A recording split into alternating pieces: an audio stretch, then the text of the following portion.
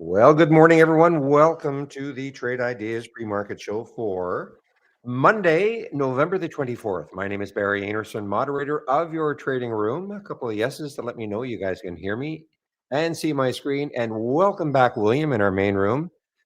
So anybody on YouTube, just let me know if you can hear me and see my screen. And by the way, Ice, you asked anything good this morning? Well, what we're doing right now, we're just looking at the ones that are moving. Whether they're going to be good in the next 2 seconds, nobody knows. Okay, but I'm not trying to be flip, but here's gels, ENLV. These are all huge moves so far. But again, what's going to happen in the next little while? Hard to know. I mean, they're already most of these are up a huge amount, but that does not mean that once this market opens at 9:30, that there won't that they may not or they may continue. They may continue.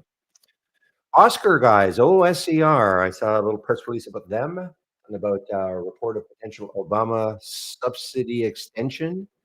So that is OSCR. Here are a couple of OSCX, OSCG, a couple of the ETFs designed specifically for Oscar. You'll get double the move. Yeah. So ICE, again, all these stocks are moving like crazy. These are the ones moving up. These are the ones that are moving down. All we're doing is just kind of looking at to see. It's hard. What I like to do is take a look at ones that are still are moving, and then looking left to see, okay, how much more room does a stock like this, for instance, Oscar have? Okay, so when I look at that, the next high in the daily chart is 1786. We're at 1625. We're through the 200-day. It's got a chance. It's got a chance. But I mean, I'm not. I wouldn't be buying it now. I mean, it's running away. So maybe it has a little pullback. It has news. It does have a little bit of news. Yeah. Thank you, Obi. I know that. The two of them. Which one trades more?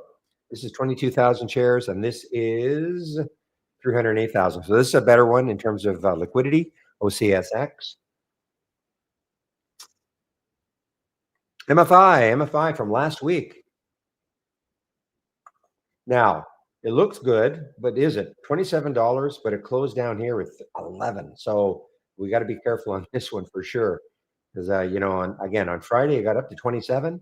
Closed though, sold off, and got all the way back down to 11. So yes, it's up 26%, but it's one of those ones super low float, 560,000 in the float.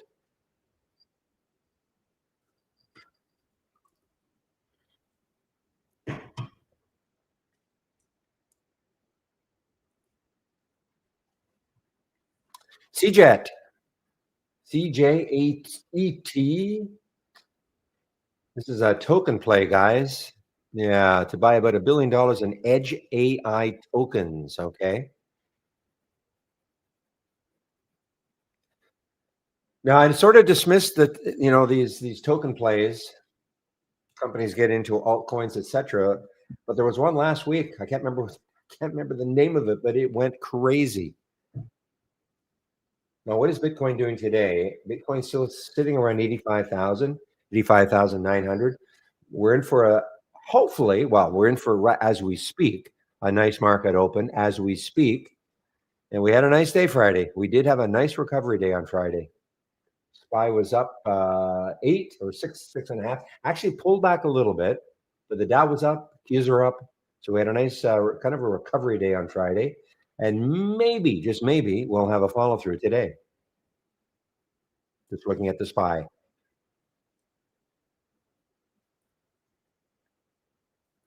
So, I mean, there are a ton of stocks moving this morning, guys. Here's another one, MP. So MP's got, I mean, look at the room. It's got a ton of room. I mean, $65, next high looking left. Again, when I say this, I'm saying it's going to get there, but at least you don't have to worry about chart resistance.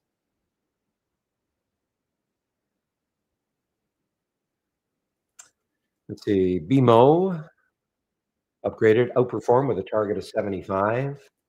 Looking to see if anybody else. It looks like BMO is the prime mover today of this stock. It cut its price target from 76 to 75, but okay.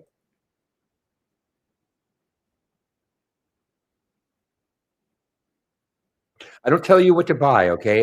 In our YouTube room, okay? What time well, it's 9:05 Eastern Time, okay? So 9:30 classic market open. I don't tell anybody what to buy. I'll point out opportunities if I'm gonna take if I'll say things like, "Okay, guys, MP. I kinda like MP, but if we probably have to pull back to a certain level." But also, I don't typically trade until at least 15 minutes after the market opens. I like to see things set up a little bit. And again, I'm talking to Ice in our YouTube room. Things for me are just a little too frantic in the first 15. So I tend to let things settle down. I run the risk of something that just, moves right from the beginning and keeps moving. But what I'll do is say, I'll point out areas, say, guys, very interested in this, ENLV. I'll use that as an example. ENLV comes back down to 150, holds, and if it starts to move, I say, okay, that's the area I'm interested in. Doesn't mean that you have to do the same thing. Well, yeah, this is not a room in which I tell you what to buy or sell. I'm not a financial advisor. I have to be very careful. I'm talking to Ice in our YouTube room. I have to be very careful. I'm not going to tell somebody what to buy or sell.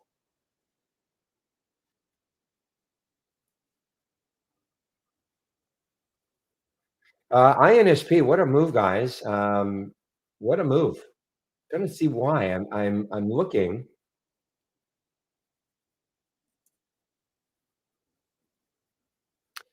So Nephron upgraded it to a buy. I'm trying to see. There's got to be some news on this one.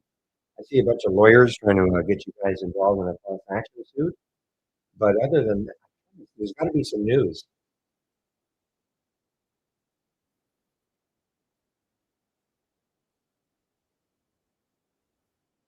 Hmm. Anybody see any news on this one? I just cannot find. I'm looking at my headline news here. I just cannot see any news. I see some upgrades and all, but I don't see any specific news for this one for INSP. Obviously, there's something going on. I mean, look at the weekly chart. There is a ton of room, $130 on the weekly chart, 31.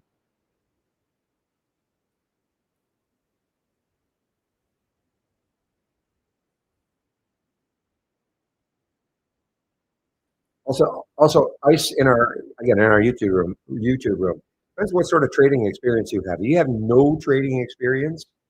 I'm going to suggest on my homepage, which I'll display a little bit later. There is a series of videos free called Back to Basics. If you have no trading experience or very little, a lot of this is going to be mystifying then. Because when I click on a symbol and it loads into the chart, when you do, and you load it into a chart, and you have no idea what the chart is trying to tell you, then Trade Ideas is a fantastic program, but it generates ideas, but you still have to have a basic understanding about what you're seeing on a chart, and then develop your own trading style.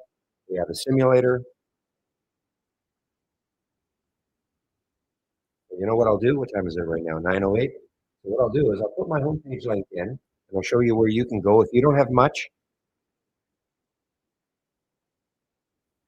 and if you don't have very much, a lot of trading experience, then click on my homepage link. This is all free. You don't have to be a member of Trade Ideas.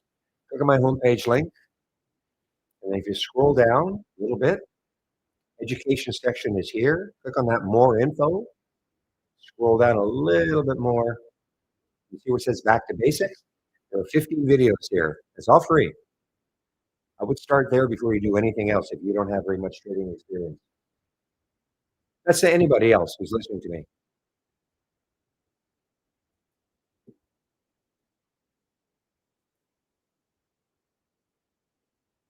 Yeah, that's all I see also. I didn't see Stifle. I saw somebody else, William, regarding INSP, an upgrade.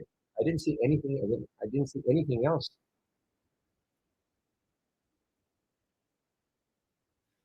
Well, I used to think there would be auto. Well, it did work this time. In theory, so the question is to permanent. Well, you cannot permanently disable it. Okay, but you should be able to. The question is how to get this the idea of surfing. So the idea should be if you click on tools and then options, and where it says enable idea surfing, uncheck it, okay, even though it was, and then save it. For some reason, it doesn't seem to want to do that. So, but if you save it and then save your work at the end, like, I mean, in theory, that's what's supposed to happen. Okay.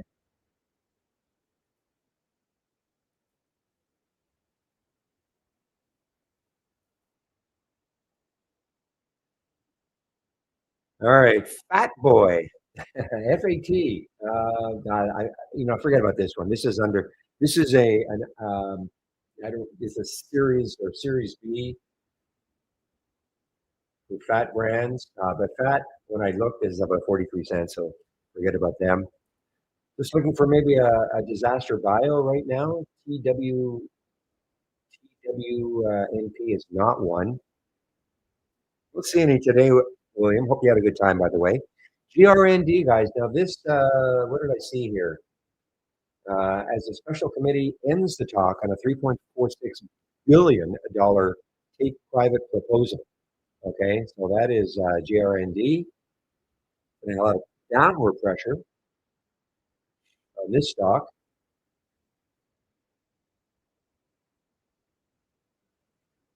XRPT, another ETF.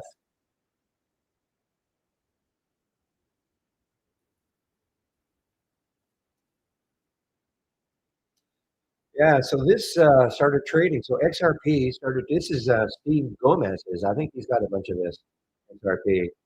This kind of altcoin, I'm going to call it. It started trading on Thursday. XRP started trading on Thursday. No volume this morning. What sort of volume was there on the day it traded? 1.4 million on Thursday and Friday 1 point. So the volume was there. It hasn't picked up yet, but so that's XRP. Well, hopefully, William, they are saying the same thing about you.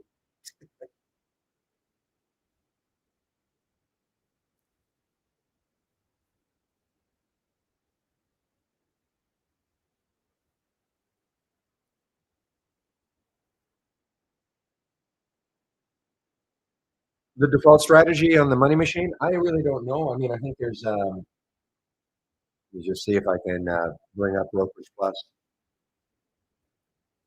I can't use the money machine. Okay, money machine has to be looked at. You have to be able to manage the trades on the go. I cannot do that because I'm doing too many other things. You can't just let it run. So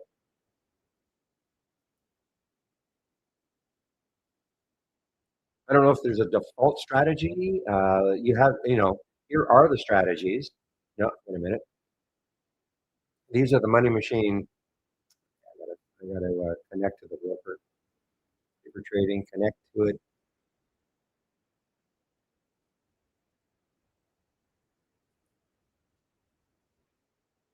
Hmm, I might have a. Oh, you can only run the money machine in market hours. Okay, that's right. So I'll have to look at 9:30. But I mean, here are your settings, and so at 9:30 Eastern time, you can load it. There must be some, but I know you have a bunch you can pick from. Okay, in my settings, I don't use the money machine. Okay, I cannot use it. Understand because the money machine is a very active in and out type trading, and I cannot. I'm doing way too many other things. You have to pay attention to it.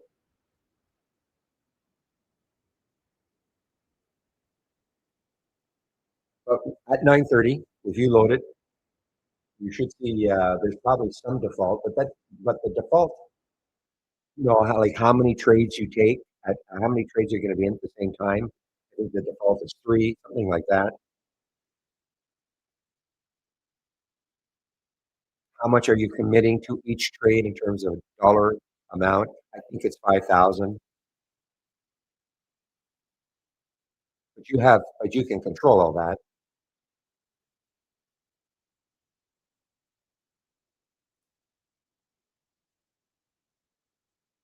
Good volume on this though. Look at, it's interesting. There's good volume on the two-time. So I am confused. I am confused because this has been trading XRPT.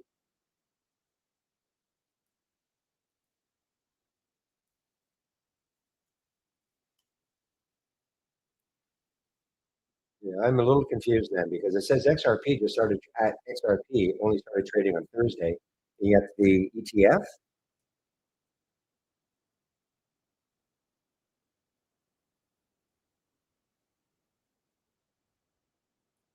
has been trading for obviously longer than that. So I don't know. Maybe this is how it started. I really don't know. But there's a good volume on it. 122,000 shares right now.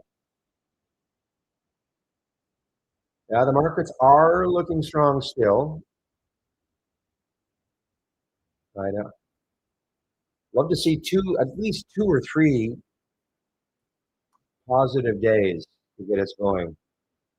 Here's the SPY, here's the SPY daily candle.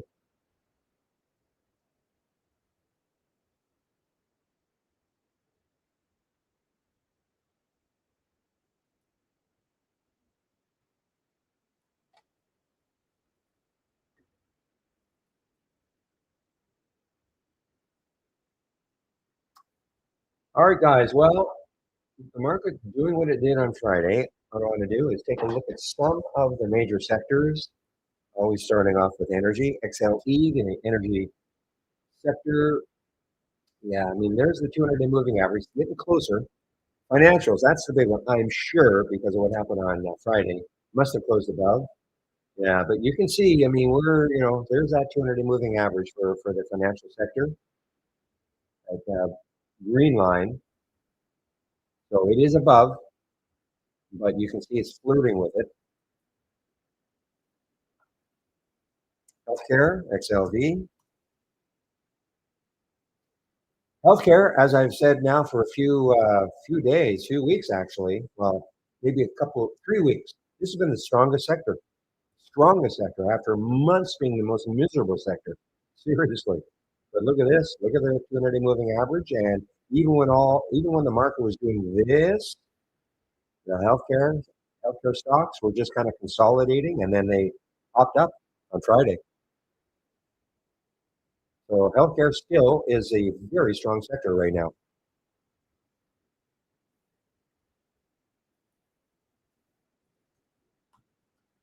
Okay, the technology sector. So yeah, this is what the market was doing.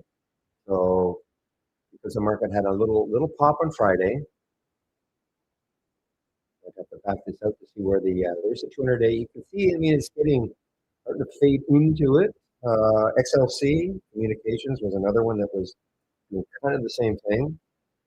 You can see that. So tech and communications. XLB, another one that was probably underneath. Might have had a decent day on Friday, but still underneath the 200-day.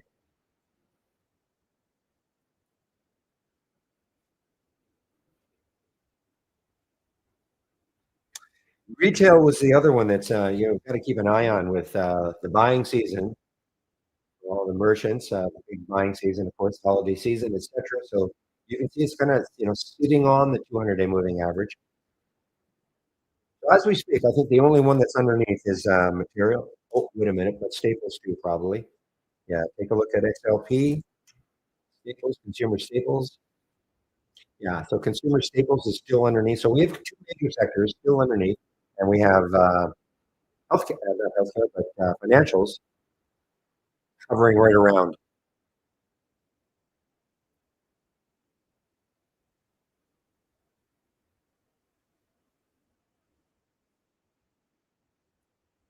Data Vault's been a super active one, guys. Data Vault, DVLT, and it's up 11% now. High right there is 310.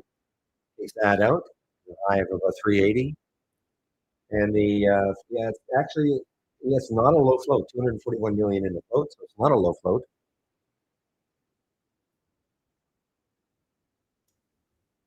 Okay, for those of you who don't care about playing stocks under a dollar, like I do, here's one: ATTA. Big pop, 57 cents up from 30, 39, probably a lot of volume, 6 million shares. You can see the next high looking left is about 50 cents. It did pop through that briefly. So if you're into stocks under a dollar, and the fact that I don't want to trade them doesn't mean that you shouldn't. It's just a you know personal decision not to trade stocks under a dollar.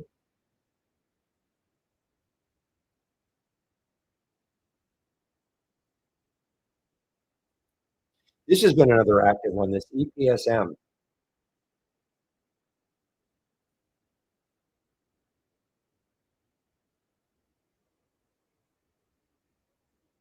Yeah, I mean if it so the high on Friday looks like around 514 or so.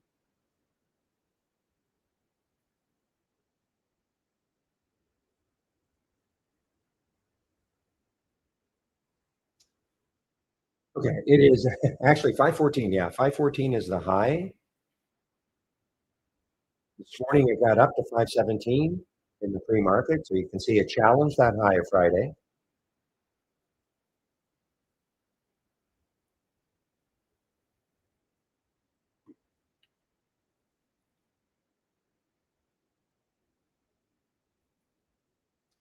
Not too many earnings plays I'm seeing this morning, guys. Definitely getting towards the well, we are out of earnings season in essence.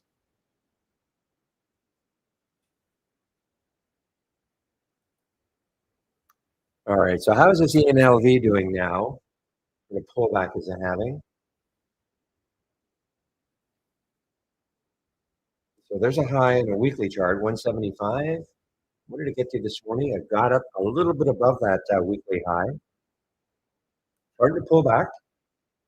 Low float, 23 million. And they actually, interesting.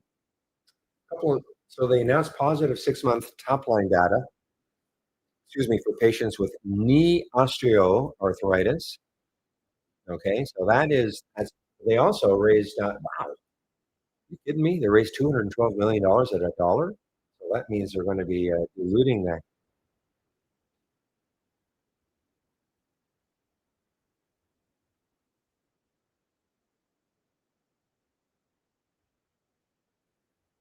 Well, I don't know if they're, yeah, sale of what? 212 million. I mean, there's 23 million in the float. Surprised it's up as much as it is with that amount that they're going to be raising and with that float.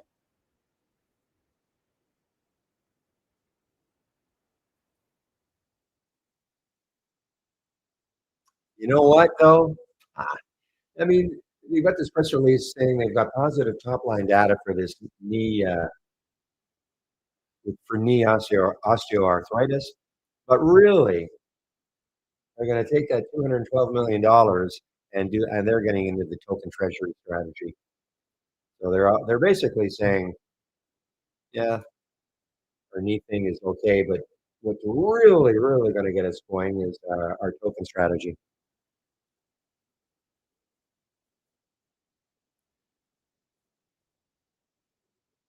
So that's the real reason. So the same with the CJET. CJET, I mean, CJET's got nothing. I mean, what in theory do they do? CJET, the motor company, development and sale of electric and gasoline vehicles, but they're getting into the token business.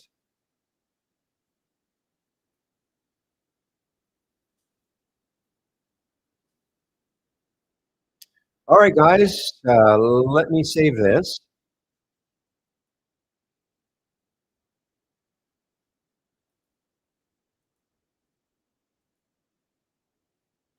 and then load my 930 layout.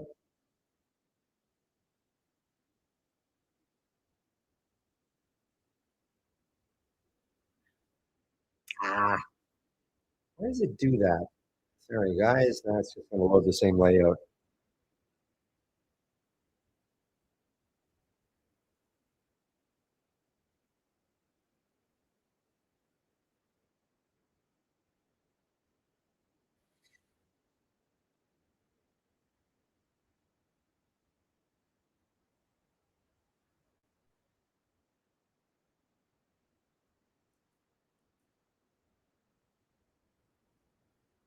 Close all windows. Don't close down my toolbar.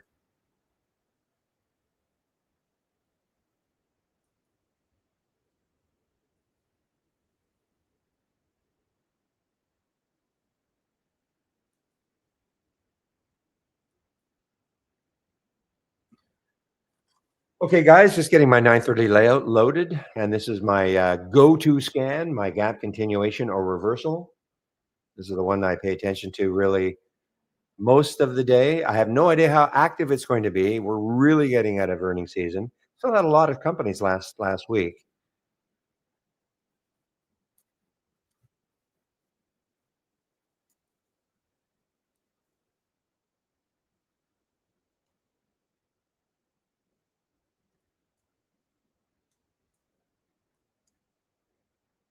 See, idea surfing. Even though I've got it, I uncheck it all the time, but it just it's annoying.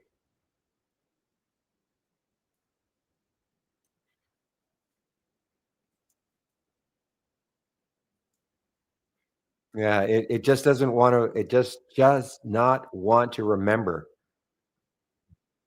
Anyway, mildly annoying. Okay, guys, so this is the top 6. So what I had earlier, my pre-market actives up that you saw, there were 15 of them. These are the top 6. Make sure I think I've talked about them all. May not have talked about BLFY. Yeah, I don't think I did actually BLFY.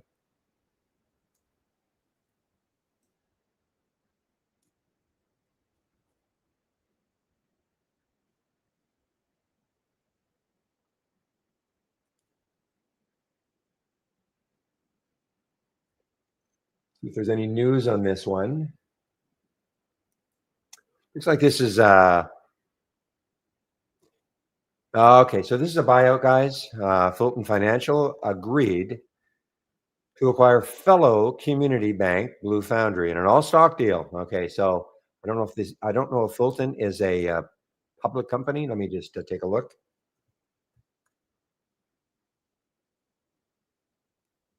Doesn't look like they are. Oh yeah, they are Fulton FULT. Let's see what the action on this one is. Yeah, down. Typical. That's sort of typical. The acquiring company gets hit a bit.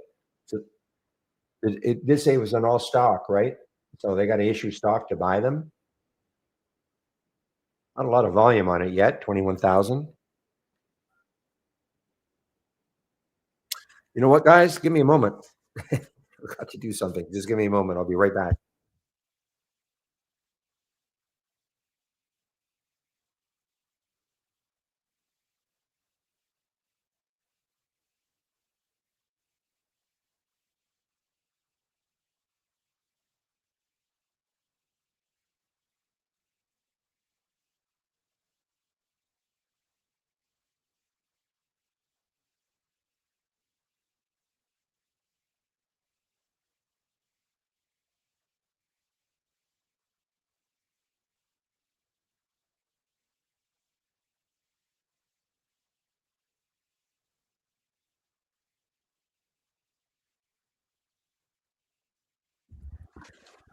All right, guys.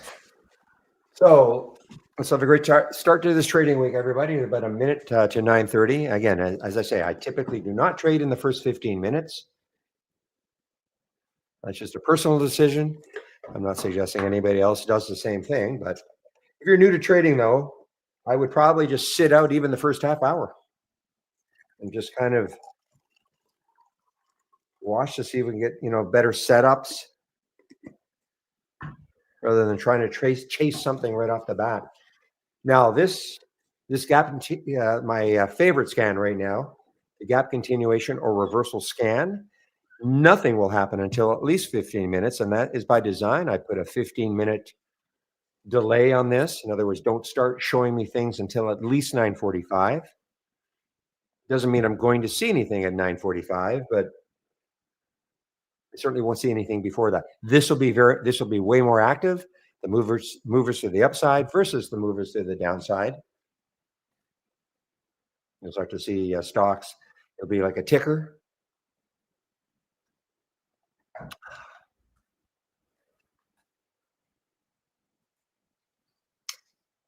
Now the Gap, I had a price alert for the Gap. This was an earnings play on Friday, I believe. Yeah, not interested now.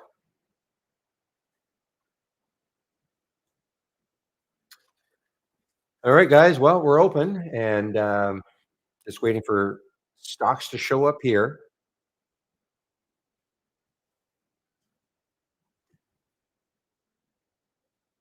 Here we go. So SGML making a market low. You know, remember the lithium plays were just ripping for about 3 days, 1, 2, 3, before they sold off. Some of them anyway. LAC or LAR. Oscar, there's the Oscar guys. OSCR. Again,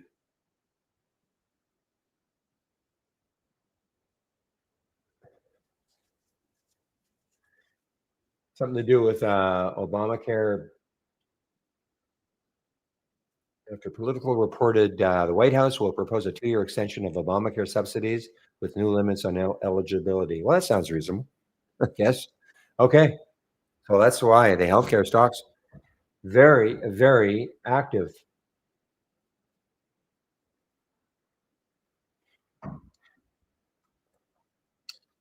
Ah, where are you, Pepe? CELH. Well, if you want to remain healthy, don't drink this stuff, right? CELH guys, there's Celsius, and boy, what a had earnings well a couple of weeks ago, and is not recovered.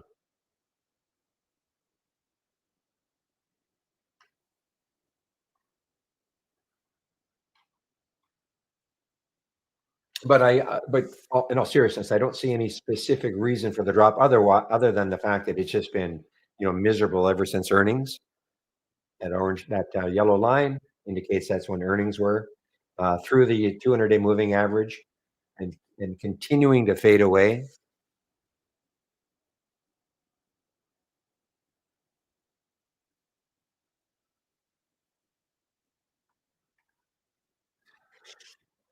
Now, BMNR guys, Bitcoin play.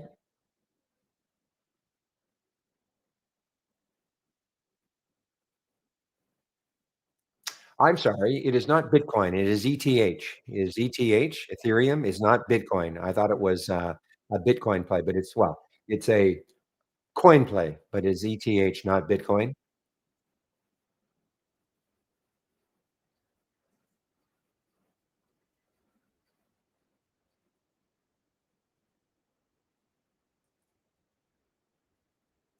Amicus folds moving, guys. I don't know if it's just the overall healthcare market is just moving. Take a look at XLV. I mean, we know XLV is strong.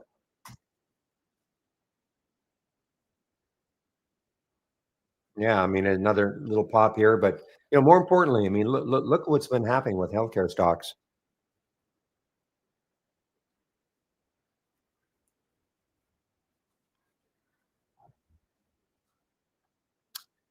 HSAI, another real active one. HSAI, don't like it. Looking left, a 18 could block it. Volume coming in though.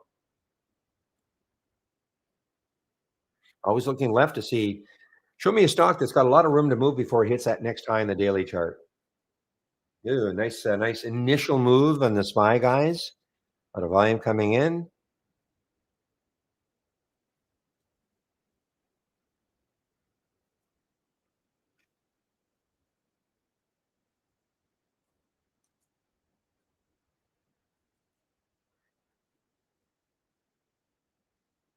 Okay, guys, another one that's under a dollar for those of you interested. ZYXI. The next high looking left is $1.06. Okay, a lot of volume coming into ZYXI.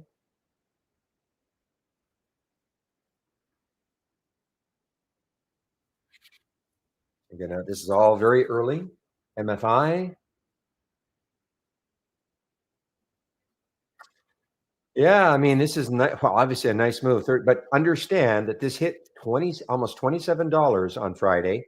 But look where it closed. Closed, sold all like sold off horribly, all the way down to $11. So I mean, it is, yeah, it looks great, 36% move. But remember what happened on Friday. So I'm not saying the same thing is going to happen, but just have some caution. Probably a low float. Yeah, crazy low float, 560, only 560,000 in the float. Ridiculously low.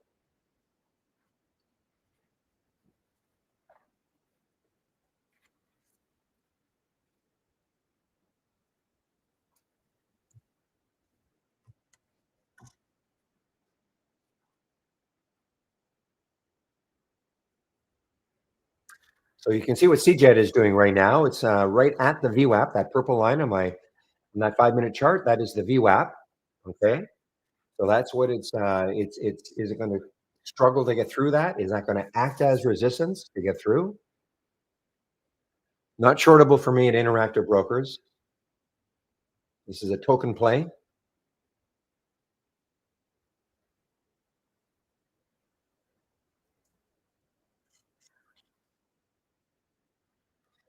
TE Energy. This has been another very active one. Let's see, 328. Yeah, I mean, it's got a few areas that could struggle to get through.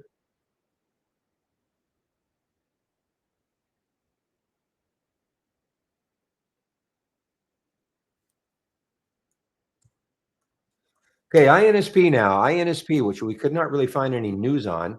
We had some upgrades by some analysts. Couldn't really find any news on it though. Other than that, at least I could not. I think William looked also. He couldn't find any specific news.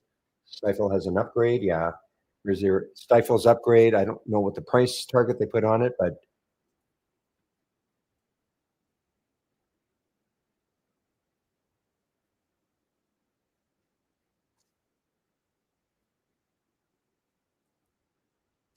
so here's another one, kind of sitting right on the VWAP. That purple line sitting right on the VWAP.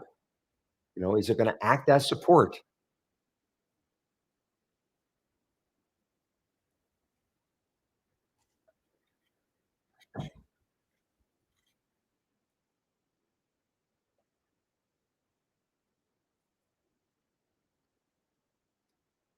Gel's on the move, guys. GELS is on the move.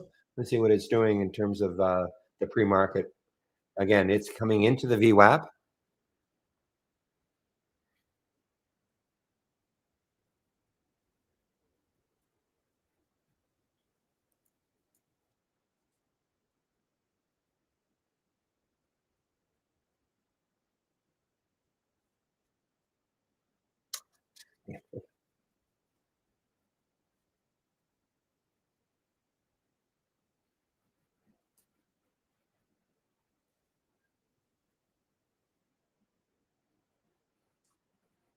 Actually, I don't think I talked about this one. I mean, I have it on my list. I'm not sure I even talked about it though. Trading higher to the company announced preclinical results for its proprietary gel formulation. Okay, so there was some news on this one.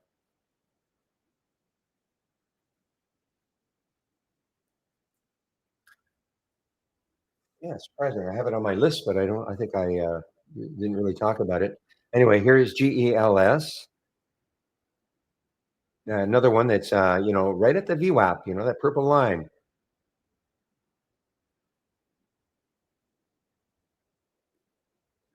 Wow, INSP just popped, guys. INSP just popped. So there's an answer to the question. So far, will the VWAP hold it? So INSP just popped a bit.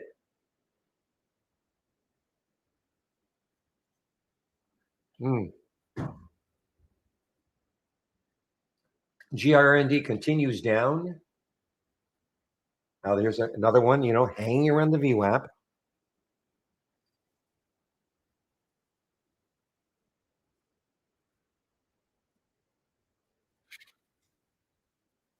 Again, just waiting for 9:45. Doesn't mean at 9:45 we'll get some in here in the gap scanner, but that's all I'm waiting for right now.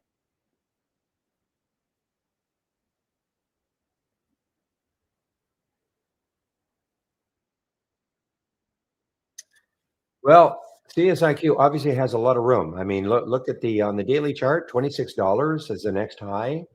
So Canadian Solar has a lot of room.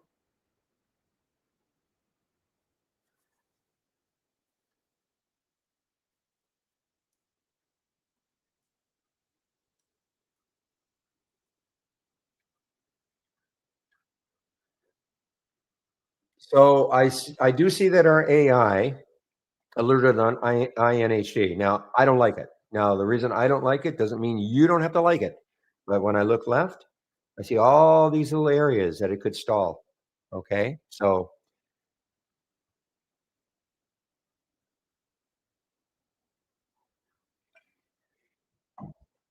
now, if it pops, yeah, I mean, I just see too many areas where it could stall on the daily chart. Doesn't mean it's going to. I mean, it's up 48%, a lot of volume, pretty low float. Signing a non-binding memorandum of understanding with Megabyte Solutions. So there is news on it. So I mean, this may not matter, but for me, it does matter.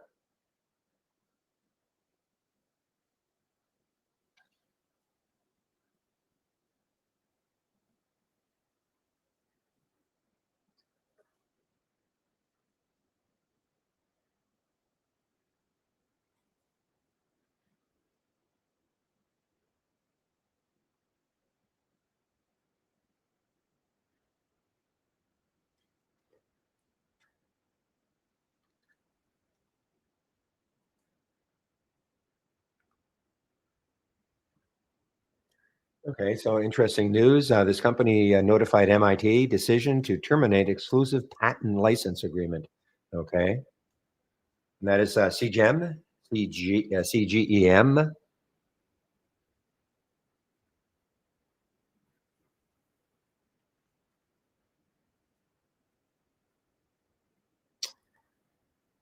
RUM, RUM. Little bit of room, 650, 660 is the substantial insider purchases, the morning report. What do they have for rum?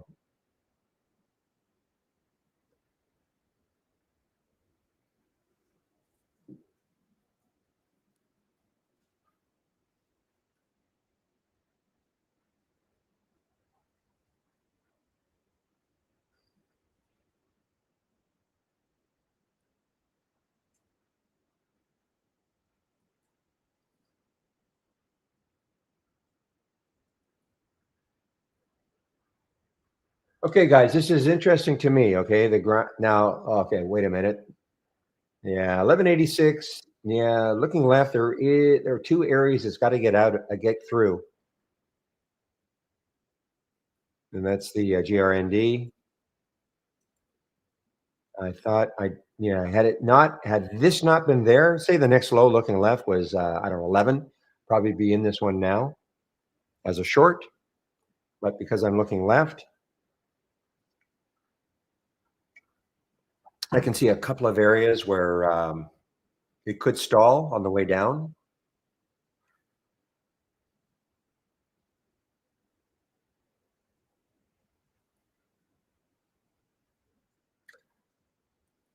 MAGN, the only reason I see this, I have it thumbnailed from last week.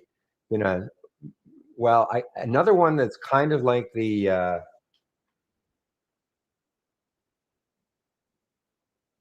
one that I was talking about that had a huge pop and then sold off. That's what this one did on Thursday. Got up to 1250, closed down here at 10, but above Thursday's high now, and that's MAGN. Sorry, excuse me, MAGN.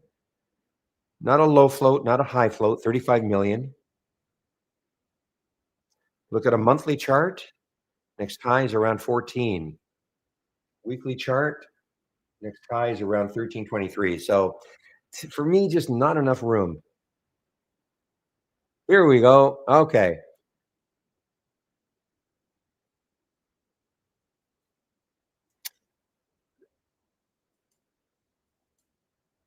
You know what, Pepe? The same stupid thing. The sound is gone. The beep sound is gone.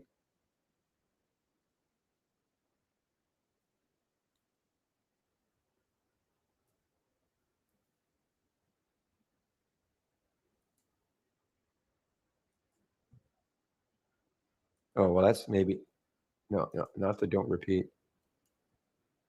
Yeah, it's gone. I mean, I'll just have to put another sound alert on it, of course, but, I like the chime. It just is, melodic.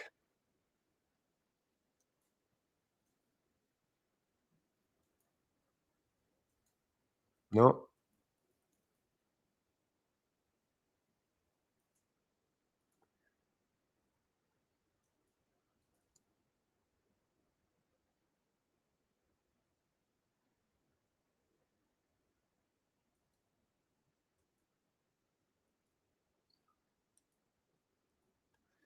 Okay,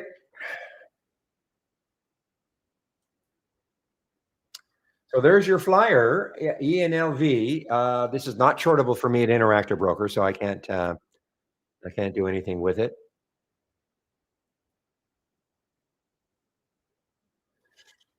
Now, this has room. This has some room. Okay, this is a gap up and go. Okay, so ALHC is a, gap up and go. It has room. The next high on the daily and the weekly chart is up here. So I'm going to keep an eye on this one. What's the volume like? Pretty good volume. The trigger was at 1766, so it has not really moved. I'm going to put a price alert just at the high here, 1770. Everything to do is there any after JP Morgan raises to overweight from neutral. So there is probably the reason why this one is popping this morning. ALHC, another healthcare stock. Okay.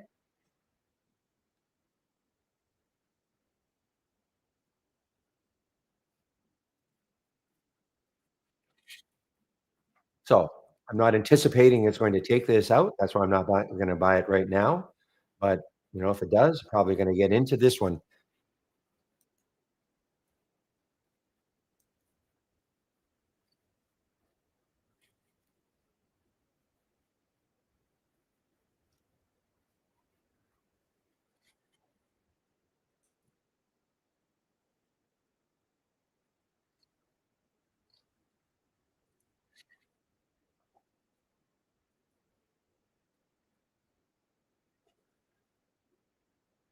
So that's the next high looking left on a daily chart. If I back this daily chart far enough back, if I expanded it, there'd be a daily high right here, 1111. Obviously, then it's too close.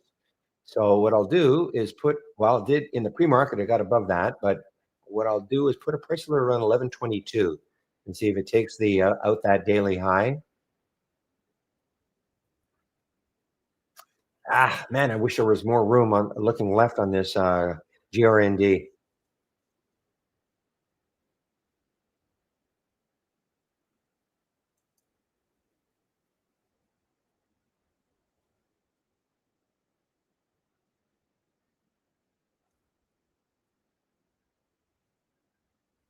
Okay, so this is a reversal play, guys. The gap up and reverse. Okay, obviously it's got 810 of room, 1157. Spread is not great. 1350, 1367, not great.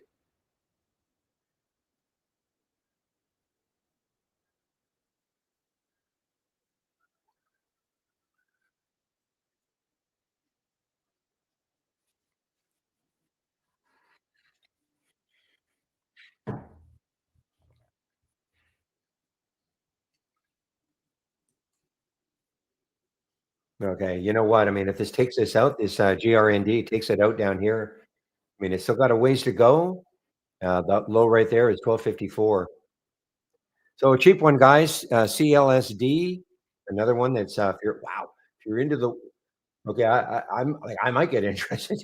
I mean, look left. I don't. This was an earnings play.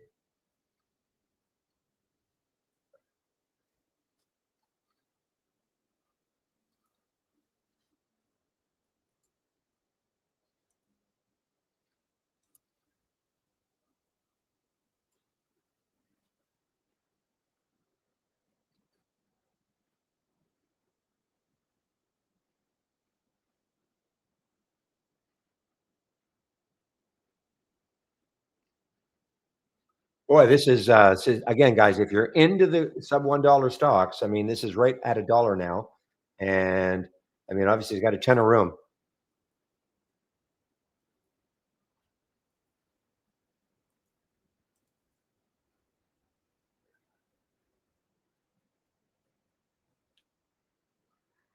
Hmm, very active right now, this, scan.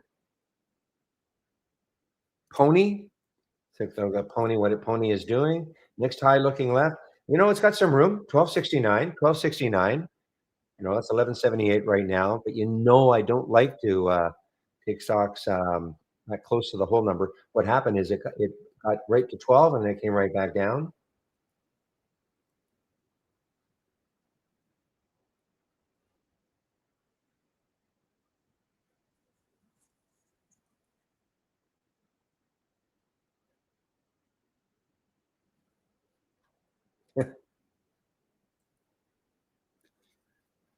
What I wonder when these guys have probably been around for a while, but their, symbol is WTF.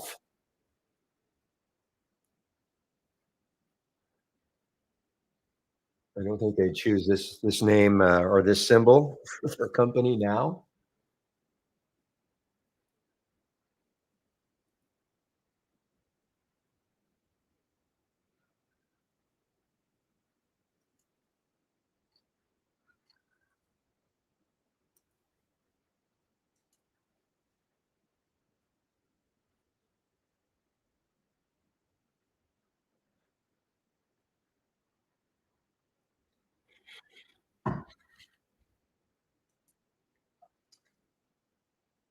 Yeah, I'm proud of it, the unusual tech.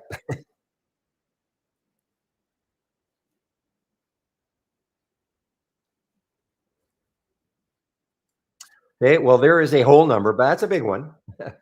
It just got to a dollar, CLSD, just got to a dollar.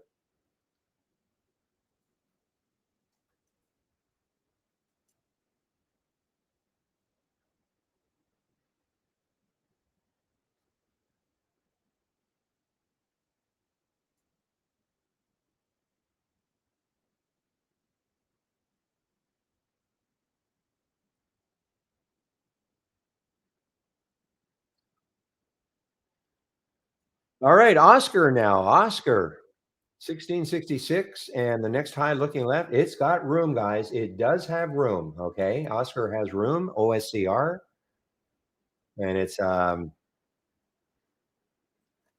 stock, of course, through the 200-day moving average.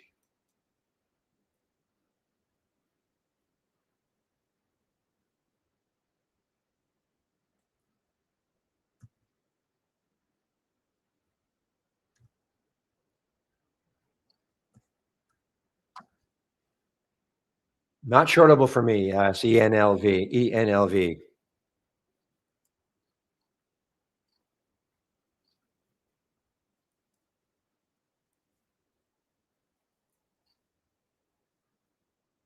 Okay, guys, ALHC, ALHC.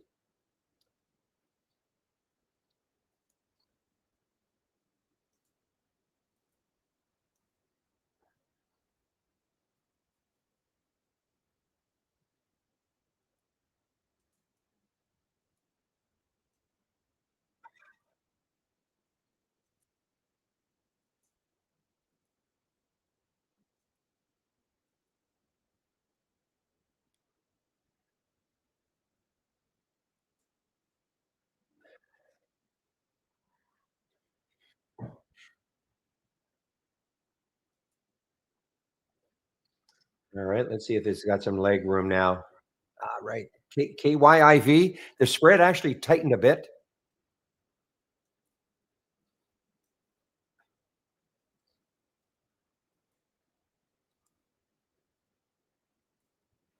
Now, remember, guys, I have got the don't repeat version of this. So even though this looks, really tough, I mean, to try to keep track of, remember, I've got the don't repeat version, which I'll follow. This will turn into a watch list for me all day long. Okay.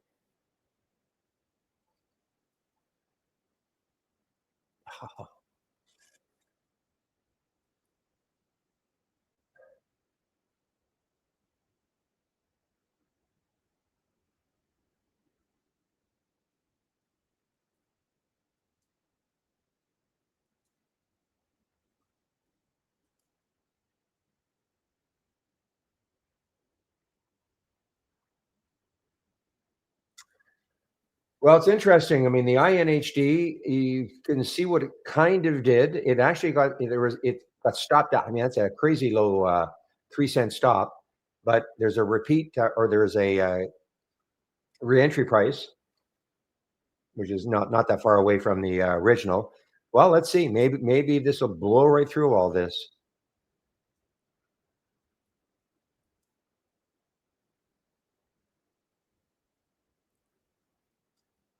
Mm. Barfly, BLFY, no, it's not Bar. Blue Foundry is above, right at that next high, looking left somewhere. Some month, it'd be this month right here, December of 2024. So about a year ago, there was a high, a daily high right there.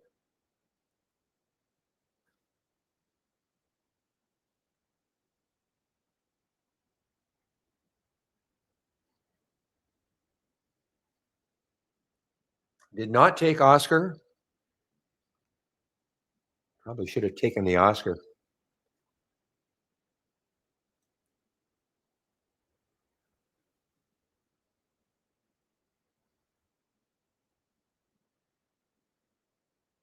But the ALHC is giving me a little bit right now, a little bit. Getting close to that whole number, of course.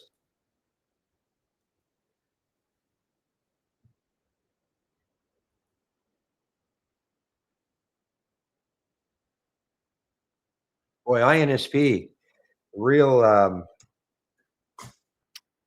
really nice now. I mean, it pulled back into the VWAP, and then remember we're looking at this, wondering, excuse me, if it would hold, if the VWAP would hold it, and it, about 15 minutes sitting around the VWAP area, and then boom, popped up. Of course, the VWAP now is getting higher.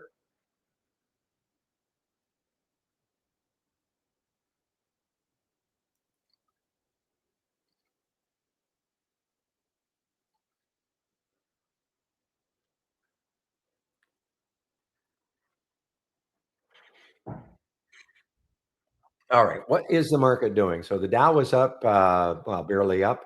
SPY's up, Qs are up. So there's a little disconnect now in the market between the value and the growth stocks. SPY, after we had that little big, nice big surge on the opening 5 minute, sort of been now, just kind of figuring out which way it really wants to go. This is how I track the overall market for me. Okay, I use the SPY right at the VWAP now. Come on, ALHC.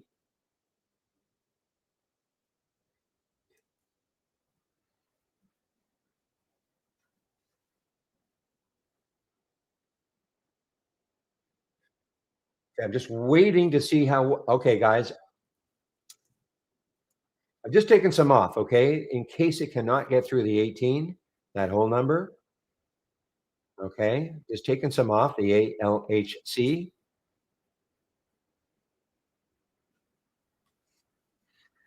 Love to see it because look at the room it's got. 1864 is the next high.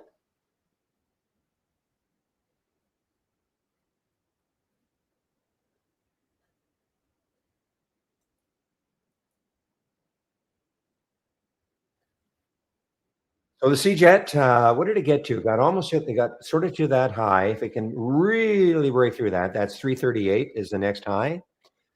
Boy, there's some nice ones. I've only taken the one, the ALHC, but there's some nice ones in the gap up and go.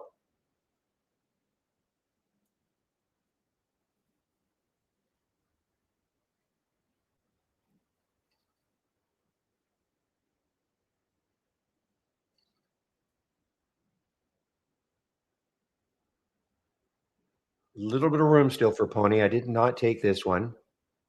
Okay, I see ALHC challenge at 18 still. Guys, it's 10 o'clock. So what I'm going to do now is go over my homepage, all the information you can find on my homepage, including scans, compare count windows, races, things that I'm sharing. Okay.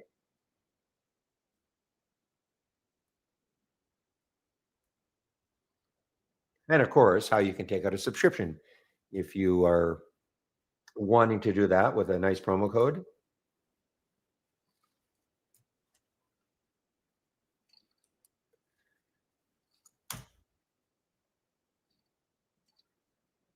Wow. Okay. ALHC taking out 18 now.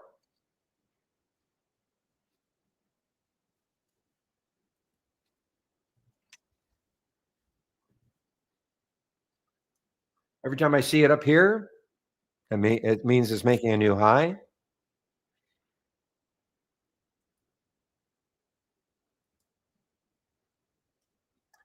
Okay. Whoops.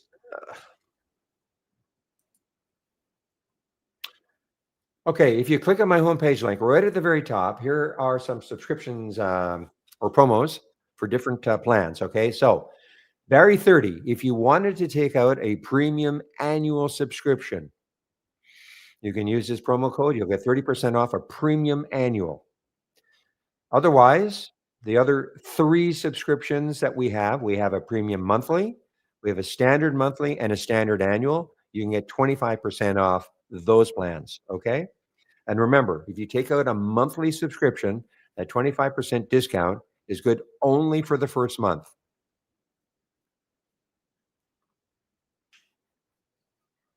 So these are the current promos that we've got on right now. So all I ask, if you're going to take out a subscription sometime in the future, please use whatever the code is on my homepage. Helps to keep the rooms free. I moderate a YouTube room and what I call the trading room, the main room. And the company tracks the use of promo codes. So if they see my code being used enough, they don't mind keeping the rooms free. Okay. So that's all I ask. Now, before I keep going, I should welcome anybody who's brand new, either to our YouTube room or to the trading room. Welcome. This is the format. So the trading room is open at around 6:45 Eastern time in the morning, of course, Monday to Friday. That's what Obi does in the trading room. I try to open the YouTube room at about 8:30. Those of you who are in YouTube, if you want to come into the main room, you can do so. It's free also. There's just and if you, because if you're looking for more interaction with other traders, this is the room to be in. If you want to stay in YouTube, that's fine. Most people who are on YouTube, all they care about, I suppose, is maybe just seeing my screen and listening to me. They don't care about interacting with other traders. So, and that's fine. But if you're looking for a little more interaction, come into the main room, and it is free. Now, I get on the mic at about 9 o'clock for both rooms. And the reason I don't open the room at 6:45 Eastern time is because I live in Vancouver, Canada. A little bit early for me. So that's why thank you, Obi, in the trading room, opening up at 6:45. Now, I usually go to anywhere between 2 and 2:30 Eastern time, though I'll always stay later if there are questions. But even after I leave, William is back now. William tends to keep the room open after I leave, the trading room open. It's up to him for how long he wants to keep it open. So we'll find out later on in the day.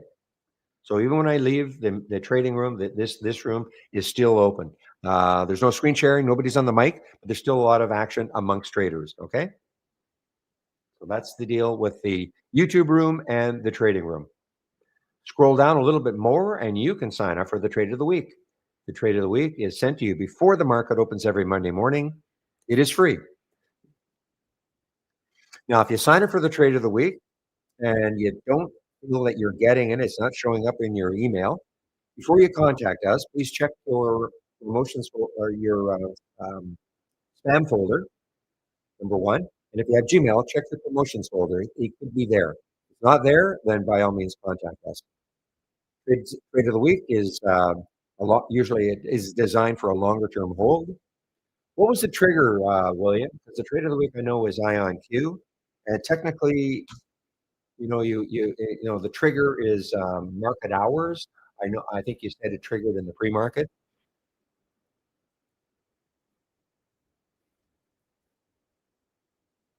So I just don't know what the trigger price was. It 42? Okay, thank you, RB. So yeah, I mean, it is in theory, not in theory. I mean, it's active, but it did trigger in the pre-market. Technically, the trigger is market hours. How you trade it, if you trade it, of course, is up to you. But that's the trade of the week. Next,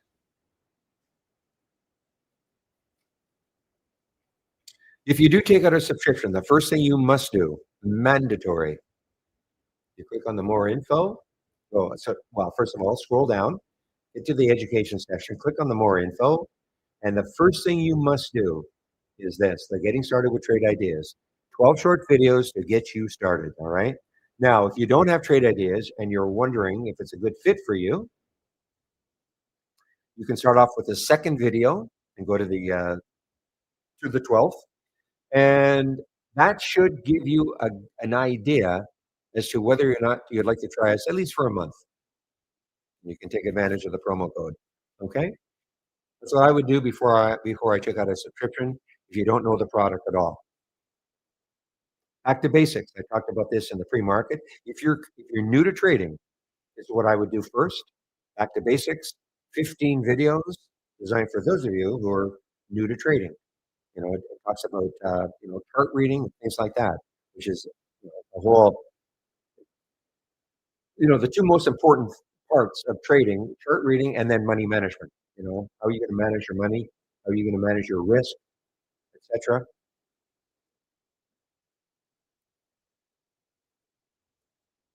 So, Trade Ideas, fantastic program, but it's called Trade Ideas for a reason. It generates ideas, but it'll mean nothing to you if you click on a symbol and it loads into the chart, whatever time frame you're looking at, and you're wondering, well, I don't know what it's trying to tell me. It's every chart tells a story. Oh, it should have been the police title, but seriously, the group guys, in case you don't know what I'm talking about. But anyway, every chart tells a story.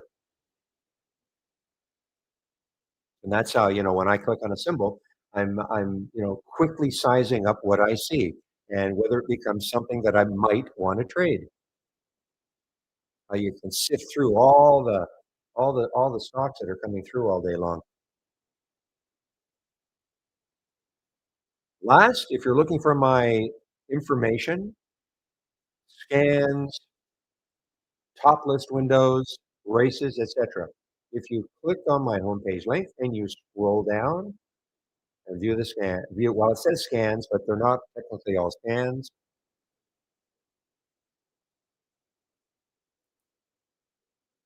So the ones you can actually see, the gap continuation or reversal is right here. Right now, my absolute favorite. Okay. I use it like a watch list all day long.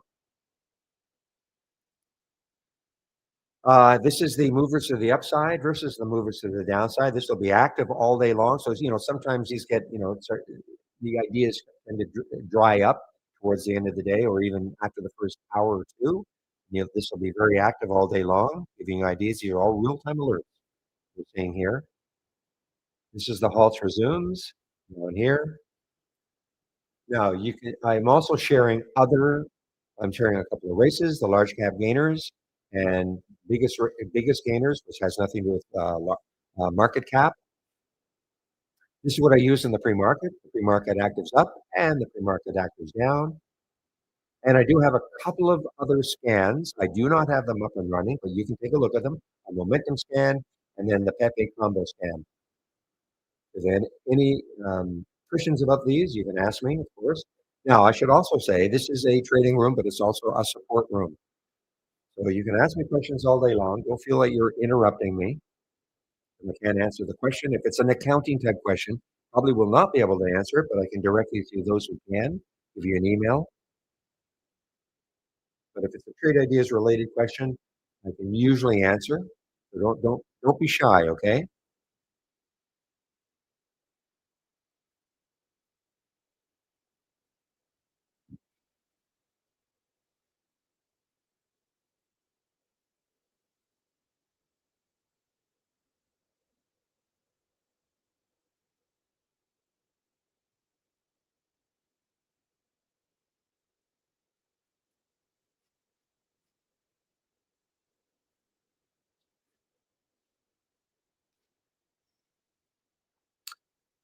Okay, so you can see the HSAI. I did not take this one.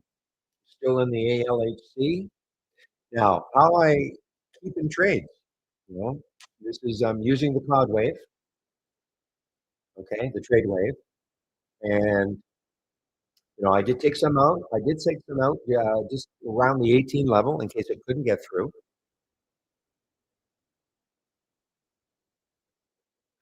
Yeah, I typically don't crush into my in the YouTube room. I typically don't scale into positions. Okay, I usually take my full position at the beginning. It's not to say that people shouldn't scale in, but I just typically don't. And when you say what setups, well, this is the scan that I concentrate on. Okay, the gap, this one, the gap continuation or reversal scan. So the setup that I like is having enough room looking left so a stock to keep running before it hits that next high.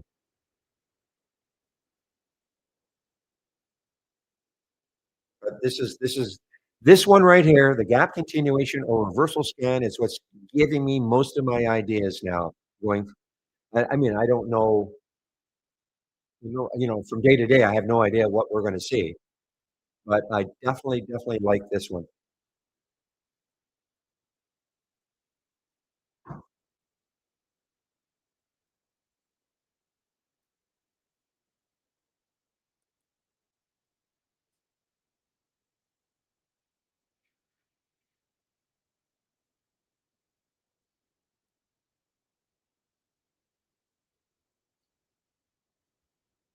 This was an awesome one. I did not take it. Look at so again, what I would do if you like this scan, if you like this gap scan, I would also create the don't repeat version of it so you can see where the first alert was, what time, and what the price was. Then you can go back and say, well, first of all, has it really moved from there? That's one thing. But how good was it? Obviously, I can tell you, ALHC, I didn't take it right at 766, 1766. I saying I wanted to see it break a little bit, or wanted to see how well it was holding over the VWAP. And basically said, I'm not telling anybody to take the trade. I'm just saying this is what I'm seeing. And then if I say, well, I really like this one, you may look at that and go, I hate it. That's fine. But look, from 1766 now to 1818 or so, a great move. And why did I like it? Because when I looked left, it had a ton of room, 1863, next high looking left. So if you don't have I would have this up. And if you want to know how to create the don't repeat version of this, just let me know. I'm not going to give this to you. I'm going to show you how you can do it because you can do this with a lot of your other scans. I always think it's a great way to check to see, because sometimes you might miss an alert and you say, well, has it really moved from here? So you look at the pony, 1194, you know, it did pop to 1218, but maybe later on, maybe it'll do the same thing.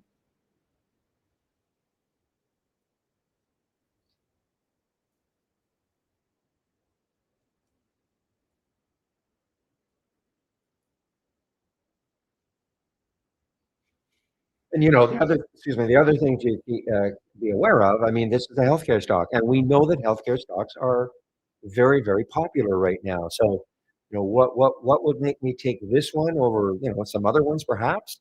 Well, it's a healthcare stock, and we know that healthcare. When we do our work in the pre-market, we saw that healthcare. There's XLV. XLV has been a very, very strong sector, and I guess your government is planning to extend the healthcare benefits for a couple of years, I guess. So, I mean, that's put a charge into the healthcare stocks. This is not a healthcare stock. Doesn't mean it's not good, but it's not a healthcare stock. But why not concentrate on a stock that's in a great sector today?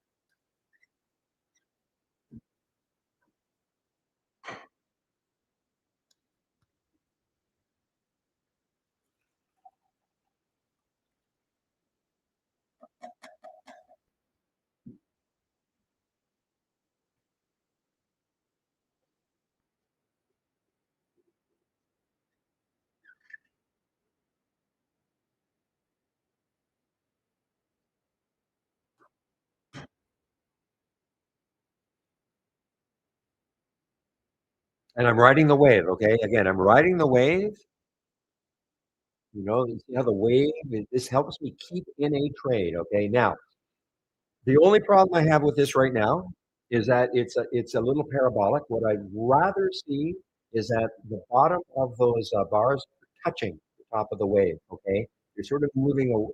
It's it's quite parabolic right now. So when that starts to happen, I'll go to a lower time frame, and I want to see, like, I'll go to a 2 minute. I want to see if it's still blue. It is still blue. It has not transitioned to orange. Okay. Blue is a strong trend, or the trend is strong. Orange means the trend is weak. And if it transitions, it means it's weakening. In other words, if this blue starts to turn down and then turns orange, it means that, okay, maybe the strong trend is starting to not be as strong anymore. Okay. Because the question all the time is, how do I stay in a trade? And I don't care if it's seeing the buy flag or the sell flag. Most of the time, I don't see them. It's just, but when I take a trade, I like to follow the wave, and it just really, really helps me to keep in a trade a lot longer than I ever used to. It's just a nice visual aid. And again, as you can see, depends on the time frame you're using. I happen to be using a 5 minute chart. If you want to know how, I should get this question. I should, if you're out there and you have trade ideas and you don't have the wave, you should be asking me, how do I get the wave on my chart?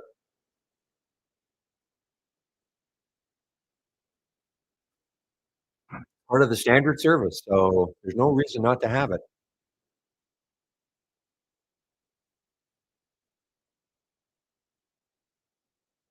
Good. Yeah, I know, Rick. Please don't do that, Rick. Because I've got to. I'm glad you put the JK there, but okay. So for those, so Ram was wanting to know, and there could be others out there. So this is how you do it. Okay. How much room does it have? Well, I'm not saying it's going to get there. Somebody asked how much more room. 1864 is the next high. I'm not saying it's getting there, but we don't have to worry about chart resistance until there, 1864. Okay, how to get the wave. So I'm going to use the daily chart, okay, because as you can see, I don't have the wave in that on here. I don't have it on the weekly. I only have it on my 5 minute.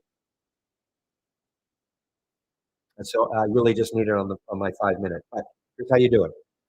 So you take your chart, go to your chart and right click, and box will pop up, and right down at almost at the bottom, use browser interface. Okay, use browser interface. Now, if this is already checked, just leave it alone. Okay, but if it's not checked, like it is not checked here, click on it. Okay. Now, because I've done this before on this chart, the wave automatically appears. Okay.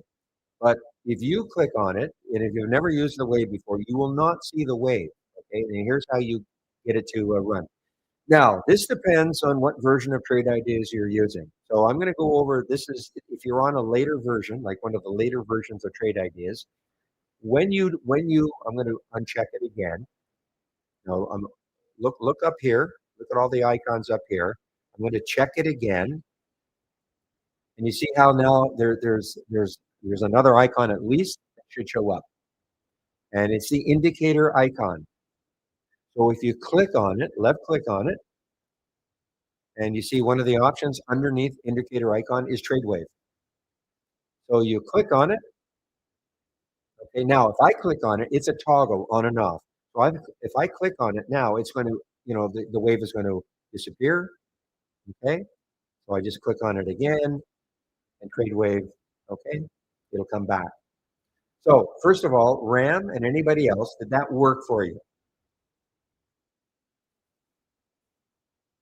Hmm. Because if you don't see that indicator, what you might see, depending on the version, you might see FX. FX.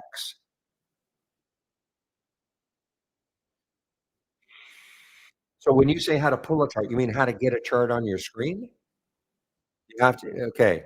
Okay. Well, if you click on new and then chart window, Okay, that'll get a chart on your screen. Now, it may be, I don't know what is the default chart that everybody has. It might be the SPY or something like that, and I don't know how big the chart, but that is how you get a chart. Rick, have you done the videos, the short videos? Because I'm pretty sure if you haven't done that, I would also do that because I'm pretty sure charts are one of the options or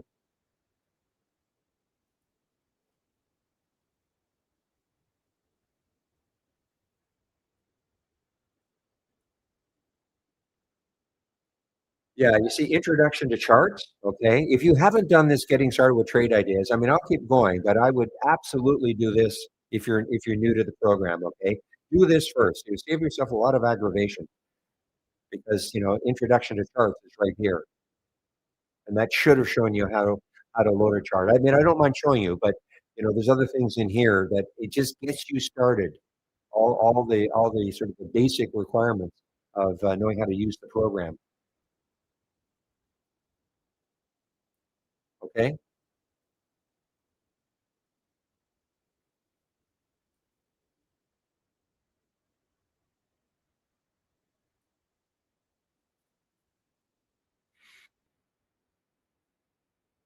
So we're getting closer and closer. I mean, it'd be amazing if it got right up there. So when you say edit, oh, to not repeat. Okay. So I'm going to show you how you can do it. Okay. So the question in the YouTube room, and others should be asking the same question. How do you get this? Don't repeat. Okay. And this, but you can use the, but what I'm going to show you is also if you have an alert window, how you can also set up a don't repeat. So the first thing I would do is, to me, you don't want to overwrite this, okay? So you duplicate it. So right click on it and duplicate it, because you don't want to overwrite this. You still want this to be, presenting the data in this fashion. So you don't want to overwrite it. So just duplicate it. Next step. So again, right click, duplicate. Next step is right click now and go to properties. Go to when you click on properties, a little box will pop up. One of the options, don't repeat. Click on it. Check the don't repeat symbol. And notice you have various time frames. You can 1 minute, 5, 15, 30, 1 hour. Now I've chosen for a day. If, for instance, if you chose 5 minutes, what would happen is you wouldn't see Oscar over and over and over again. But if say it's 1695, if 5 minutes from now it did make a new high, you'd see it. These are also real time alerts. Okay. It's just that if you don't want to see it, every second it makes a new high, then you can pick a different time frame, you know. But what I've done is I've picked for a day. You pick for a day. So now I'll only see it the very first time it makes it gets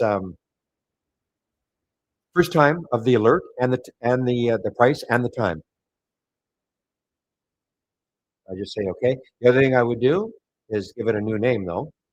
So if I say that, okay, and then go to the properties, right click, properties, and then window name, and give it another name so you know it's a don't repeat. I just add DR, whatever you want to add, and then that's the don't repeat version. Now the other thing is if you load this scan right now, okay, you're not going to see everything from like this scan started working for me at 9:45. Okay, you're only going to see the last alert. So because I do get the question, well, I just loaded your scan. How come I'm not seeing the same thing you are? And that again is because you're only going to see the last alert. And then going forward, you'll see the alerts.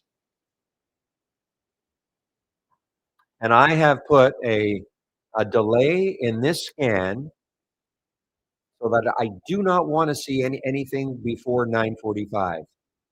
And that's just me. You don't have to do the same thing if you wanted to change that. You right click and you click on configure all and edit the selected. And you'll notice that time of day, it says 15. That means that I do not want to see any alert between 9:30 and 9:45. I want it to start at 9:45. Why? Because stocks and they're so be very crazy in the first 15. You might get a lot of alerts. Stocks moving up, moving down, moving up, continuation, reversals. So I choose to put a delay of 15. Doesn't mean after 15 minutes everything is it's going to move in the direction all day long, but it certainly is a little bit better than having. For me, you don't have to do the same thing. You can get rid of that if you want.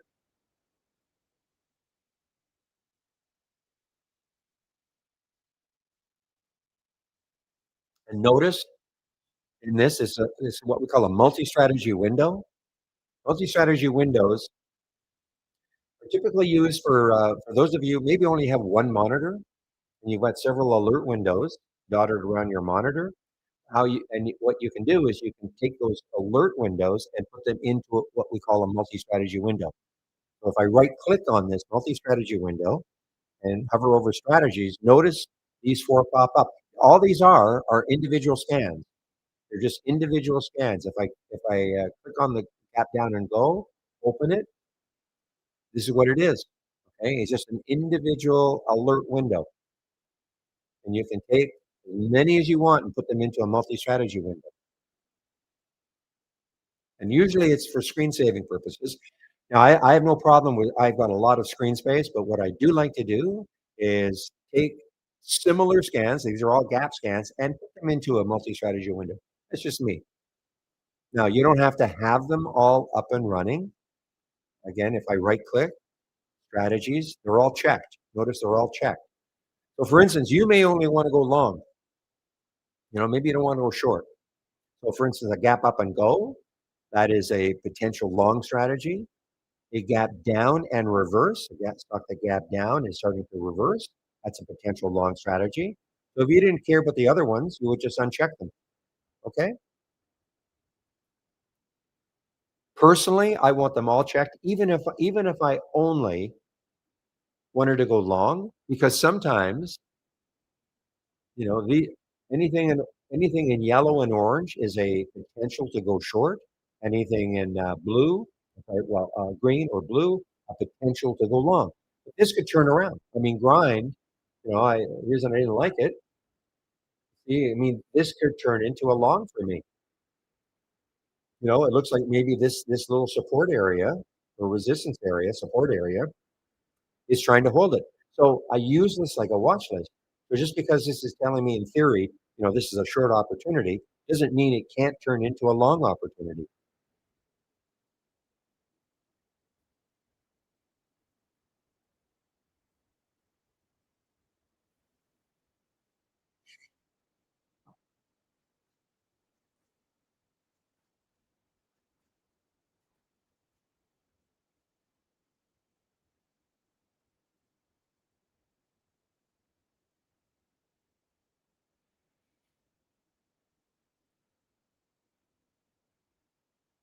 Now, the other thing, when we're talking about reversals and yeah, to me, I'd like to see the market on my side, unless the stock has like gap up and reverse.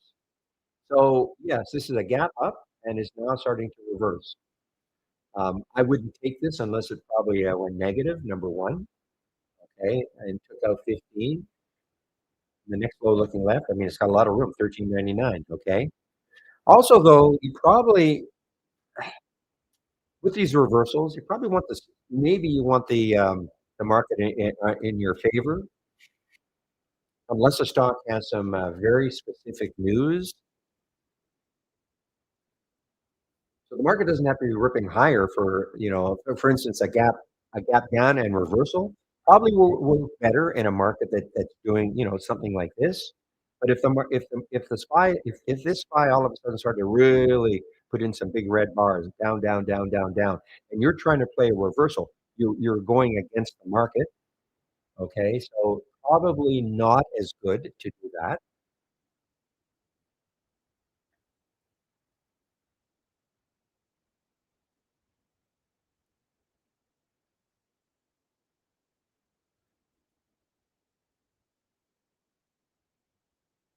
Well, just one trade for me, guys. Just the and I'm not a super active trader. at the best of times, not just because I'm moderating a trading room. I never was a very active trader. In other words, and I know there's some of you out there that have to be in a trade all day long or have to be in a trade all the time. That's not me. And typically, I probably don't do more than 4 or 5 trades a day. Doesn't mean I'm going to do 4 or 5 trades a day. And the other thing is, typically, I'm not in more than 2 trades at the same time. Most of the time, I'm only in one trade at a time.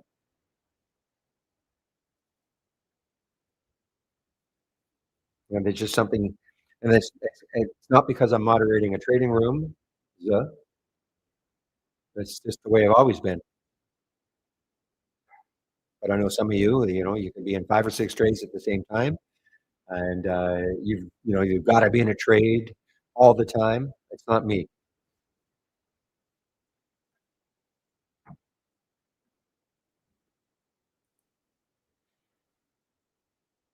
And if I were starting out, I would not want to be in more than one trade at a time if I were just starting out trading. So what you don't see is when I'm in a trade, I have one of my other monitors. I have some thumbnail charts. I have charts on my other monitor. So I'm in a trade, I can see on my other monitor what it's doing. So the fact that I'm scanning through here and loading different charts here, my ALHC trade, I have it on another monitor, so I can always I'm always mindful of what's happening.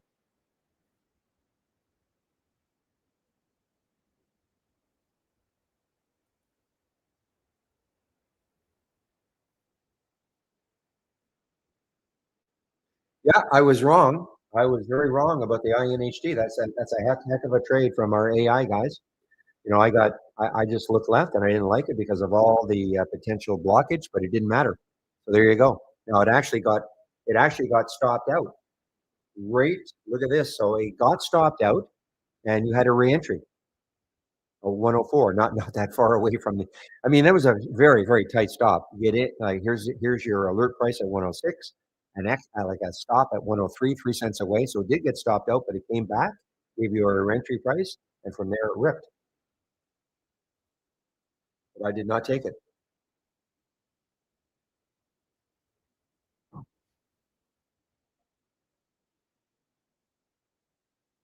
And am I upset?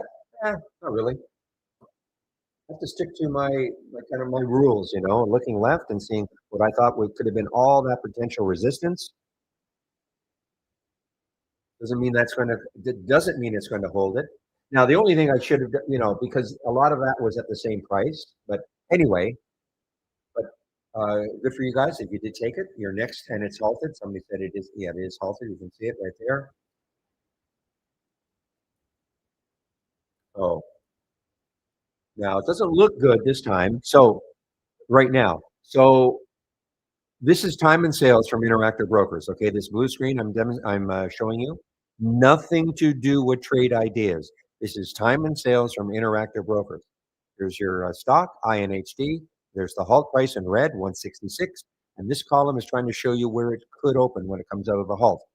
And typically they are 5-minute halts, or what you call volatility halts. You can see it right there. And it's, very easy definition, a simple definition, stock went up too fast. Okay. There are other factors, but that's a simple definition. Why does a stock get halted? Went up too fast. Short period of time, a price pop, it gets halted, sort of paused, and then this column is tries to tell you where it could open. So if you're in this right now, you'd like to see a number above the 166. Doesn't mean it's going to open at one, and this number will fluctuate over the 5-minute halt. You can see now it's 145, etc. What?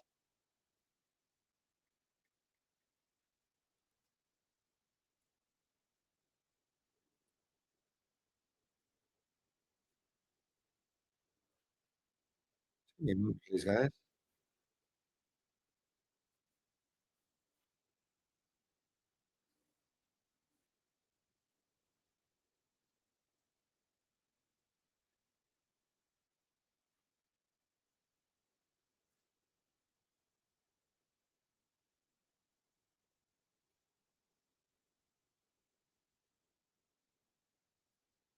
Okay, sorry.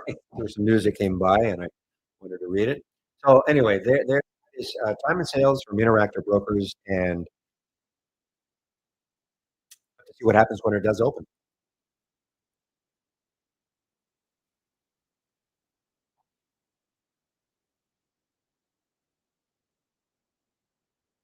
Oh no, no, no. I wouldn't wait that long. The unusual tech. I mean, I would resist like if using your example, if the stock was at 390, I wouldn't take it. I would wait to see if it took out four. But if it's at 310, it's then it's above the whole number, and sure, I would easily take it, assuming there's room. Okay, so if it's a little bit above the whole number, I'll take it. I don't mind taking it. But if it's a little bit below the whole number, I won't take it. So in your example, no, no, I would not. I would not wait. It's not that I want to take the stock at the whole number. I want to see it breaking the whole number.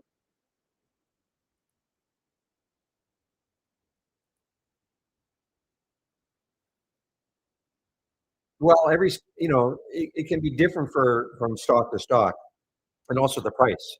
Okay, for instance, if a stock was at 260, and I probably wouldn't mind taking it. But if it was a $3 stock, but and again, I don't typically trade super expensive stocks, but if it was a 50-cent stock and it was at 49.60, I probably wouldn't take it, as an example. But if it's 260 and then I probably would take it if it was setting up. So it really depends on the price. And there's no video on this. I mean, you're not going to go. I doubt very much you'll ever find. This is just something that I do. Okay. Some people think it's crazy, and that's fine.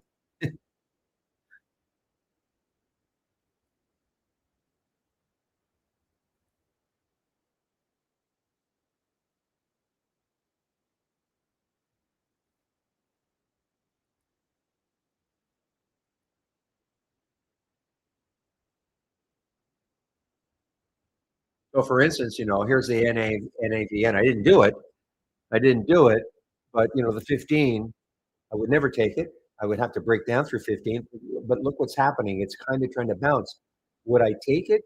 No, because then I look at the VWAP, and the VWAP is at 1528. So wouldn't have been enough room, even if I thought, you know what? Okay, I'm going to wait to see if 15 actually holds it, even though this is in theory, this is a potential short opportunity, but the 15 was holding it. I would have to. It's not that I would take it at 1501 or 1502. I would want to see if it clears 15, say 1510, 1512 or so, but then look above and the VWAP's at 1528, too close. Okay, so I wouldn't take it. Now, if it takes out the VWAP, there's a good possibility, depending on how it does it. In other words, if it sort of bases a little bit below and powers through it, it's a possibility. I'll take this on a long.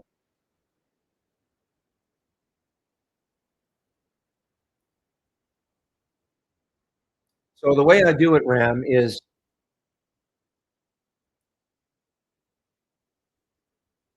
see this is starting to curl now, right? So I'm going to look at a 2-minute chart now, okay? And you see now it's turning to turn orange. So now, for me now, this is turning into, you know, I probably now remember now. The one thing I like how I use the wave because there are going to be times in the wave you're going to say, "Oh man, maybe I should be getting out." But if you take some off a little bit early, and for me, I took it off before the whole number. I can ride out some of these little gyrations that you're going to see. This is on a 2-minute chart, but right now, this is telling me that you know what, you better be really careful here. It looks like it might be turning. It's not like it's a big orange wave down yet. But this is telling me that, you know what? But it hasn't turned on but the minute I start seeing a turn on, say, the higher time frame that I'm looking at, I will look at, say, a 2-minute chart just to see has it transitioned at all, and you can see it has. So this is now getting me really thinking about getting out of the trade.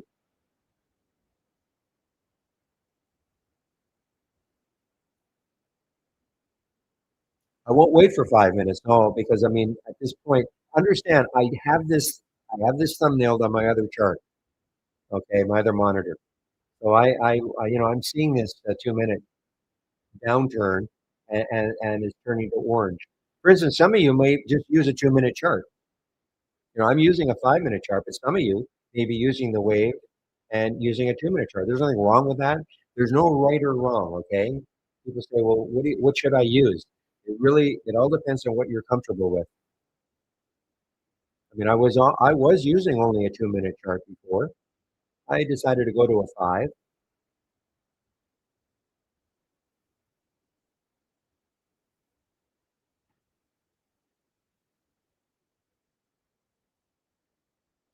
Speaking of a bouncer NAVN, look at this. It will never turn red. Okay, there's only two colors. I mean, the colors are. I mean, you can choose whatever colors you want. Okay, in the options. Okay, I mean, I'm not going to do it. There's a way in which you can pick the colors you want, up color, down color. Okay, I'm leaving it blue and orange. Okay, but you all this is customizable.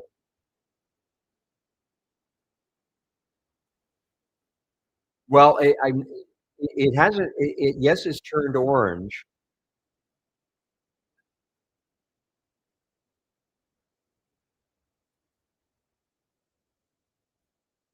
And I mean, obviously, right now, this is getting me. Yeah, I mean, I'm getting very close. I want to see if it can hold 18, maybe. But if I weren't out anything at all, I'd be out of the trade. Okay, if I hadn't taken anything just around 18, I'd be out of the trade completely.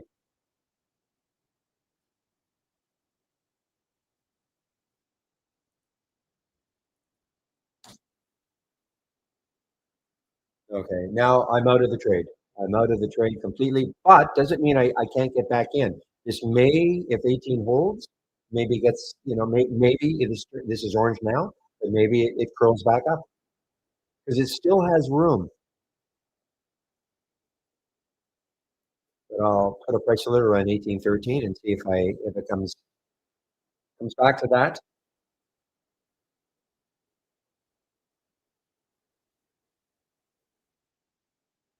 Well, they're all about crosses, Shadan. So I mean, the MACD, I guess it's a little bit like it. It's all about crosses, the EMA and SMA crosses for the wave, and you can customize it.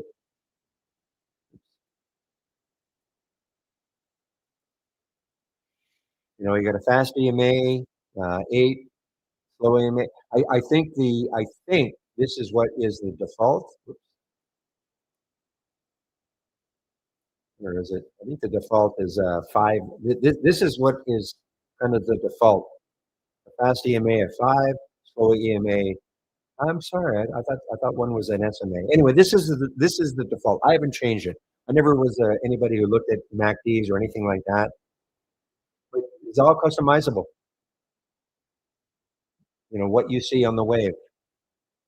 If you're if you want to know a lot more about it, if you click on New, then chart went. Sorry, docked channel bar, docked channel bar. Okay, and then you click on the Ripster Rippers channel. There's going to be a video that's going to pop up. And this gives you a good explanation about what's going on. Okay? It's a video. So you can take a look at this. These are actually some scans based on, you can see what it's based on. I don't use any of the scans, but this will give you an idea about it's about a 5-minute video about what it's all about. Okay?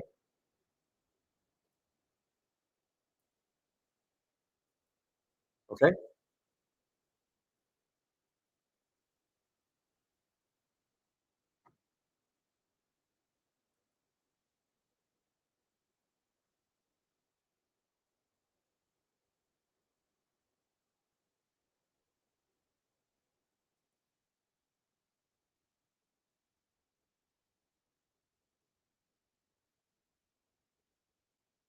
I always say, don't ask me. I mean, I'm not trying to shy away from it, but I just use it in the default version, and it seems to be working well for me visually. Okay, some of you might want to change up change things up, and your wave will look different, and that's fine.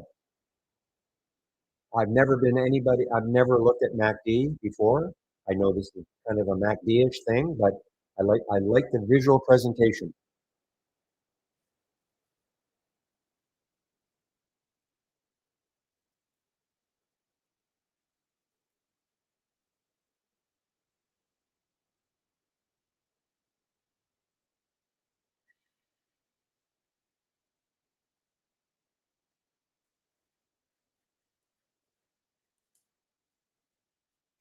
And again, as I constantly say, it's not about my seeing a buy flag or a sell flag. Okay, if I happen to get into a trade and there is a buy flag at the same time, fine. I'm more interested if I like if it sets up for me. If it sets up for me, it's not a matter of, oh, I have to wait for to see a buy flag. And here's the other thing. I mean, hopefully at some point in the future, you'll actually be able to set up scans based on when a buy flag shows up or a sell flag shows up. In other words, that would be the trigger. Okay. At this point, you can't do that. There is a way, if you absolutely want to see, there is a scan that has been generated.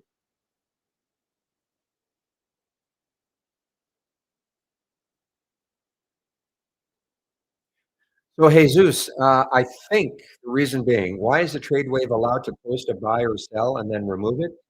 Um, if I'm going to assume the reason I don't, again, because I don't pay that much attention to the buy or the sell flag.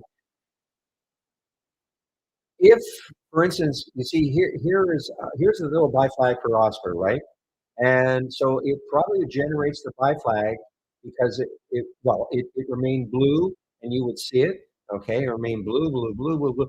But what if all of a sudden, within the 5 minute period, it dropped and it actually went negative? The buy flag probably disappears. Okay, as an example, if that makes sense. Okay, in the scan that is created, the buy flag or the 5 minute bar has to close, and then you would not get necessarily a deletion of the buy flag, if that makes sense. So it's showing you at that time, okay, yeah, and then but if that happened to have completely given it up on that 5 minute bar, the buy flag possibly is going to disappear. So here, this is what I. If you click on new, anybody, not just you, Jesus, but if you click on new and then Market Explorer window, this is the box will pop up. Right click, and another box will pop up. Select strategy, and scroll down. Another box pops up. Go down to Trade Wave. Another box pops up. Trade Wave buy 5 minutes. These are actually scans based on a 5 minute chart, and you will not see. You should not see the buy flag disappearing, okay? Because what happens is it had to wait for the 5 minute bar to close to ensure that it was still a blue bar. If that makes sense. That's the way this scan is, okay?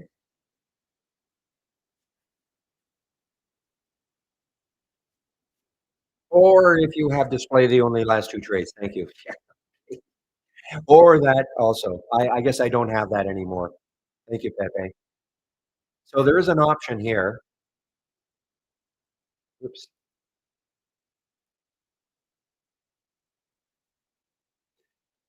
So display only the last two trade or the last two. Okay, that's right. I have a I guess I actually do have a check. But if you uncheck that, then you'll see the buy and the sell flags all day long. Okay,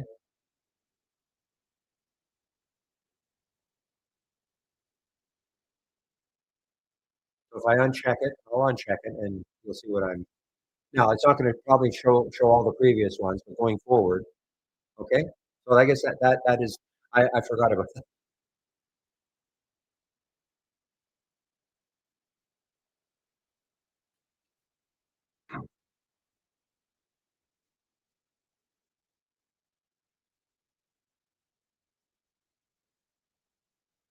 Ah, great. Thank you, IQ.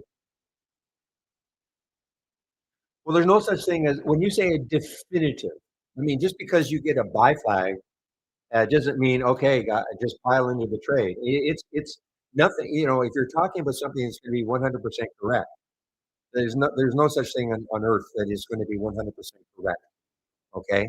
If that's what you're talking about. He's giving you an idea that, or, the trend is changing here. Here's a little buy flag right there. And then you have to make up your mind whether or not, I wouldn't do this because, to me, you get a buy flag, a sell flag, a buy flag. To me, it's a little bit directionless, but there's no, so it's not, when you say definitive, it's going to tell you, here's your buy flag, but now you make up your mind. You think it's settled down, in this particular case.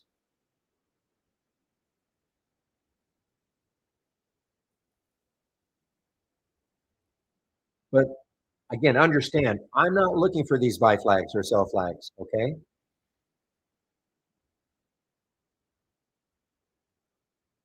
If I happen to see one and I'm, at the beginning of when I maybe want to take a trade, great. But that I use the wave to help me to keep in a trade. Okay, that's how I use the wave.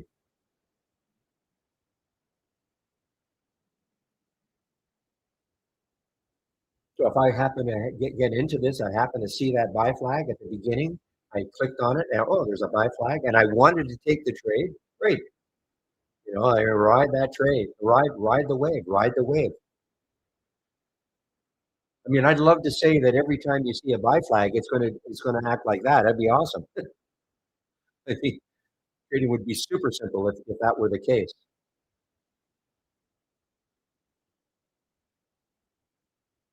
But having said all that, I'm hoping one day, that we will have a way in which we can create your own scan and get an alert when a buy flag hits or a sell flag hits.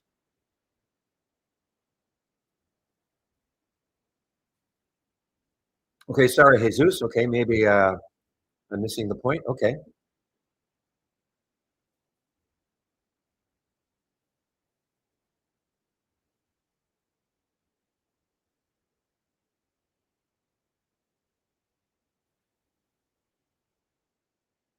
If you're talking about the AI, that's a different. Okay, that's got nothing to do with buy or sell. If you're talking about the AI, that is, I mean, that's a pretty awesome trade now. Okay, the INHD that I did not take. I mean, the AI gives you an alert and an alert price and a stop price, if that's what you're talking about.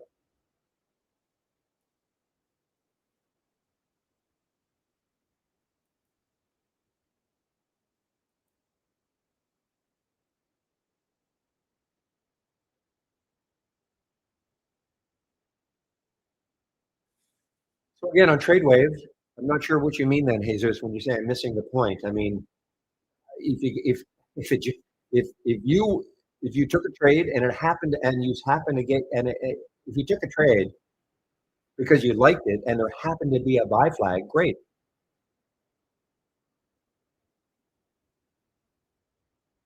But for instance, here's the INHD. I mean, there's a buy flag right there, but you could have taken that trade maybe up here. By the time you saw it, there's a buy flag back here. It's telling you, well, there was a buy flag there. I mean, it'd be awesome if that's the way they all work all the time. Okay, did you listen to or did you understand that in the indicators, TradeWave, maybe you didn't hear us.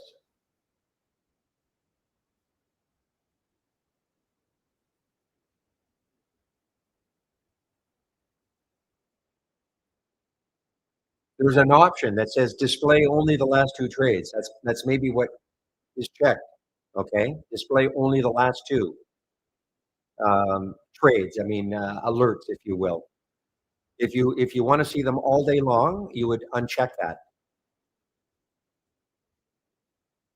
Can you see what I'm pointing at, Jesus? Can you see what I'm pointing at? So I've got obviously display only the last two trades. But if you uncheck it, you'll see all the buy flags, sell flags all day long.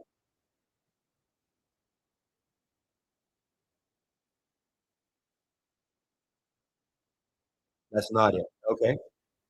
Well, I don't know how else. The only thing I can say is that if you see if you get a buy flag, but and that's what I'm right, Pepe.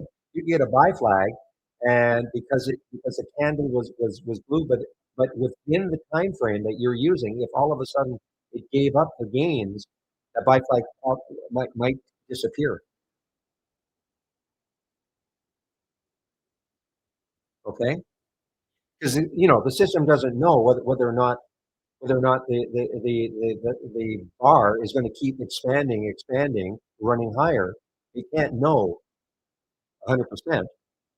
So maybe you're getting the buy flag and the bar, and the price is moving up, and all of a sudden, depending on the time frame you're using, it may turn orange, in this particular case. So I think the buy flag probably disappears. Does that make sense? So okay, so the candle has to close. Thank you.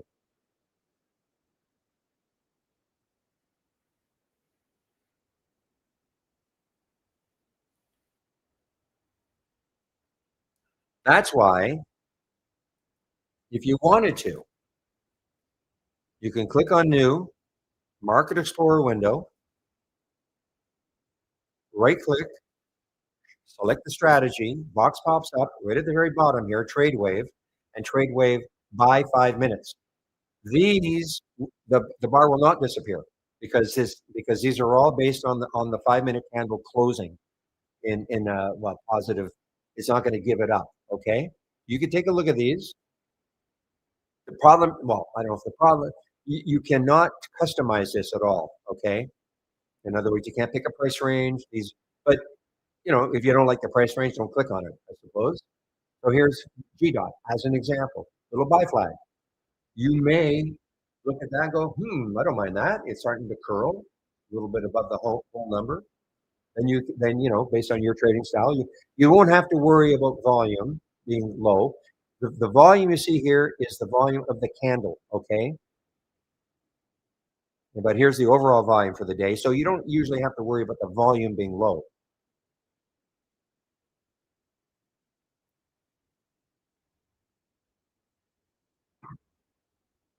And you can see that you only get an alert every 5 minutes. You don't absolutely will get an alert every 5 minutes, but because these are 5 minute candles, that's what will happen.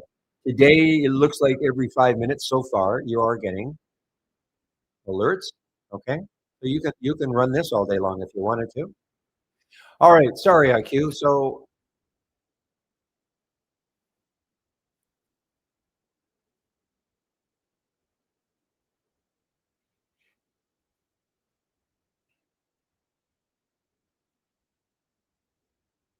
okay, download what I would. Well, first of all, I would download the beta. Okay, download the beta.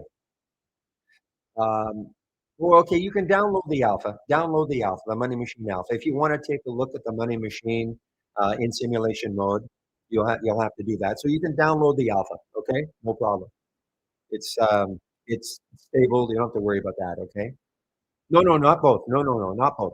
Just this. Download that Money Machine. That just allows you, if you want to, run the Money Machine in simulation mode. Okay.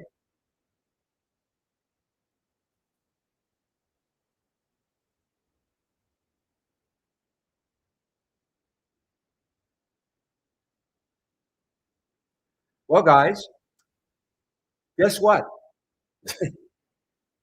Had I not been, and it's okay. The distractions. I mean, by answering questions, that's fine. That's part of the deal. But remember, I was talking about the NAVN, how it could not. It looked like 15 was holding it, and that If it got up to about 15.12, I would probably take the trade. Well, look what happened. So even though this was, in theory, this is the scan to go short, but using like a watch list and saying, you know what, 15 was holding to go long. Now it actually is a little extended now. I would not on a gap up and go 15.89, but what a nice, great trade from 15.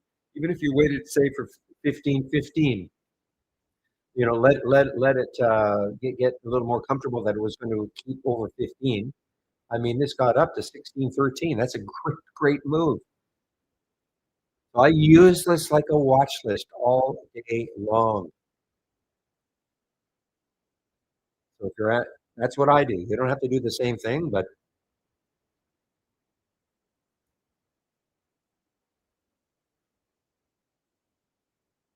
well, that's a good point too. As Pepe is pointing out, if you went and if you took out an annual subscription, but you took out a standard annual, you don't have to go alpha. But if you went alpha, it doesn't matter. It just means you can't access the simulator in the money machine simulator. If you don't care about the money machine at all, I don't. I just want to confuse. I mean, because if you download the alpha, I mean, it's fine. It just might be confusing by saying, well, wait a minute, I downloaded the alpha. How come I don't have access to the money machine? Because you had to have a premium subscription.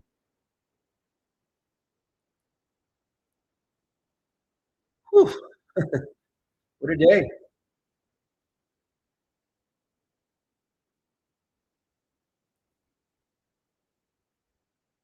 Meanwhile, back at the SPY chart, look what happened, guys. So remember, big pop at the beginning and wondering what was going to happen. There's the VWAP. Look at the VWAP.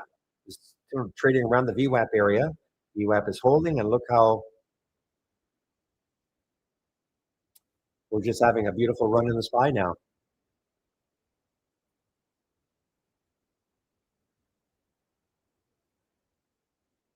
Exactly. The scans are just idea generations, and you can create your own scans. So Shadan in our YouTube room, these are just scans I've created. Okay. Doesn't mean every single stock that comes in here, I am going to trade it. I don't know what it looks like until I click what it looks like on a chart until I click on it and see how much room it might have, how it's setting up. I mean, I don't know until I click on it. But the idea of the scans is, you don't want to have a scan. I mean, this is very. I mean, there's not actually. I would think going forward. I mean, we're a pretty active day. Most of the time, I'm probably going to get about maybe 5 to 10 different stocks in here, which is fine. It's pretty active today, but still not crazy. You don't want to have a scan that's going to trigger over and over and over and over again for you. And all you do is you'll be just clicking on symbols all day long, never getting anything done. Well, that's up to me though, Shadan. And what I like to see, and that's why you you have to develop you have to develop a style of trading, right? And all I do is I keep looking left to see how much room does the stock have to move on a daily chart before it can hit that the next high. I can't see it on the daily. I look at the weekly. If I can't see it on the weekly, I look at the monthly. So far, I was able to, with the ALHC, there was a ton of room on the daily. So that became a primo setup for me, okay, because it had all that room on the daily.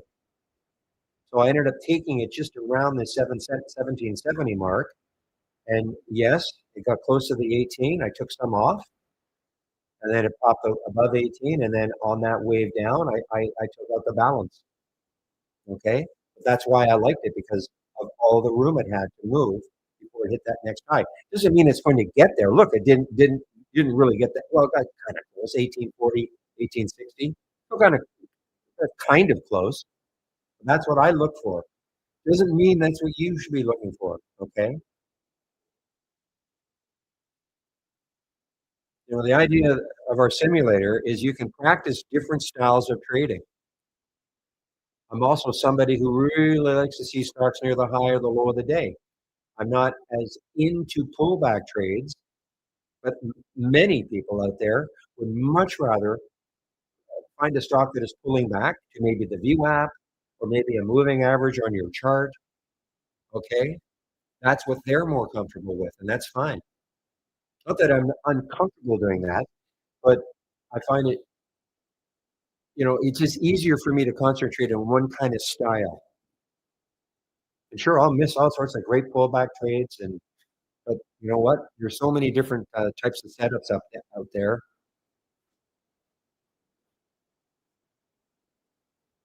Hmm. Stu, why do you have sound issues? Okay, first of all, I should ask the general questions. How has been my sound in the main room most of the day? I want to make sure that it is not a common problem. Sometimes when people have sound issues or maybe you can't see my screen, you have to. Okay, flawless. That's even better. Thank you. That's the highest. Well, I'm talking. We have two rooms, remember, Shadan. So I'm talking about this room here. So again, you might have to change browsers. You might have to do refreshes. Why it happens, I do not know. It all depends on the computer setup. So if you want to, here's the YouTube link. Understand though, YouTube has about a 5 to 8 second delay. So you can, so it's, I mean, not the end of the world, and we don't put it up. It's a YouTube deal.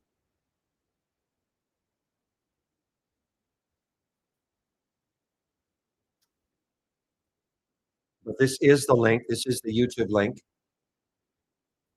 Oops.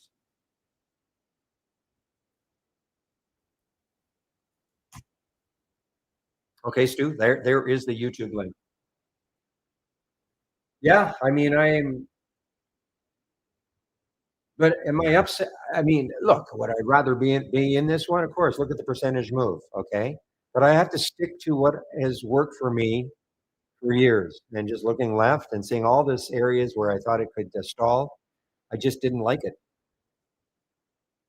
But in this case, I'm not saying it was wrong. I mean, I followed my particular rules, but it just absolutely ripped. It didn't care about my rules.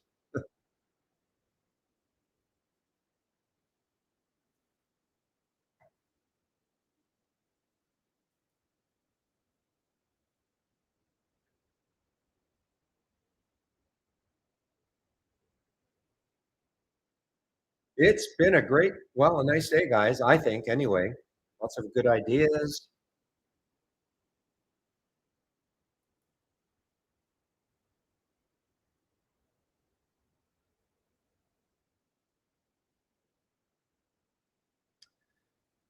Fast morning too. 11:10 right now. So in about 50 minutes, 50 minutes,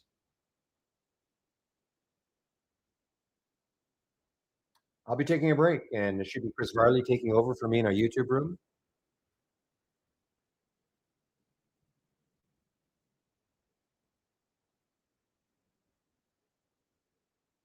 You know, I noticed that also. I have a question in our YouTube room from. I'm just going to give you Harry, okay, about the symbol list disappearing. Now, I don't use symbol lists right now, so but let me bring one out. I just want to bring out one scan. Well, actually, I don't have to do that. I can use this. I want to see if my symbol lists are still here because I agree. Something happened. Yeah, I agree. There's something going on.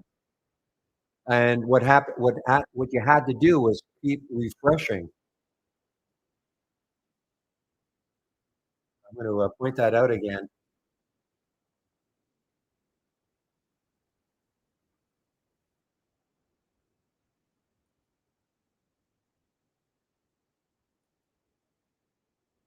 So give me a moment. Yeah, well, tech.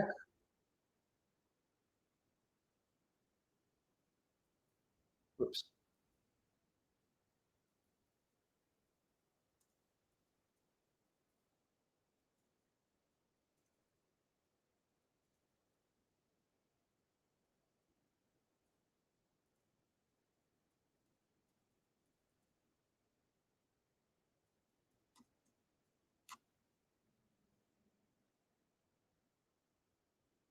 Now, let me,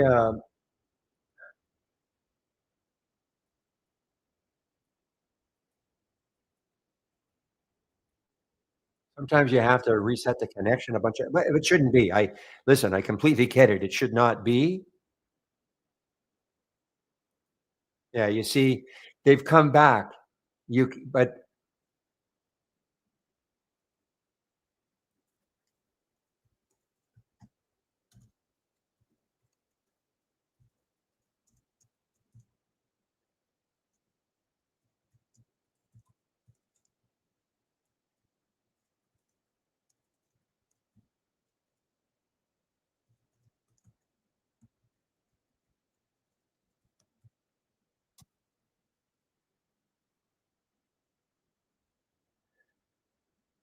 well, if it still comes and goes, I this was brought to my attention, I think on Friday or Thursday of last week, and because I don't use Symbolist, I hadn't really noticed it, but several were pointing it out. You're not the only one, okay?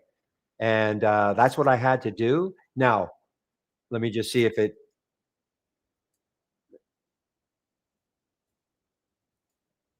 Okay, I'll check. 5 minutes from now, 10 minutes from now, if you remind me, because but most a lot of people just won't know that to do that and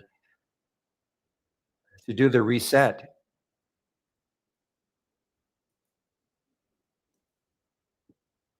Yeah, like now. Or did I click on okay, just give me a moment. Maybe it's not even maybe I clicked on columns before. Just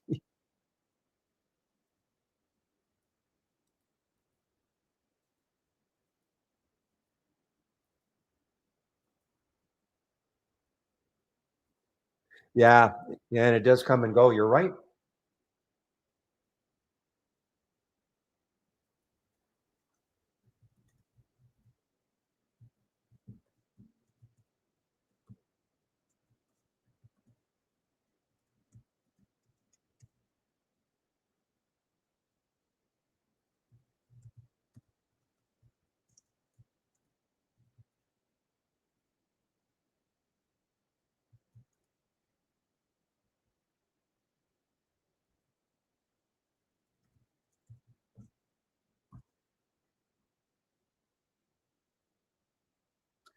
Yeah, so they are aware of it. Chris is aware of it.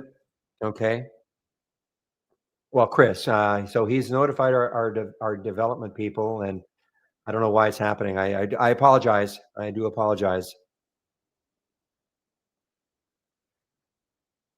Meanwhile, I NHD have to say, awesome from our AI that I'm not in. Amazing. So here's your next high, 226.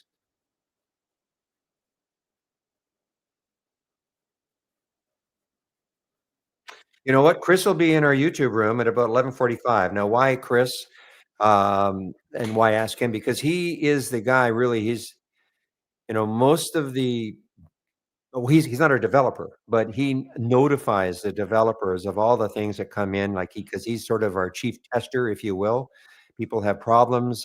He looks at why certain things are happening, and then he creates a ticket for the developers. So you can ask him, okay? He'll be, I hate to do this to Chris, but at about 11:40, in about 45 minutes, he'll be in our YouTube room taking over for me.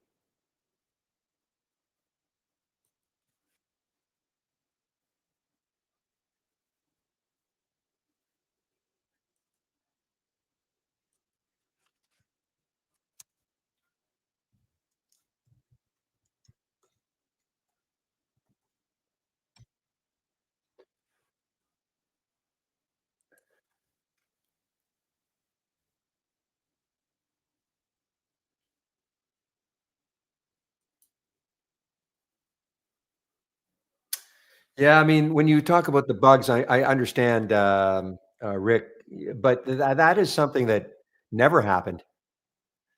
Just for some reason, it just started last week. And it's kind of weird. I mean, it's been pretty stable, of course. The use of Symbolist and all the other features that, have been pretty stable for, not decades. Oh, yeah, decades. It's been a decade. I've had trade ideas since 2012, over a decade.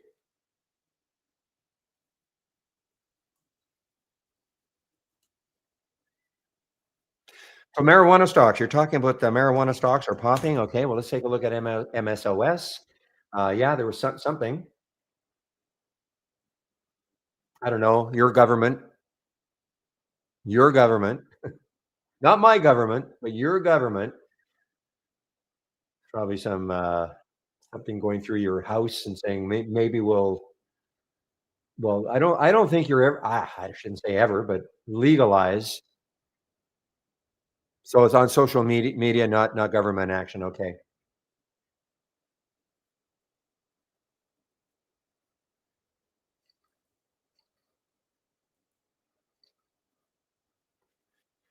Wow, look at it, NAVN.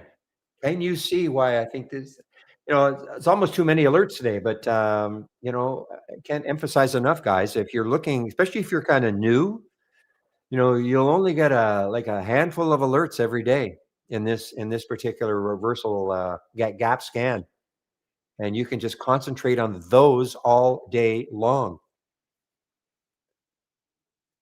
No question, I would have been in this, right around here. And NAVN right on, well, in fact, I'm sure I said 1512 will get me very interested.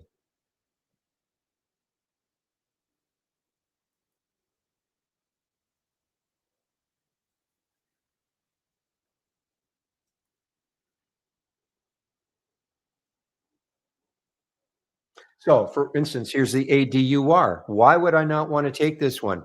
So, ADUR, the trigger was at 1266, but look left, and there's the high right there. Thursday's high, too close, and then even up here, 313. So, I would not take this one. Unless it probably would have to, well, it has to take that out, but even if it took this out, that meaning that high right there. By the way, this is why I don't like the trade wave on the daily chart. I like to be able to hover over the candle and quickly see where the high is, which is 1277.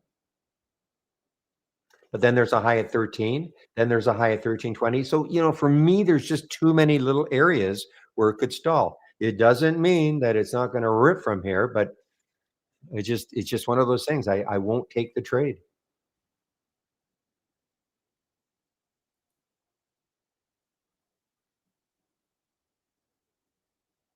Well, okay, so IQ, absolutely. First thing you have to do, first thing, if you haven't done it already,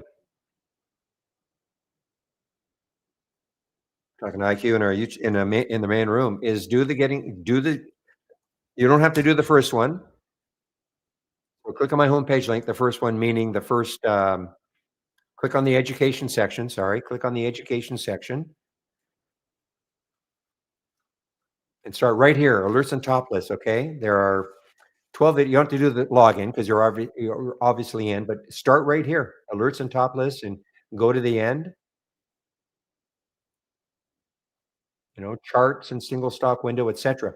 You have to have, I don't know, you should have probably already done that though, but if you haven't done that, definitely do that first.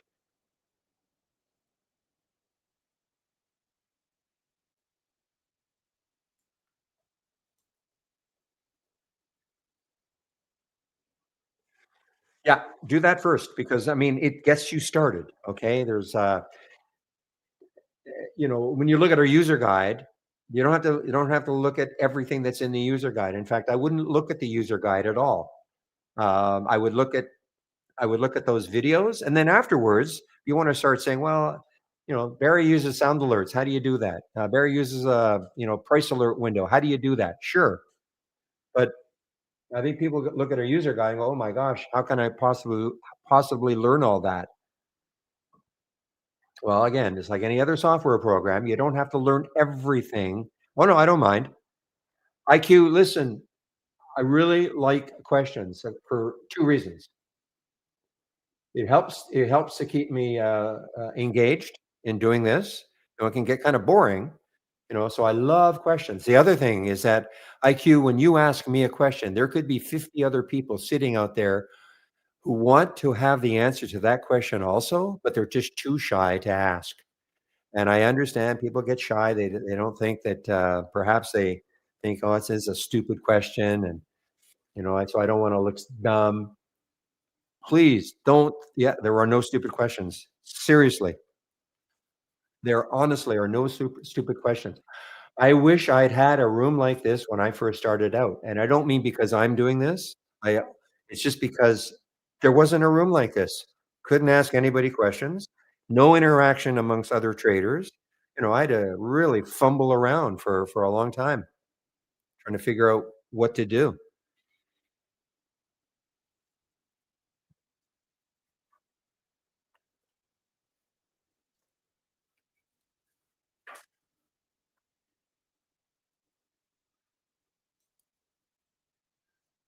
But but yes, the only thing I demand of people is to do those videos first, okay?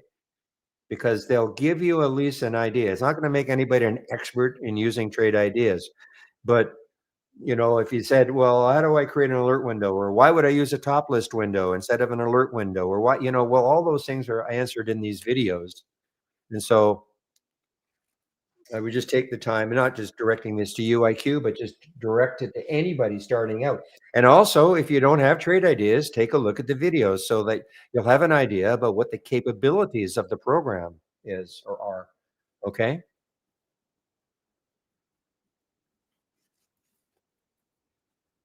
But understand, trade ideas does not teach you to trade.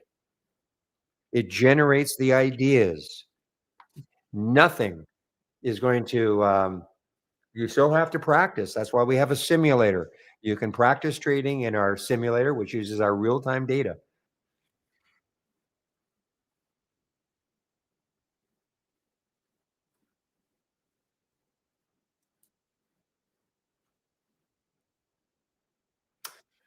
All right, just a confirmation that it will be Chris Varley in our YouTube room at 11:20. Well, I'm sorry, at noon. It's 11:24 right now, Eastern time. So a little over half an hour. I'll be taking a break, and then Chris will take over for me in our YouTube room. And you can ask him a question about the symbol lists. Anybody who's wanting to ask.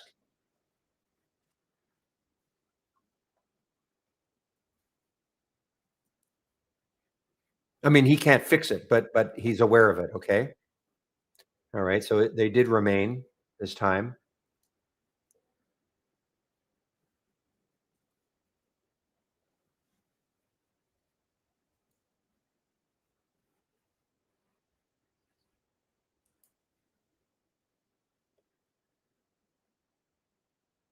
This has been an amazing one from our AI. I have to do the video on it. Not so much because it was an amazing move, okay, but because of the reentry, okay. So if you have our AI, guys, if you have our AI, you have to have this reentry price and time column, okay. If I'm hoping that when you do this, if you click on new and then, oh, okay. Well, first of all, let me start from scratch. If you have our premium service, the reason you have our premium service should be because you want to have access to the AI. Okay, that's the main reason people have our premium service. Now, are they all going to be this good? I wish I could say that, but this is stupendous. Okay, I mean, what do you want? Like, there's a 126% move since the alert.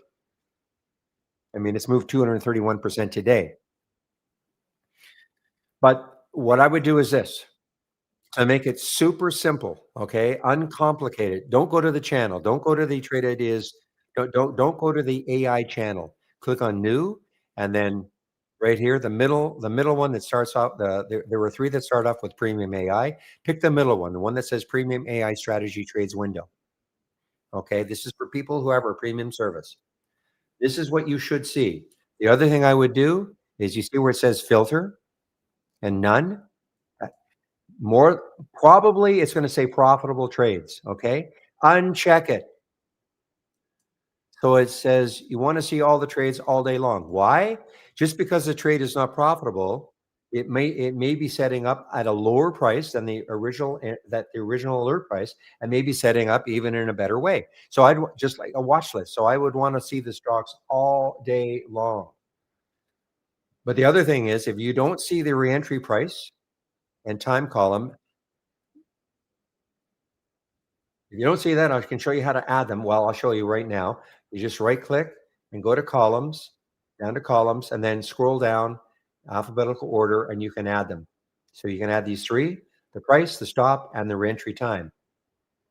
Just and by adding them, you just left click, and you see how it gets highlighted, and then left arrow it over. It's already there for me, so I don't have to do it.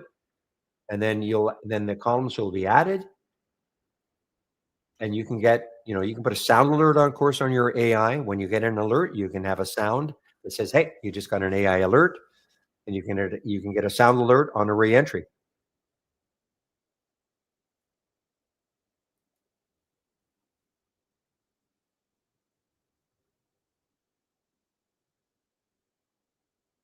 Well, you always see my page, like you see the ones that I'm sharing, IQ, on my homepage. Okay, you always see the ones I'm sharing.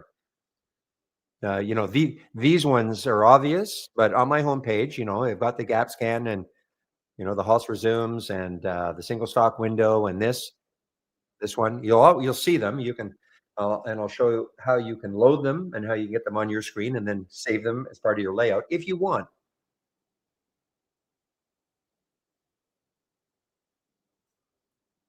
They're not in one link. The reason they're not in one link is because not everybody wants everything. Okay, so you but you should know how to load them. Okay, you can pick and choose what you want, a la carte, which you want. Not everybody wants everything that I've got. So that's why. And one of the, the in those videos, it shows you how you can load a cloud link. But I'll demonstrate it. Don't worry, because once you do one, they're the same for every single one of them that you want. It's the same idea, the same way of doing it. There are certain things that, and again, I'm directing this to anybody. There are certain things within trade ideas that you should know how to do.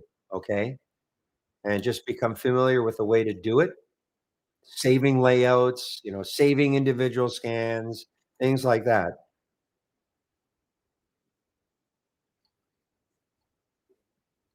Wow, what a day for this this gap scanner. I mean, look at the pony.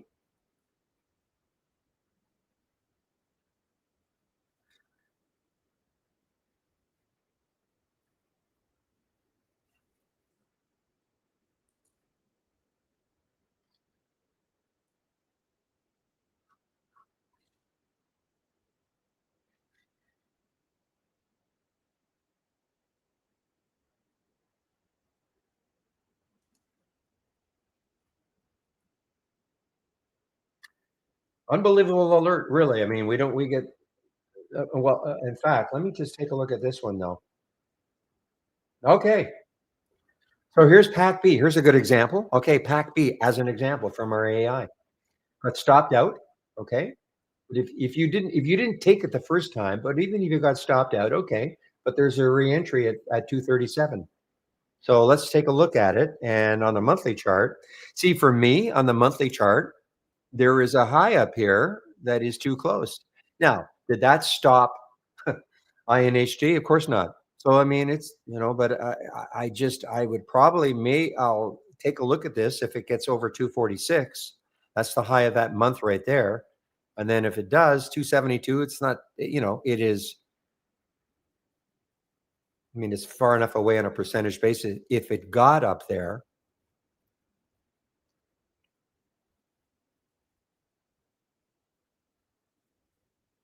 well, Rick, if you were using the cloud wave, I mean, look at it. Look at the trade wave.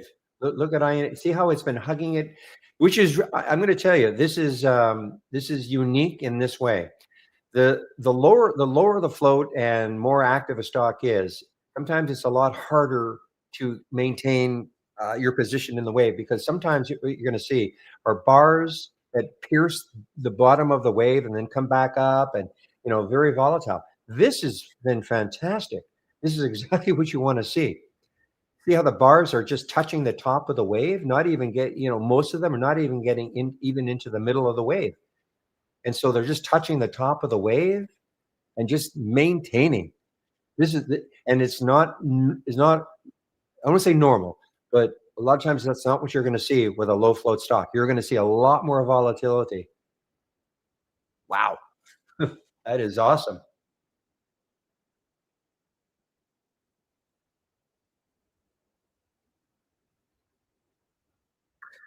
Okay, so Bartos, well, then Rick, just give me a moment. Then, as I've said, take a look at a lower time frame. I don't know what time frame you're using. Look at a 1 minute time frame. Then, on a it hasn't. I mean, it's still been orange or a blue. Look at a 1 minute time frame and see if it's even trend. See, I mean, it's still strong. It's still super strong. Doesn't mean in the next second it could drop a dollar. I'm not saying it's going to, but you know what I mean. Still very strong, even on a 1 minute.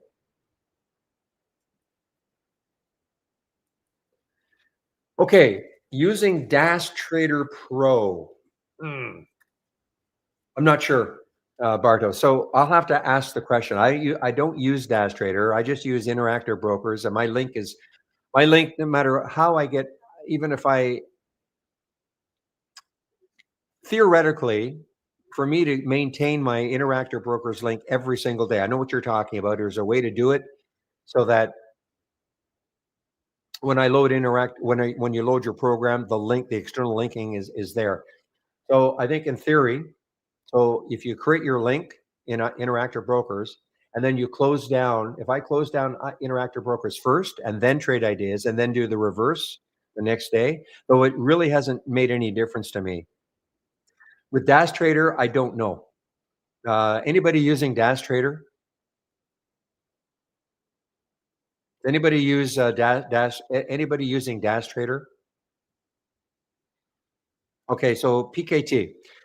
I'm assuming that you establish a link with Trade Ideas, so that establishing a link, meaning when you click on an alert, it loads into your platform, right?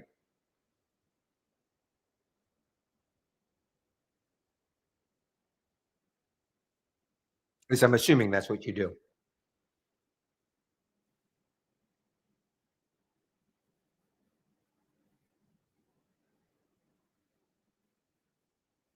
Establishing a link is just a tremendous time saver if you're clicking on many symbols over the course of the day. Oh, you haven't linked it. Oh, really? Any Well, I need somebody who has linked Trade Ideas and is using Dash Trader. Okay, so you can link it, Bartos. Okay. Again, I can answer the question 100% because I don't use Dash Trader. Okay, but if you close down your platform and close down your platform, Dash Trader and I don't know who you're using with, and then close down Trade Ideas, and then load Trade Ideas, and then load the platform. That may keep the link established. Otherwise, yeah, you have to do it. I mean, it's not the end of the world. I mean, it take you a few seconds to do it every day, but I don't have to do it every day.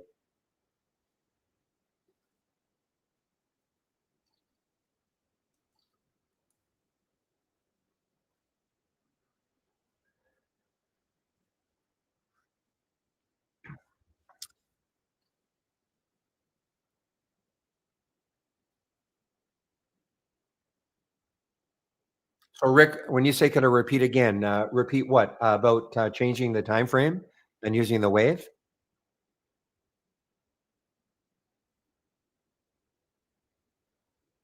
or are you talking about the Dash Trader?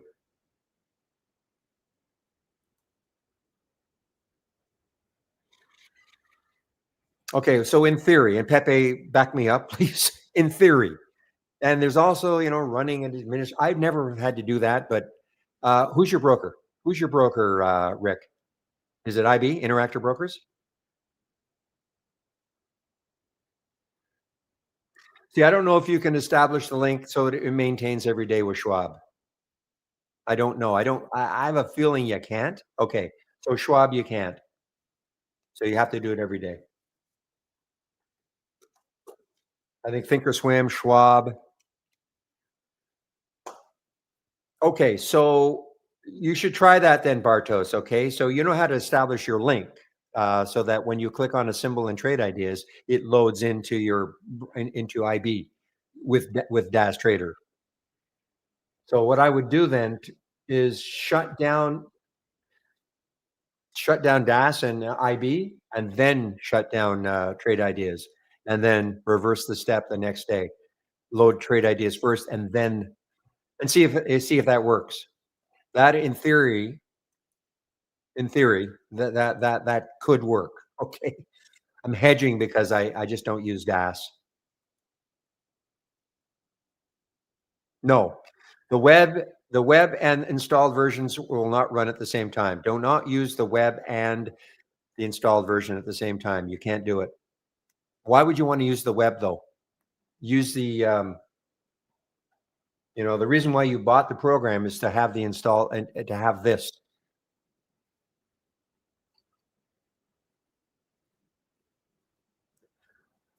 Well, so when you talk about the web-based version, are you talking about you're not talking about well, the web-based version was yeah, okay. We don't even support the web-based version. If you're talking about the web-based version that has scans that you can create and all that, okay, that's the market scope. So that is not really that's market scope. That is sort of different. That is you unless you really want to watch, you can't have it open at the same time. Okay. It generates that's for people who don't want to, I guess, do anything on their own. Okay. Anything on their own. They don't want to create their own scans.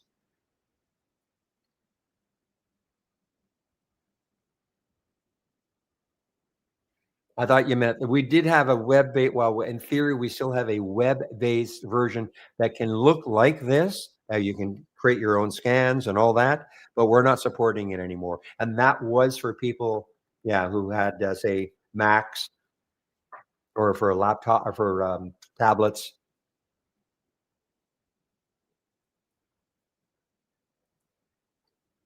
Yeah. So as Pepe is saying, you can have that the market scope open, but only in delay. But then why would you have it? If it's going to be a 15-minute delay.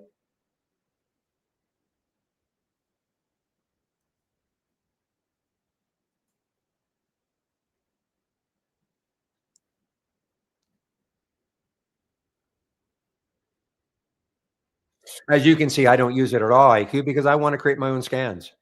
I like what I create for my style of trading and everything. And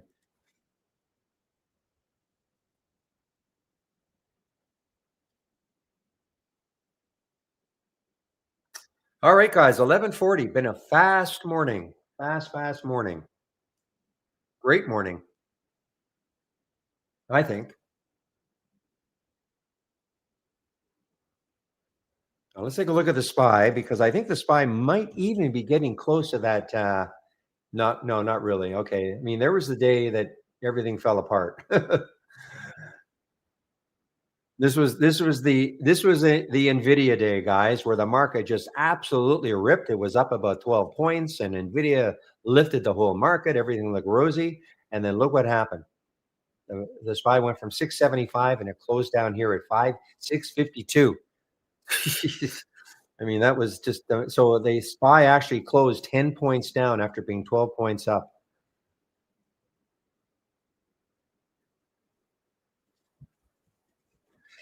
And when I call it an excellent morning, it doesn't. What it means for me is that there's follow through. Okay, there's follow through on some of the things that we've been looking at. A lot of times you get these alerts and you look and then they just don't do anything. And today, there's been nice follow through on many.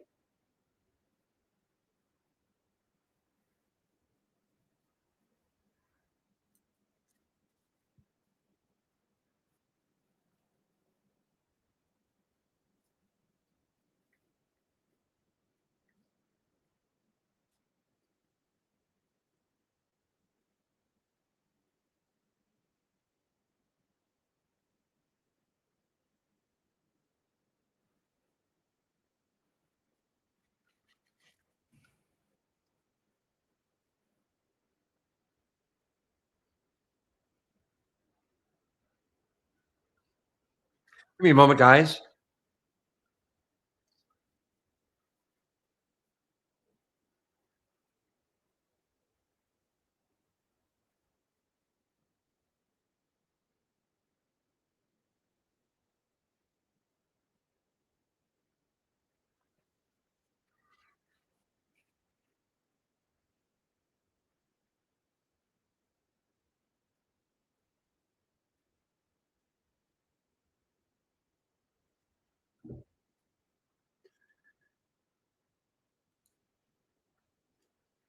And remember, I mean, if you're looking for something more active, this compare count window, it's called a compare count window.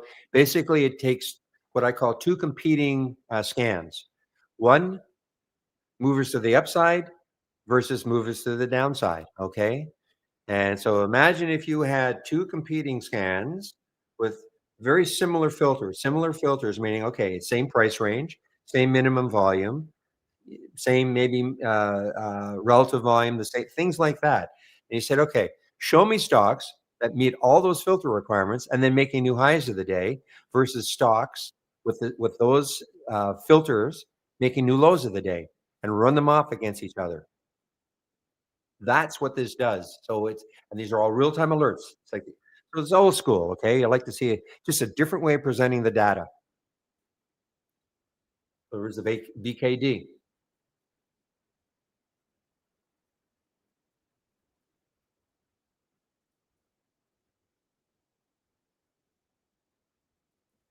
And you can create your own compare count windows. For instance, you might say, you know what, I want to see the stocks that are moving the most in the oil sector or the energy sector. Show me the stocks that are moving higher versus the stocks moving lower.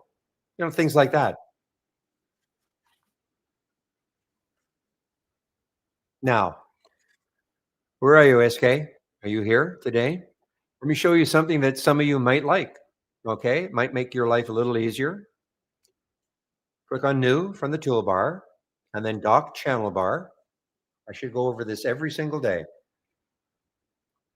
So remember, click on docked channel bar, not channel bar, but docked channel bar. If you click on channel bar and then you click on anything in the channel bar, your layout will disappear. But if you click on docked channel bar, your layout will not disappear. So watch. I'm going to go to the sector status channel. So yeah, click on the status channel, and you see my layout is still. You can still see it in behind. Okay, you can still see it in behind. And that was the reason for the creation of the dock channel bar. And you can see these are all theme-based channels. So you can kind of surf through them all day long if you want. But look at this. Look at this channel right here. This is the sector status. So look at energy. So right now, I mean, the market is pretty strong, right? Here are the strong sectors: XLK, the Qs, XLY, etc. This is the change from the close. Doesn't mean they're necessarily up like 10% or anything, but that's a big move. 2.5% in the tech sector. So you click on it, but and if you scroll down, here's your weak sector: XLP, consumer staples; XLE, energy. When I say weak, I mean these are down from yesterday's close, or yesterday meaning Friday. These are negative. Okay. So that's one thing. You can very quickly see what the strong sectors are and what the weak sectors are. Okay, that's number one. Number two.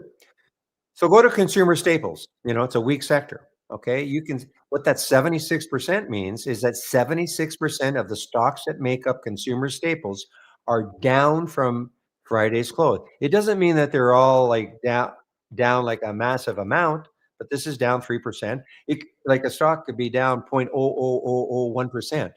So it's going to show up as in part of the negative numbers, right?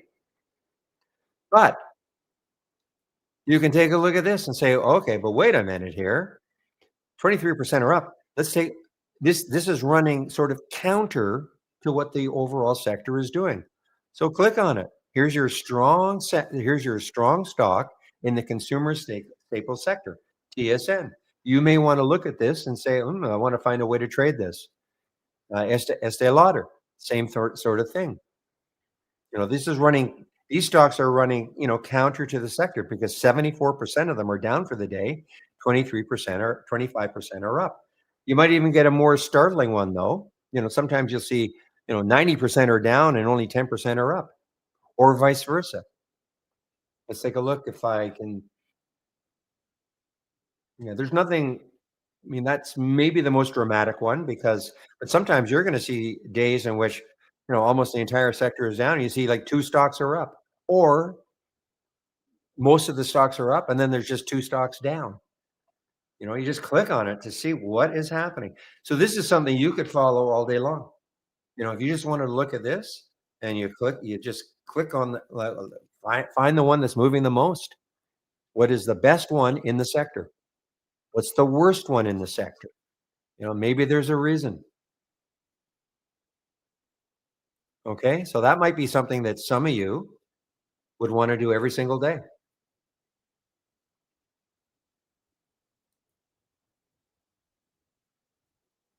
I thought it was USK. Yeah. So SK, you said you were doing it. Again, you want to do that? Click on New from the toolbar, docked channel bar. You probably have to click on. Well, you have to click on the Show More, and at the bottom here, sector status. Okay.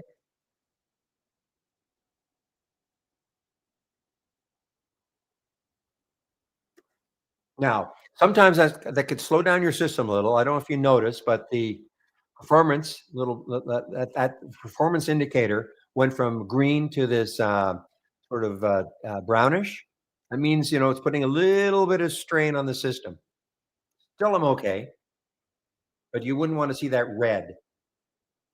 So, in other words, you cannot have a bunch of channels open, even though you have the ability to do it. I could click on the channel bar again and have another channel open and another one and another one. I mean, in theory, you could do it. You wouldn't want to do that though. You really slow down your system. So, you could have your layout running and then you could have this on another monitor if you, depending on your space, or this is all you look at.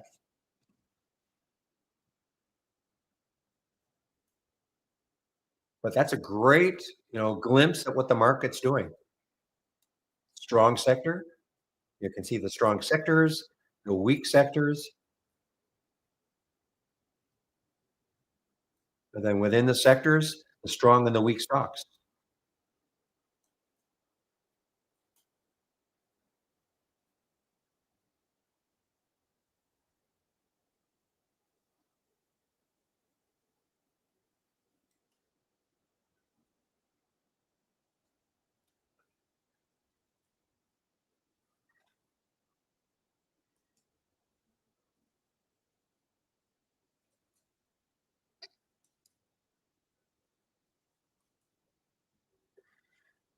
All right, guys, and getting close. 10 minutes.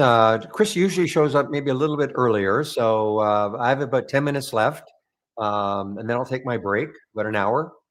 I'll be back at 1 p.m. But Chris will take over for me in our YouTube room. So for those of you in the main room, you can always head over to YouTube if you want and listen to Chris. I think it's always a good idea to listen to somebody else at Trade Ideas. We all have different ways of trading. I'm the active trader. Chris, Steve, and Andy. They're more swing traders. Okay, and I'm the active trader because this is what I do. They cannot stare at the market like I do all day long.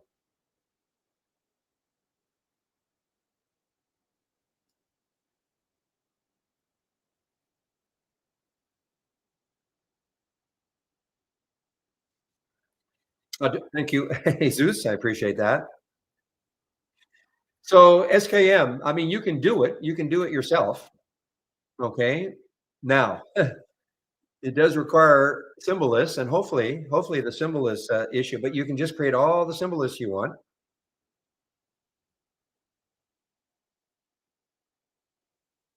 or all the symbol lists, all the ETFs that you want, that you're leveraged ETFs, and you can go and create like type them into a symbol list, or somehow maybe there's a website somewhere where you could just copy and paste them all in, and then you can just monitor them.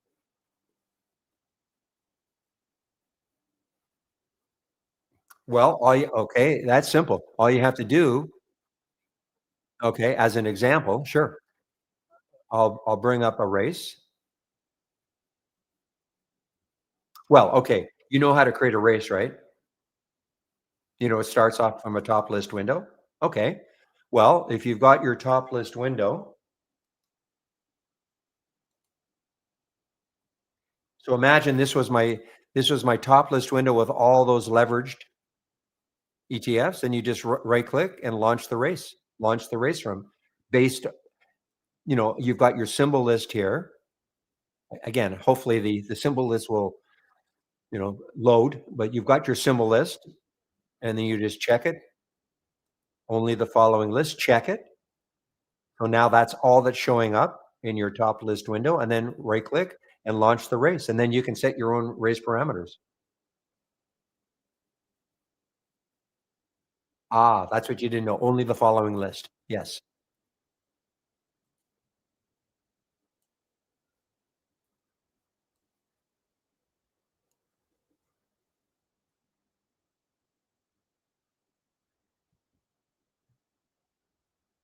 Yeah. I mean, just quickly, I mean, this is so assuming symbol lists are working, okay, and then you click on symbol lists, you have these options with symbol lists.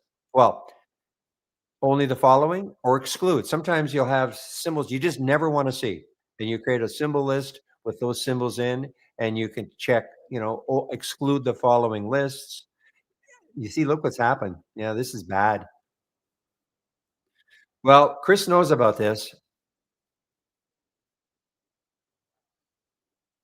Yeah, they're just disappearing.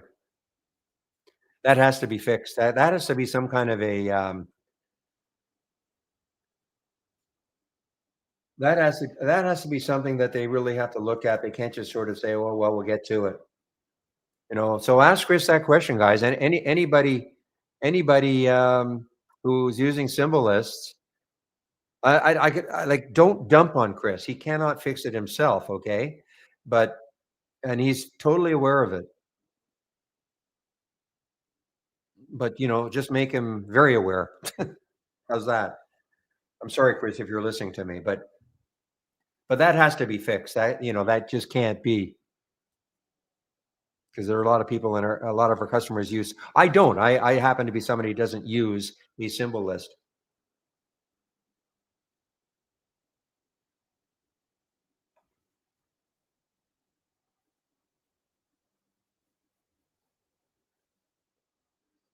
But that would be very bad of me if I said, "Well, I don't use it, so I don't care." I mean,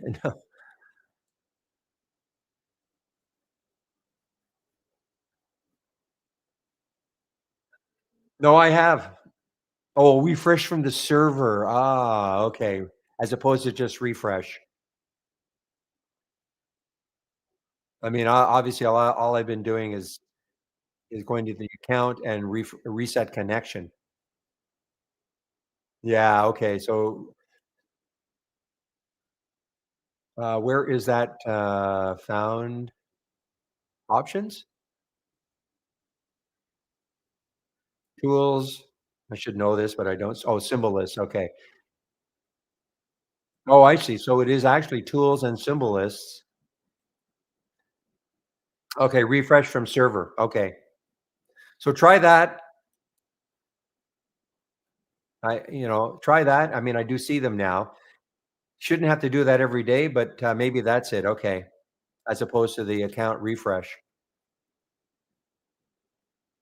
So anybody who's having a problem, I have to remember that. I'm gonna write that down.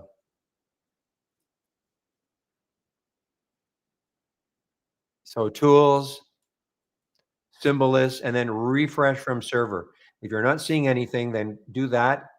I thought you could do the account reset and that would do it, and it does the first time, but sometimes it'll still disappear. So you're saying, Peppy, that you just have to do this, and then it won't disappear, but you might have to do it every day for a while until we get it fixed. Is that what you're saying? I mean, at least there's a fix for the day, hopefully.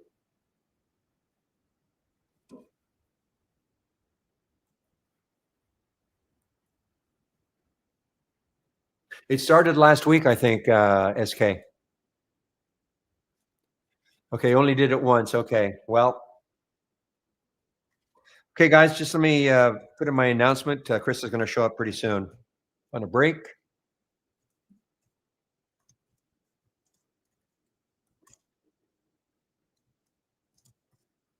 So back around 1 p.m. Eastern time. And then I might have already done this, but I'll do it again. For those of you who are not in YouTube, of course. So those of you in the main room, if you want to go to YouTube when I take my break, this is the link to get into YouTube.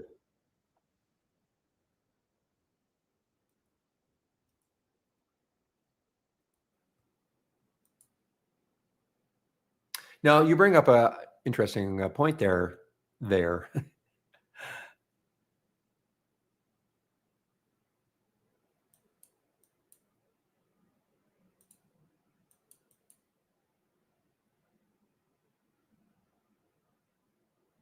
I'm just wondering, I guess that's the only thing that you can actually refresh from the server.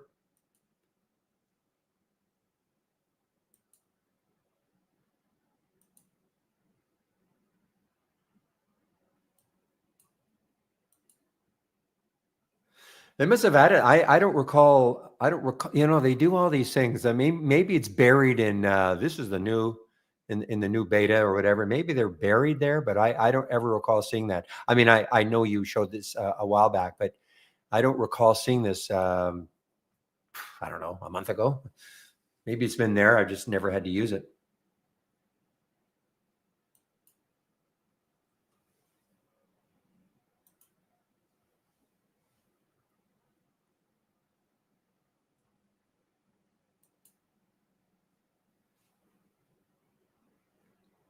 All right, guys, 11:59. Just waiting for Chris to show up.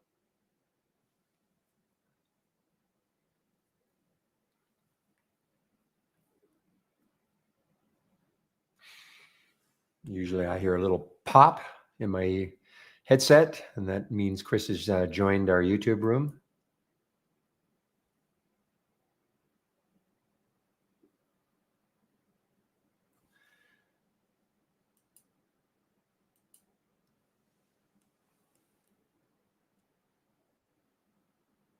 And I heard a little pop. Okay, guys, I think Chris is in our YouTube room now. So what I'm going to do is I'm going to mute myself in the main room. We'll see you guys in about 1 hour.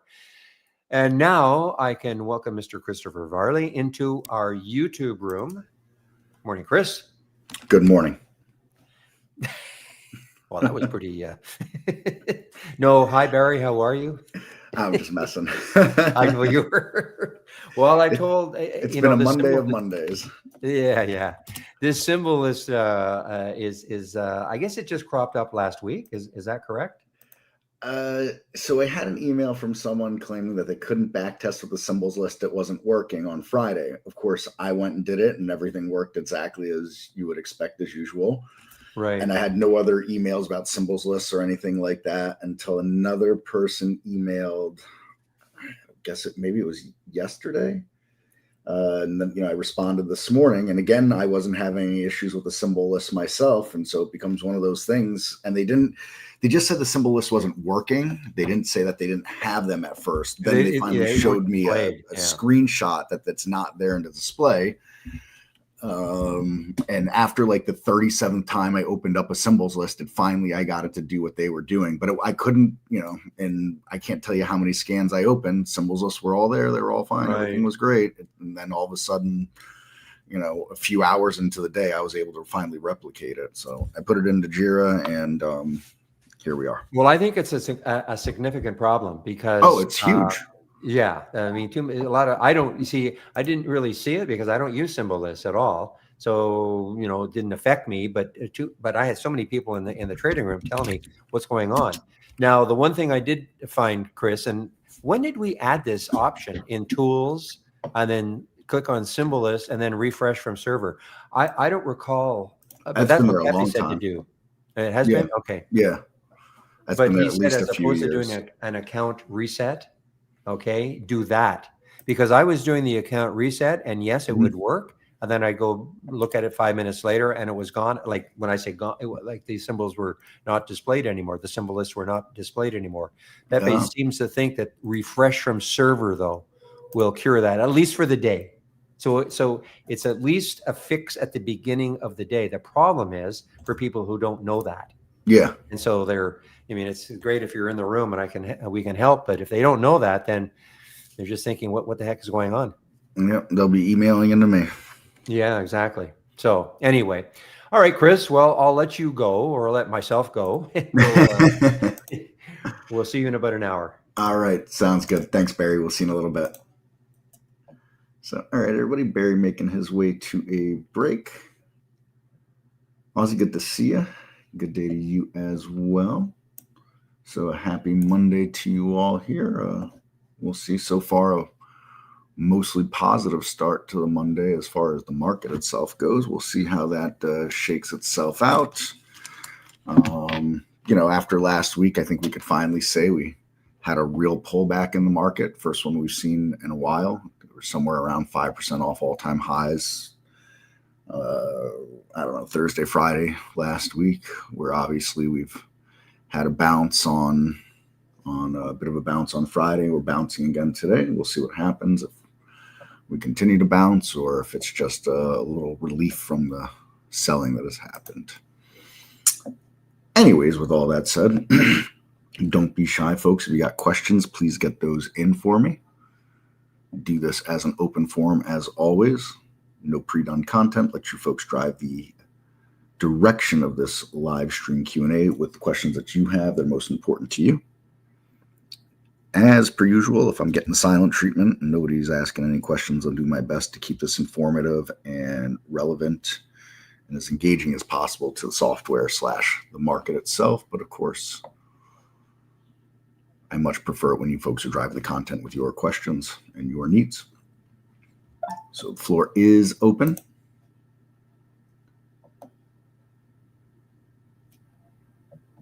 And let us know.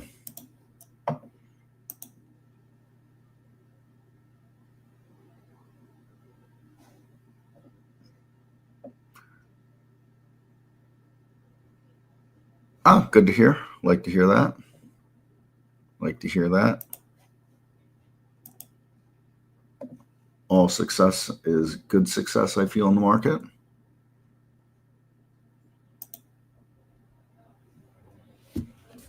I don't know, I guess not much else is happening right now as far as questions go. I will move to dive into a little bit of a market recap for a few minutes, I guess. Feel free to interrupt me at any point. So, there's our SPY and got a couple of day bounce going on. See if we can't get back up above that sell-off from, so it says Monday, Friday, Thursday. So if we can get back what we gave up, Thursday, that was that was a pretty good selling on Thursday, without any question.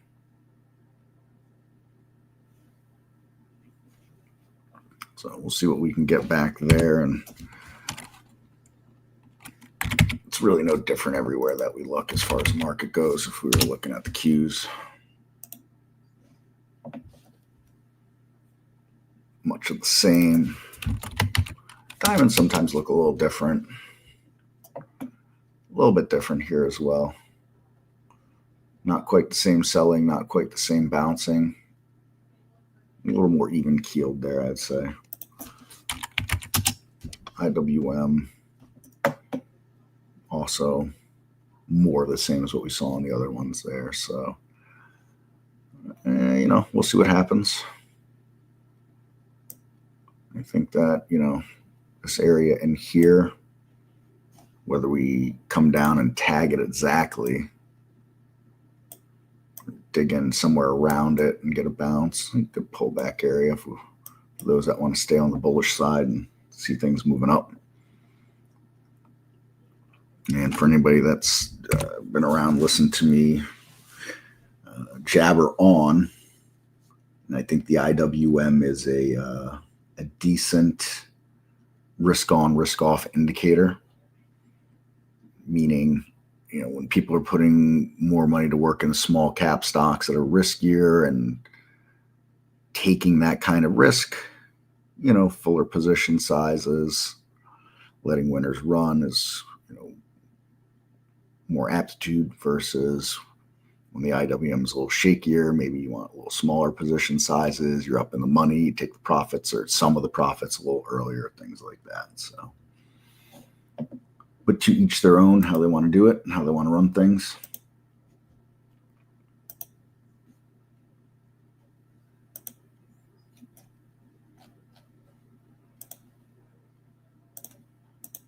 And again, don't be shy. Get those questions in if you folks have any.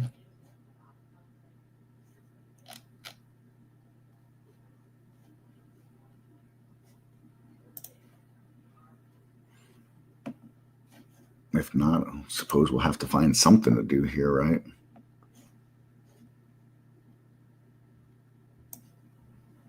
So yeah, two things to look at real quick while we're kind of just meandering along about the actual market itself. This set of compare count windows, this one I've had for a while now. I think anybody that's been around is definitely familiar with me having this one. So it's having its best day in a couple of weeks without a question, to the 84 positive, 16 negative. Since I created this one, the 50-day, above 50-day, making new highs, below 50-day, making new lows. I haven't seen it to this side yet. So this is the first time I've seen it that way. Converging a little bit here right now. SPY's putting, possible red candle here. I'm watching it on a 60-minute chart on another screen here. So, you got that going on. After, a couple of green candles on the 60-minute chart. Putting a little red in at the moment. So we'll see. Interesting area it's putting in that red for maybe some recent support resistance kind of action here. So, try to find support. Couldn't get it. Couldn't hold it. Back running into it right here. I was trying to find some support in this area right here as well. So kind of a recent level to maybe keep an eye on here, that 667-ish, give or take, 668. You got a little bit of a shadow there on it. So to the upside on both those two candles there. And again, anybody with questions, don't be shy. Get those questions in for me.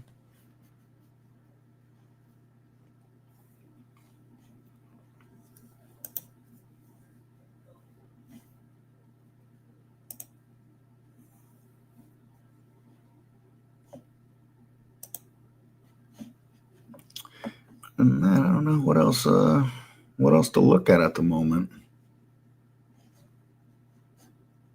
We haven't done a rundown of the sector list in a while here, so I guess maybe we could bring that over and give a rundown there here. Obviously a lot of green today with the bounce that's going on.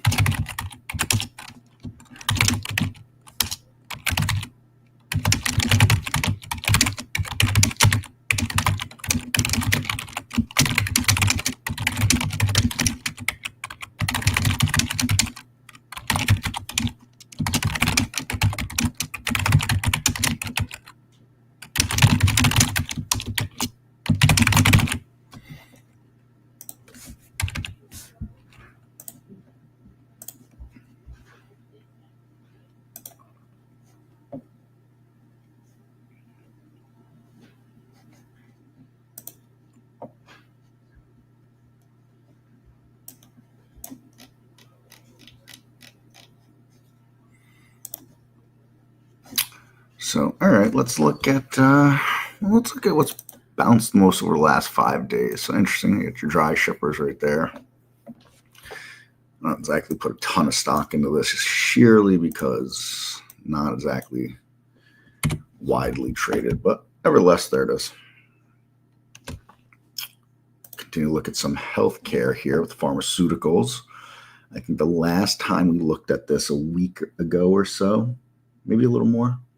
I don't remember exactly, but just talking about that triggered my brain that we did talk a lot about healthcare is what's what's holding things up recently, along with the bio. So there's the XBI and the IBB representing your biotechs, and they're up and pushing up towards the new highs, actually, new all-time highs. Look at this. We're at 169 and change, almost at 170. That's sitting at 177 for an all-time high on the IBB.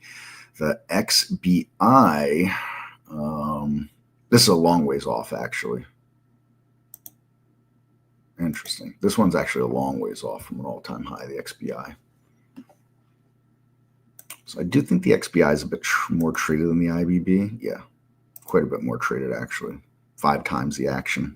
More than, maybe even a little more than 5 times the action. Yeah, it's about 5 times the action.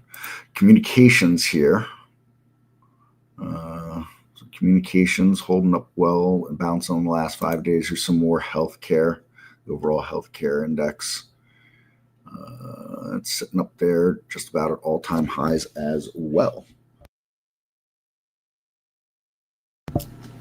So, this gives us good look and insight into what's held up the market, as much as it has been held up from just complete sell-off with some of the tech names that have been beat up recently. So, as most people know, or people that are really involved in this all, the S&P 500 obviously very tech heavy. The NASDAQ is tech. So XLV, so you get some more healthcare here. And again, we're pushing up towards all-time highs on this too. So, 155 3/4, 159 and 2/3, give or take, as the all-time high. So not exactly far off that as well. Some more communications here. That's a little more traded than the VOX. So, we make of these things what we will. KRE, looking at some banks there, regional banking. Bit of a downtrend for a moment here, right? So, go back into technically late summer, September. A bit of a downtrend going on. See if it can't buck that finally. And before that, like everything else, bounce with the rest of the market. Pullback. Good pullback right there. Bounce with some strength through the end of the summer, or through the middle end of the summer, into the weakness that we see with it now. So, but interestingly enough, getting a little reprieve over the last 5 days. We'll see what that all means. Again, folks, if anybody has questions, don't be shy. Get those questions in for me. Here to help with those. As I always say, can't answer the questions that are not asked as far as the software goes. So yeah, that's what we're looking at up over the last 5 days. Gold taking a bit of a breather here. Things been pretty insane for a while here. There's a nice steady grind, a little pullback, big jump, a little pullback, grind up and a grind sideways, and then just really off to the races here for the miners anyways. Pull back to this point here, banging around in that range. GLD itself, there's GLD on this list.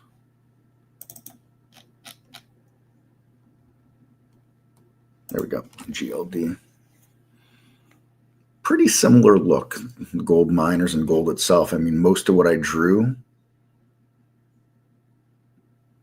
for the miners is holding true for gold itself, not far off from what it was. I would probably say, through this area, we saw quite a bit more of a move up and not really a pullback, just a consolidation and grinding. So the move up was a little faster. The consolidation was maybe a little longer. And then this a little more parabolic. But more than less, gold itself and the miners are pretty close in step.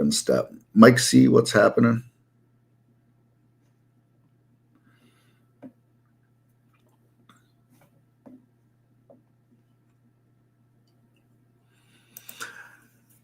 chip makers, semiconductors, they're having themselves a day here on the bounce between the SMH and the SOXX. Sorry, just kind of stood out to me with those dark green colors that they've got going on there. They are pretty beat up though, That's, significant pullback right there. That's nothing to shake a stick at. We'll see what happens here on this. Is it just, is not the hugest fan of the saying dead cat bounce, but sure, why not? Let's call it that. So is Friday and today a dead cat bounce, and it's going to run itself into some resistance and move back down, or can it build on this and try to get above these levels here and march its way back towards that 300? The questions we ask ourselves. Depending on which camp you're in, you may consider, I want to find a basket of semiconductors that have bounced and I'm ready to short, or do you find a basket of semiconductors that stood strong on the sell-off, and if we're believers that's going to move up, maybe you want to be involved in those. So two ways to look at that, depending on what your technical take on the market itself is and on that specific sector may be.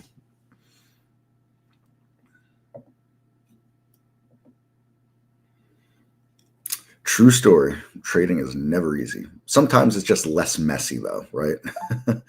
We've got nice clean trends. It's less messy. That's the way I think of it.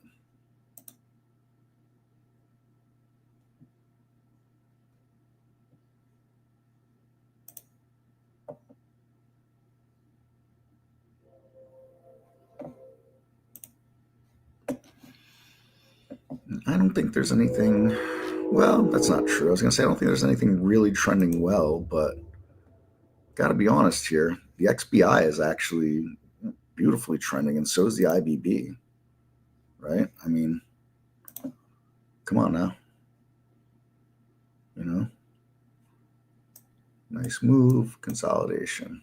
Little move up, little move up, little move up, a grind higher, move up, and then getting really on its way there.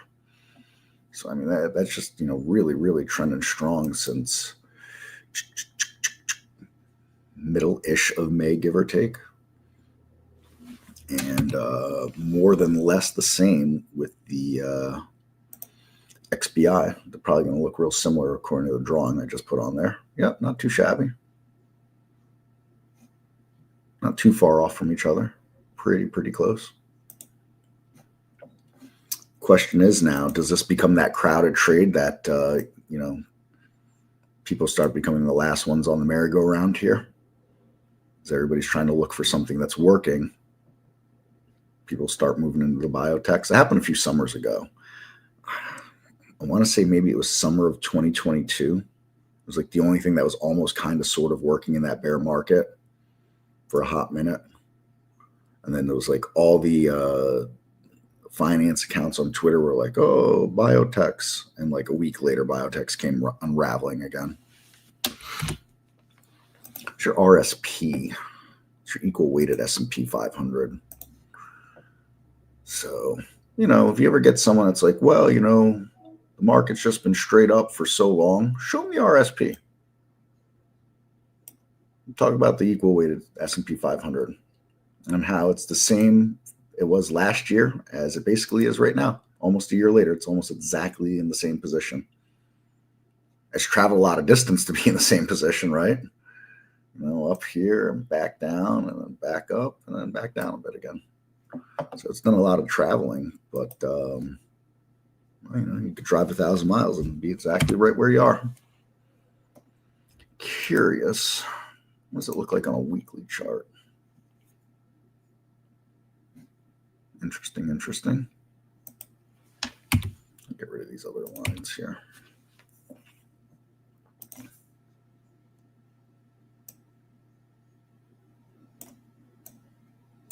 A nice boom out of that base. Got beat up like everything else in the spring. Bounce nice. And hasn't gone anywhere for a while after the bounce. So, these are the things I like to look at when people talk about, we're in an everything bubble and stuff like that. Well, if we were in an everything bubble, if everything was a bubble right now, this wouldn't be basically flat over the last year. So while sure, there's, some bubble arguments out there without a question, we're not in an everything bubble.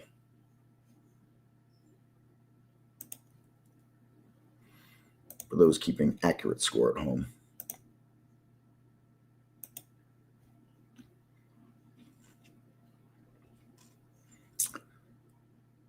So what are the big players out there doing right now? Let's move back to a daily chart. And if no questions coming in the next few minutes, we're going to do a bunch of back testing like we did a couple of weeks ago for fun. But let's mention Tesla there. Mike C did. So, all right, Tesla bounces on today. We'll see. Mentioned the Googs. Google looking real strong right now. Making some more new all-time highs. Had the Apple chart up when we started. That's sitting right up there at all-time highs as well. More than less. 277 is the all-time highs. We're a couple bucks off of it. I looked at a Meta chart in a hot minute. Ooh, Meta don't look so good. Meta does not look so good. Wow. All right. So, we could definitely point to that as one of the reasons that the market is having some trouble getting its footing. 1 trillion market cap. That's going to have some impact.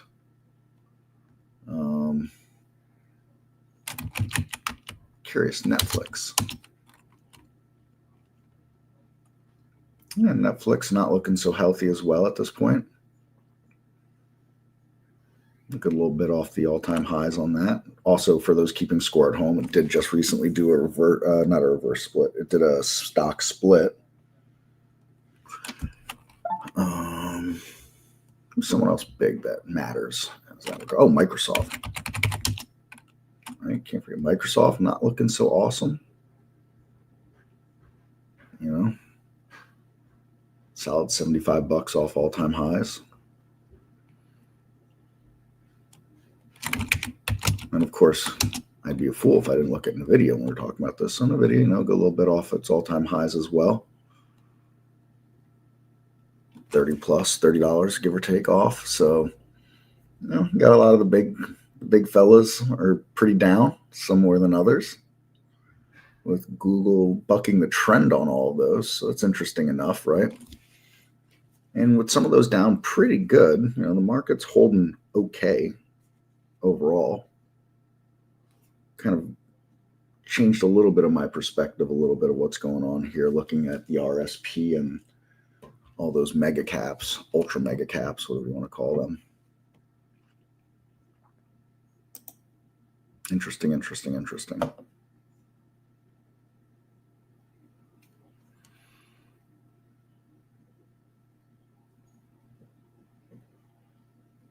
Now, who's really lacking for the year?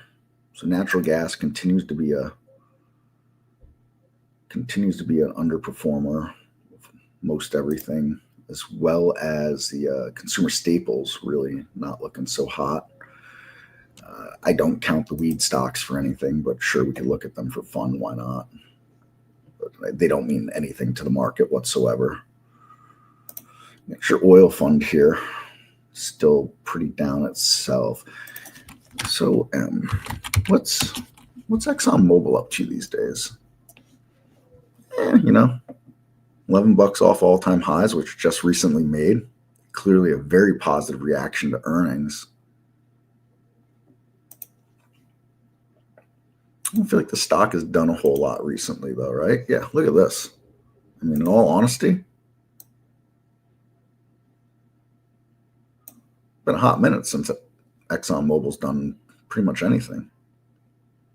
A lot of weeks just running sideways. So back towards the top of this range again, rejected off of it. Rejected. And the same thing to the bottom. Holding. and grinding back up. Been a while since it's been towards the bottom of that section. Interesting enough. Interesting enough.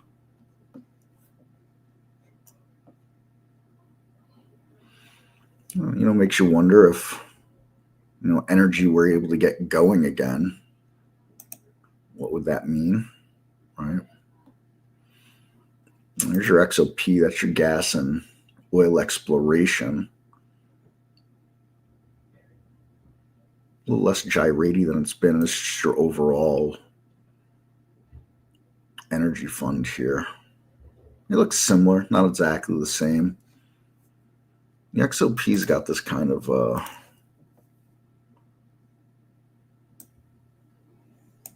trying to funnel itself here, and what's it going to do? What's it going to do, right?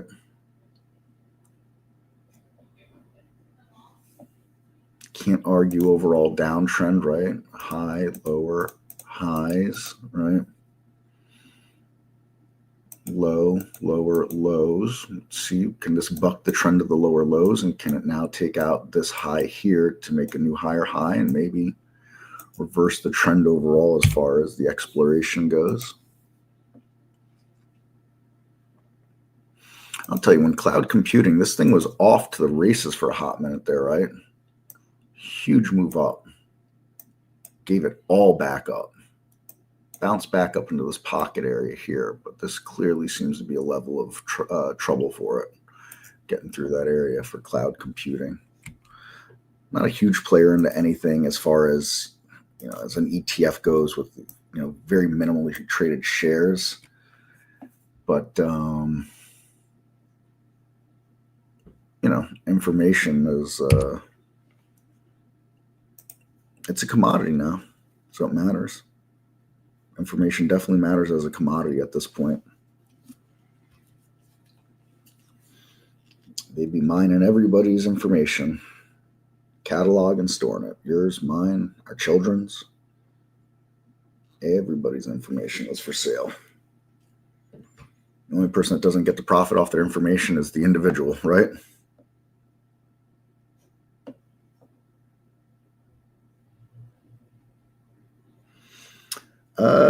Justin, we don't have a way to show if a candle on any market time has gapped at all. We've got change in a minute, and that will work in the pre-market. You do percents or dollars. Oops, sorry. Let me get a alert window out because the topless won't hold the 1 minute filter like that. Search change.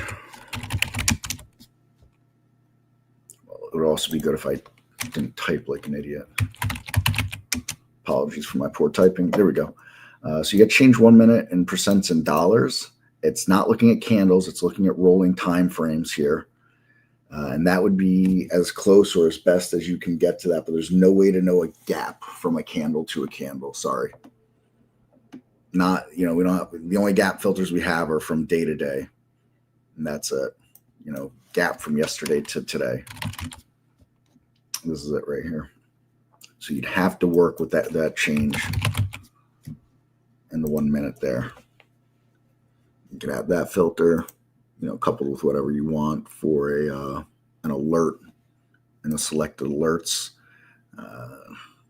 You're looking at pre-market. You're going to want to probably look at pre-market highs. You might also consider, if you're trying to find stocks that maybe they're off their pre-market high, but bouncing and coming back up again, running up family. Be another set of alerts you want to look at. And then, if you really want to add to it to make sure you don't miss basically anything as far as the alert part of this all goes, 5 minute highs. Those are also good to use in the pre-market. So as far as the alert part of the scan goes, I'd be pointing you to those three. You could use any combination of them, all of them, whatever you wanted, just one of them. And of course, that change 1 minute filter there on the percent, you'd want to get that in there. And, I don't know what you're trying to look for as far as the move goes. Use the show me function. It'll tell you what putting the values in here do. So, for example, you put a 0.5, stocks that are up at least 0.5%, in the last minute. You could put 2 for an example, up at least 2% in the last minute, so on and so forth. So those are the places I'd be pointing to there, Justin. If you or anybody else is interested in maybe just some overall pre-market scanning thoughts, I do have this video that I created on pre-market scanning. Just get some overview of some different things. And there are some filters that will not work and alerts that will not work in the pre-market. For example, very important to note, the new highs and new lows, those do not work in pre or post market. They're looking at regular hours. You'd look at pre-market or post-market for those kinds of highs. Relative volume filter. This filter will not work in the pre-market. It will block data if used in a scan.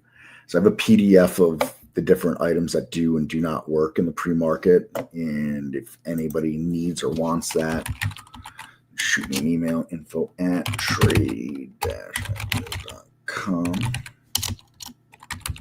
There we go.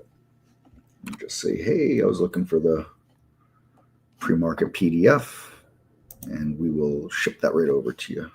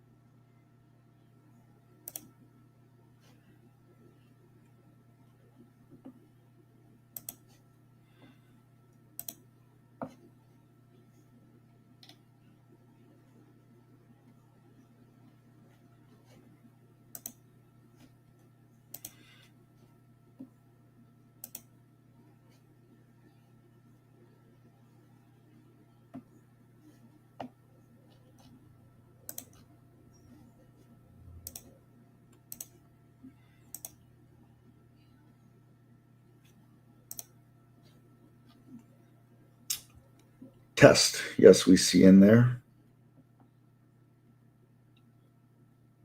Howlep. Gotcha. Look like you're coming in there. If you got a question, don't be shy. Get that in for us.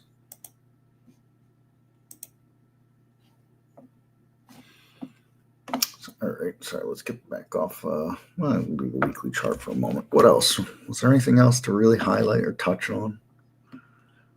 I got to say, another thing I'm looking at here, all things considered, when looking at this position in the year range, pretty green still, even with the pullback that we've recently had. It's funny. Before I really got into understanding technical analysis at all, and I was just a consumer of financial entertainment from the TV and whatnot, I was, I think majority of people very bearish all the time. There's always something wrong. And I just figured, they're just talking about another crash coming. We're going to have another crash. There's another crash coming. And then as I, got to know the technical analysis world and met some people that have a positive disposition on the world and also work in facts and not sensationalism, I lean bullish most of the time. I just kind of can't help it. I like to be as unbiased as possible. But the fact is this, we're in a bull market about 75% of the time. So leaning bullish is kind of accurate, actually. So, all right, let's get off that weekly chart, I guess, because we have looked over sectors, I think, to a reasonable degree.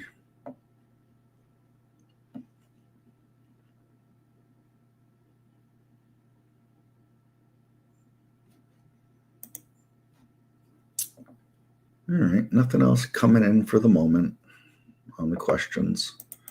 So we're going to go ahead. We're going to start messing around with the backtester again, because why not, right? So let's see here. I don't know. I'm always thinking about relatively what I consider to be quick hit 'em on the momentum side of things. So let's look at stocks that gapped up on the day. Let's add that filter and say they got it gapped up at least 1%, and they're up from the previous close at least 1.5%, and they got to be up from the open at least 0.5%. And I don't know, let's put a $4 floor in. Let's put a $100 overhead in. And see if these stocks have traded at least, let's say, I don't know, 1.25 million. Oops, I didn't get the point.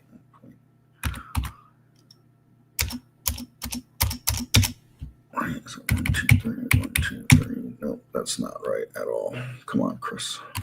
Get with it.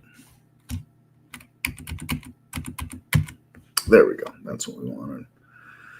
I don't know. What else do we want to use on this? Use the crossed above resistance alert, I guess, for now.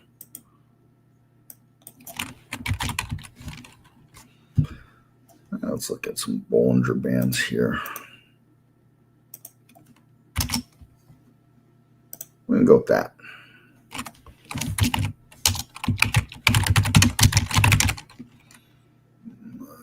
Q&A. And again, don't be shy if anybody wants to interrupt me here. Please, by all means, do so.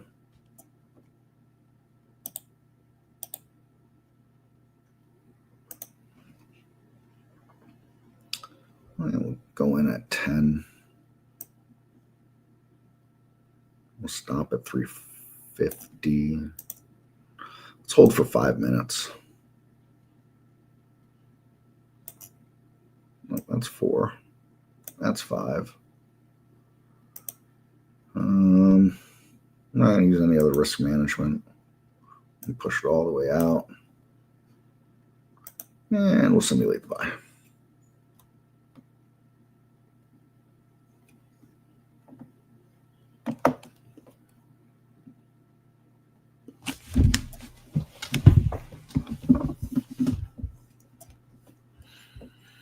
An awful lot of trades. Doesn't look too great right through there, but let's see here. Yeah. I don't want to use the break-in. I don't want to use this resistance filter. Let's try running up. One of the running ups. Running. Let's go with running up now. Let's add that alert. Let's swap them.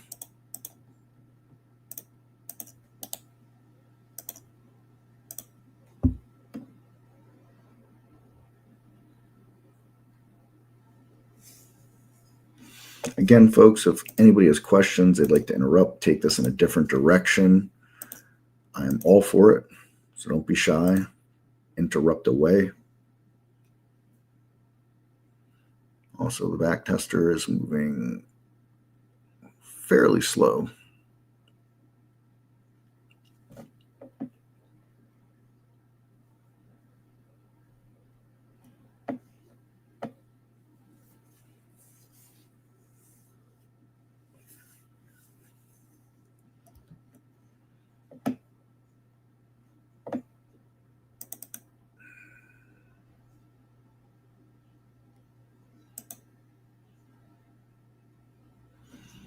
There we go.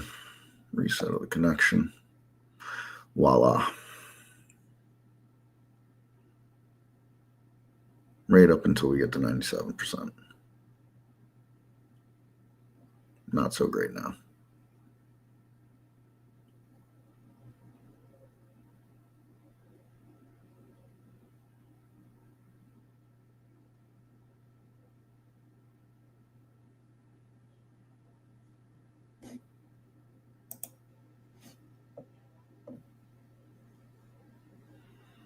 Take your time, back tester. This isn't annoying at all.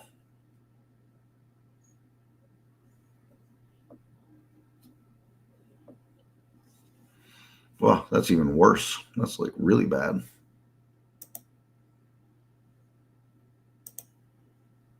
Oof.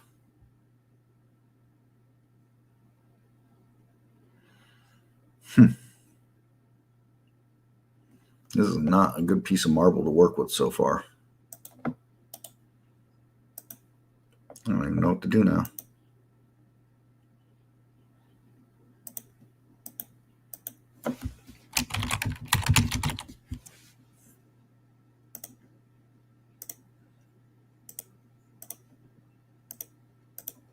I'm just going to keep messing around for a minute here and see if we can't find anything that looks decent to build off of.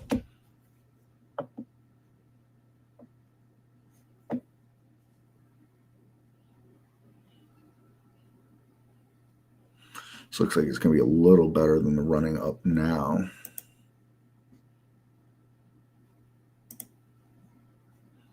Just a terrible spread to start with here.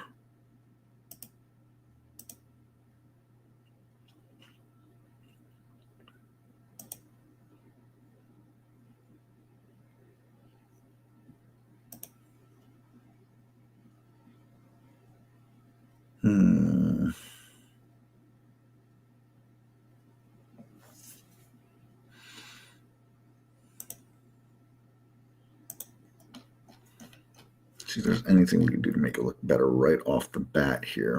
I'm going to go right to the relative volume filter.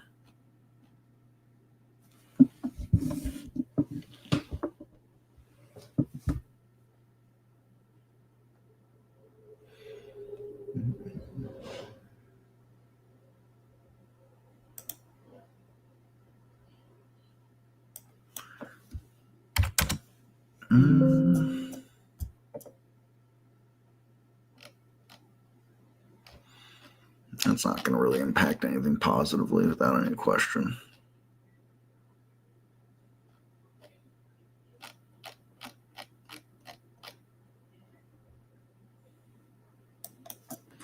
At least I doubt it will, even if we move down. Yeah, no.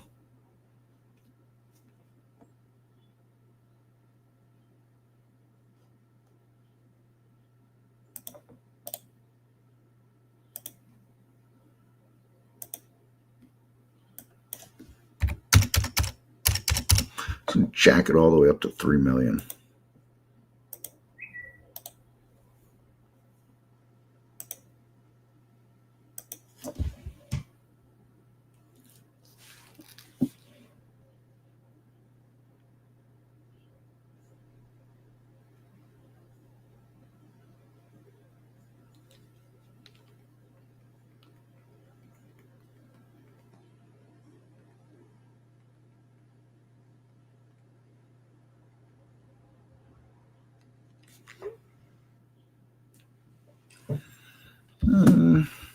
Not really any better. Dropped a bunch of trades, but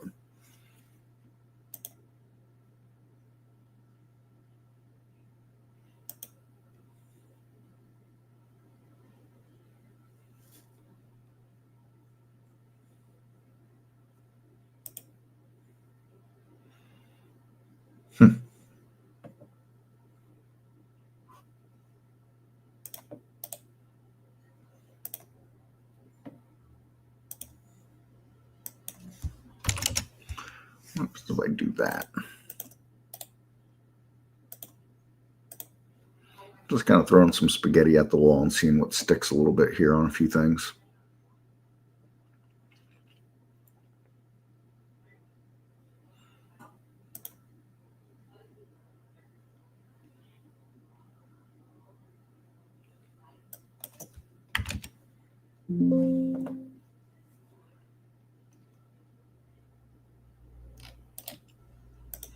Not a whole lot there.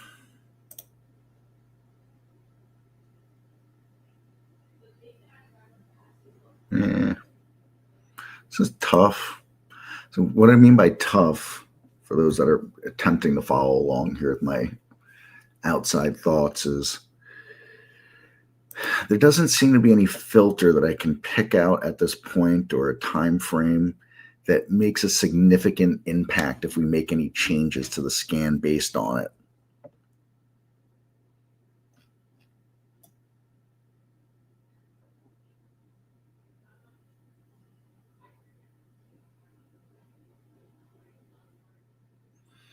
Unfortunately, we do not have any EMA filters at all. And nor do we have SMA filters in some of those time frames. We don't have any 9s or 21s.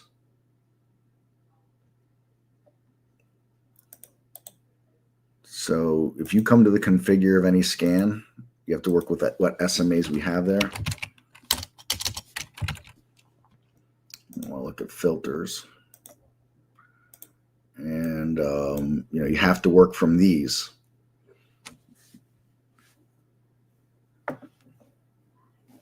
Also, if you're trying to make, let's see, a stock price above X percent of,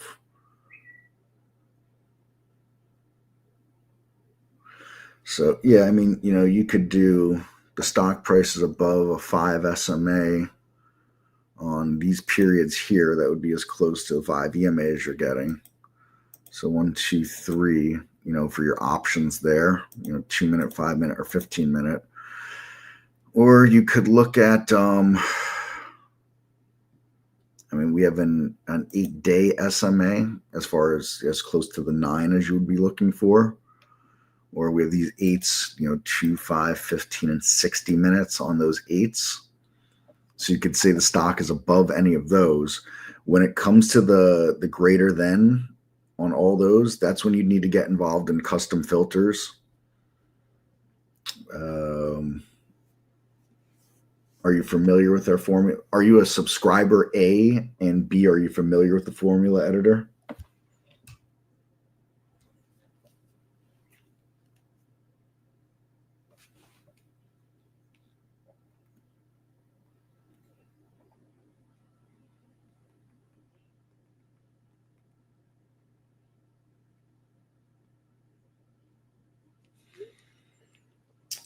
So yeah, if you're familiar with the formula editor, you could use the SMAs that we offer.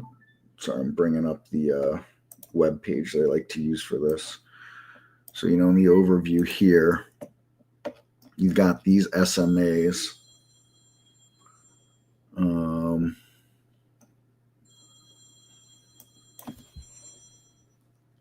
You got those SMAs that are right there. So you got, the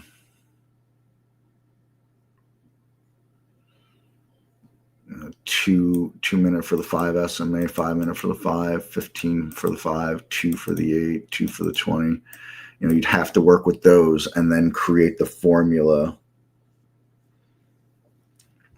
But you have to remember with the formula editor, you can't just create things, right? It has to be a data point that's in the system, like what I'm showing here on these. If you don't see it there, we don't have it. You can't just write something that doesn't exist. So again, it goes back to we don't have EMAs, so you can't just create an EMA formula. We don't have a 100 SMA, so you can't just create a 100 SMA. We don't have a 21 SMA, so you can't just create a 21 SMA. You have to work with these items that are here like that. And then, you'd start to create the rest of the scan essentially, or the filter. You build the filter, SMA greater than, which is greater than other SMA, which is greater than other SMA, which is greater than other SMA. And that creates a true false statement.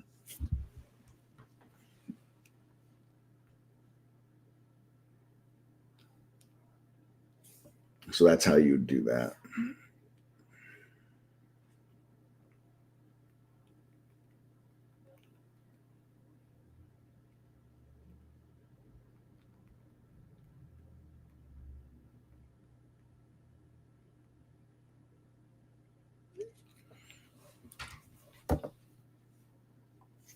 Yeah, you can only have a 2 minute, not a 1 minute. We don't offer a 1 minute. You got to work with what's here. If you don't see it there, I'll share this page with you. Hold on. Here's this page. If you don't see it there, and if you're not familiar with custom formulas also, here's a video I did on the formula editor.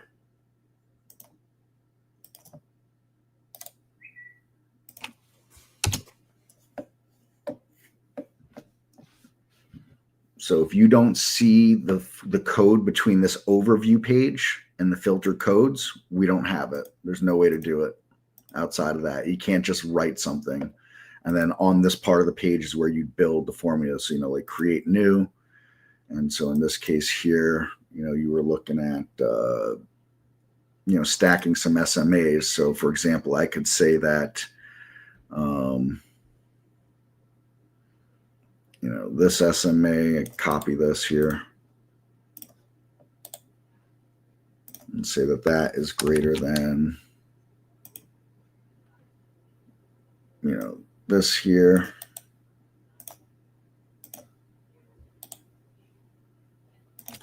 Which is greater than this here.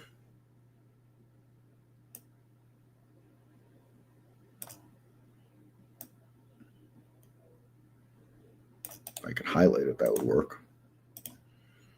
So like that's how you can build this. It's a filter you're building. It's a true false filter. So, units, you give it true false. Doesn't need graphics. You don't need to do anything with the format. Just leave it like that. And you'd call it whatever it is, stacked SMA, for example, or something like that. What you want to call it. Stacked SMAs. We've done this exercise in the past with others. You'd save that filter. And now if I come to the configure of a scan, there you go. Stacked SMAs. I guess I had something similar to it. If I add that filter, then I put a 1 here in the minimum column to say this. We're looking for stocks where the statement is true, that it must meet that created filter essentially. And then you'd add the other SMA you want to see that you were above, obviously. So you're looking at above whatever it was.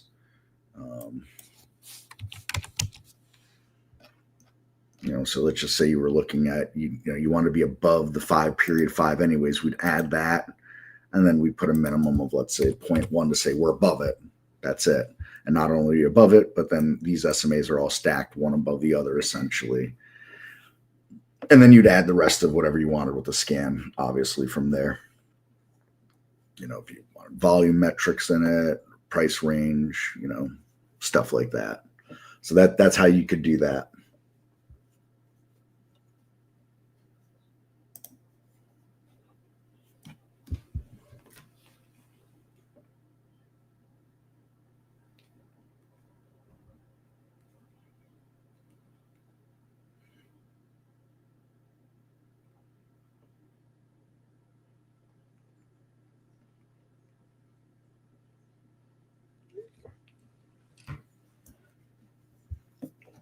And again, that video that I went over, it's pretty comprehensive on all that. And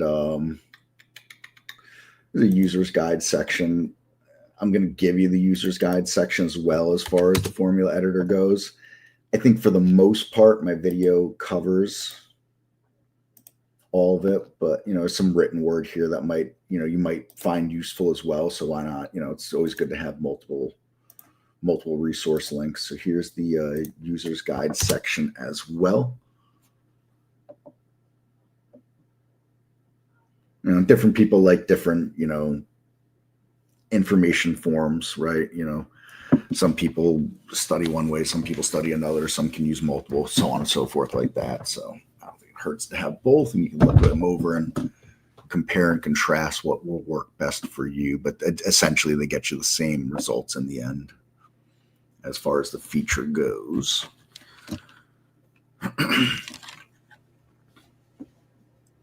And let me put my earphones back in. There we go.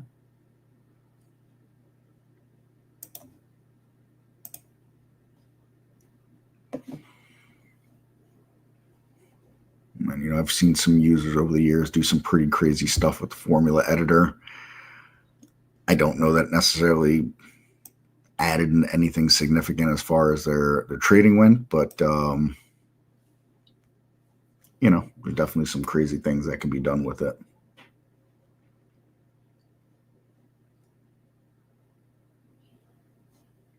All right, let me get these pages out of Z-Way.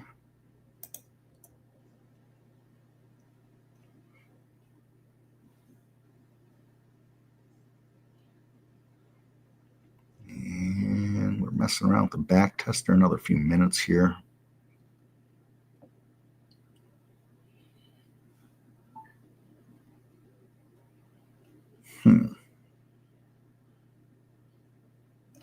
Oh, I know what I wanted to do. Sorry. Don't mind me. I was messing with the Bollinger Band on the scan. See if we can get any data from that. That may be probably position Bollinger Bands, right? P. There we go, yeah. So, no. Doesn't really look like there's anything that significant there as far as it goes. Not on the 5 minute anyways. Take a look at the 60. Same thing, doesn't really impact anything as far as the scan goes. And the reason I'd say something like that is, you've got this chunk in here, and the profit factor is just not anything special regardless. And, that's where a bulk of the trades are living. We can see here, 66 trades on that range, 590, 676, and 405 down to 96 afterwards. So, anything, the outliers anyways that look nice, there hardly any trades there. The same with this, there's only 2 trades up here. So, trying to cut the meat of something that just doesn't have a lot on the bones, not going to yield a lot of results there. I can change that to 15, but I don't think it's really going to show us, hey, if we cut this range out, you're better, right? Yeah, because if we were to cut this out, well, then we cut out these winners here, essentially. It doesn't really impact anything at that point. Really just cuts trades off, and that's it. One could say this is a block of marble.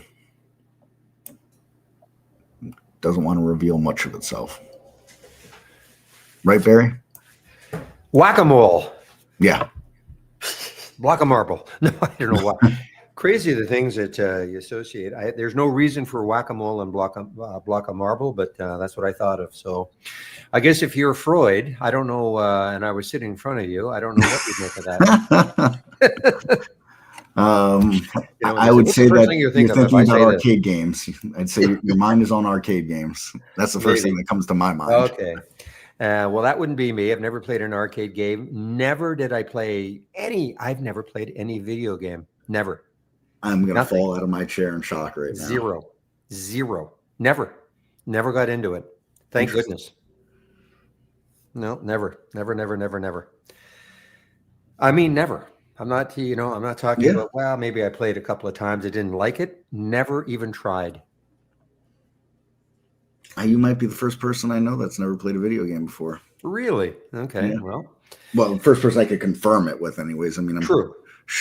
I probably have like some aunts or uncles or something I've never played. I'm sure I've got a few cousins. Aunts or uncles. Yeah, I'm sure I've got a few cousins, the same thing. Just knowing their personalities. They've likely never picked up a controller to a video game. Some of my closer cousins, but you know what, Chris? The stock market is as close to a video game as you're going to get for real. So that's the way I look at it too.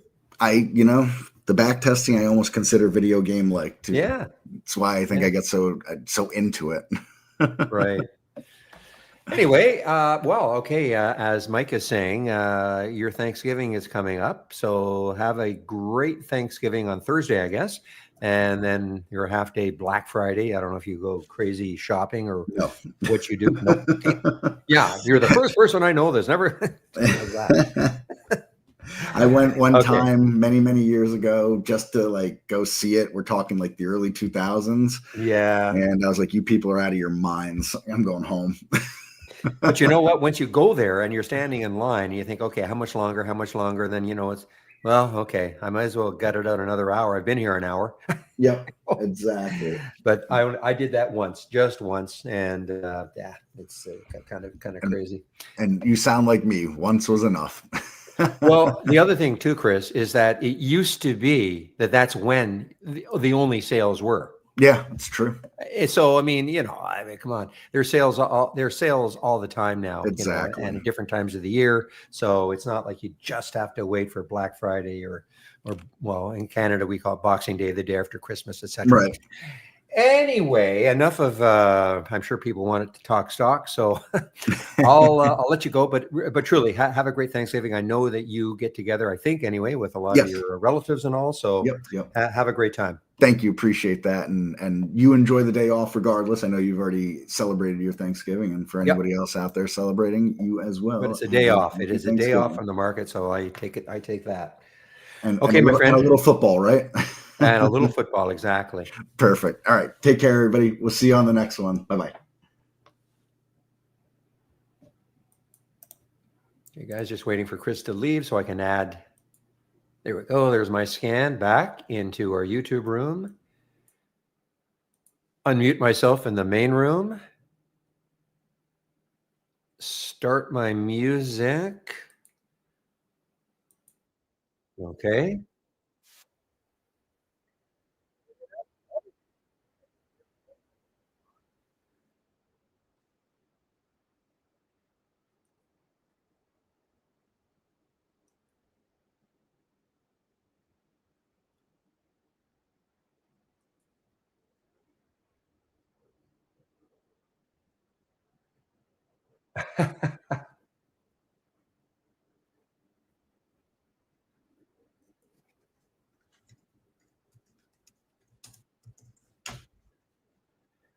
Okay, guys.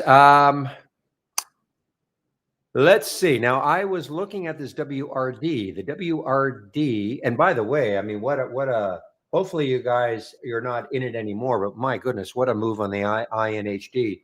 When it came out of that halt right there, which is probably, I don't know, the third or fourth or fifth halt. And then it absolutely exploded, even though it had been halted many times, 283, and it got up to 346.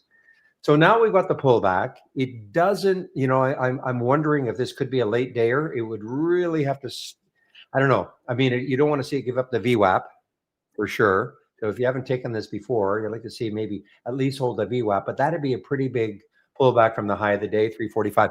And by the way, I'm sorry. Somebody asked me a question. I was on my break. Are you still around? Nosh, are you still around? Sorry about that. Are you still around? Okay. So you looked at the videos. You said, just sign up. I'm starting with the education section on the page. So the first thing, okay, as I've nag everybody to death, do the videos first. Now, when you say, let me know if you have any more suggestions on how to get started. So what sort of a trader are you in terms of experience? Yeah, like what sort of trading experience do you have? Because again, if you have no trade, like very little trading experience, as I always say, trade ideas cannot teach you how to trade, but let me know what your trading experience is, okay? Because of course, with trade ideas, you can create your own scans based on your own set of parameters. You can, if you like what you see here, you can have my scans, and you can always tweak them. Tweaking them meaning maybe you want all right, but is there any particular trading style that you like? Like you like playing pullbacks, stocks that pull back to levels, or you want to see stocks near the high of the day or near the low of the day if you're going to short? What sort of have you I guess the bottom line is, have you kind of figured out what you like to see? Or are you still kind of experimenting? Because we have a simulator which you can experiment on taking different types of trades and seeing how they work. Because it's hard for me to just say, well, you should do this, because when I say this,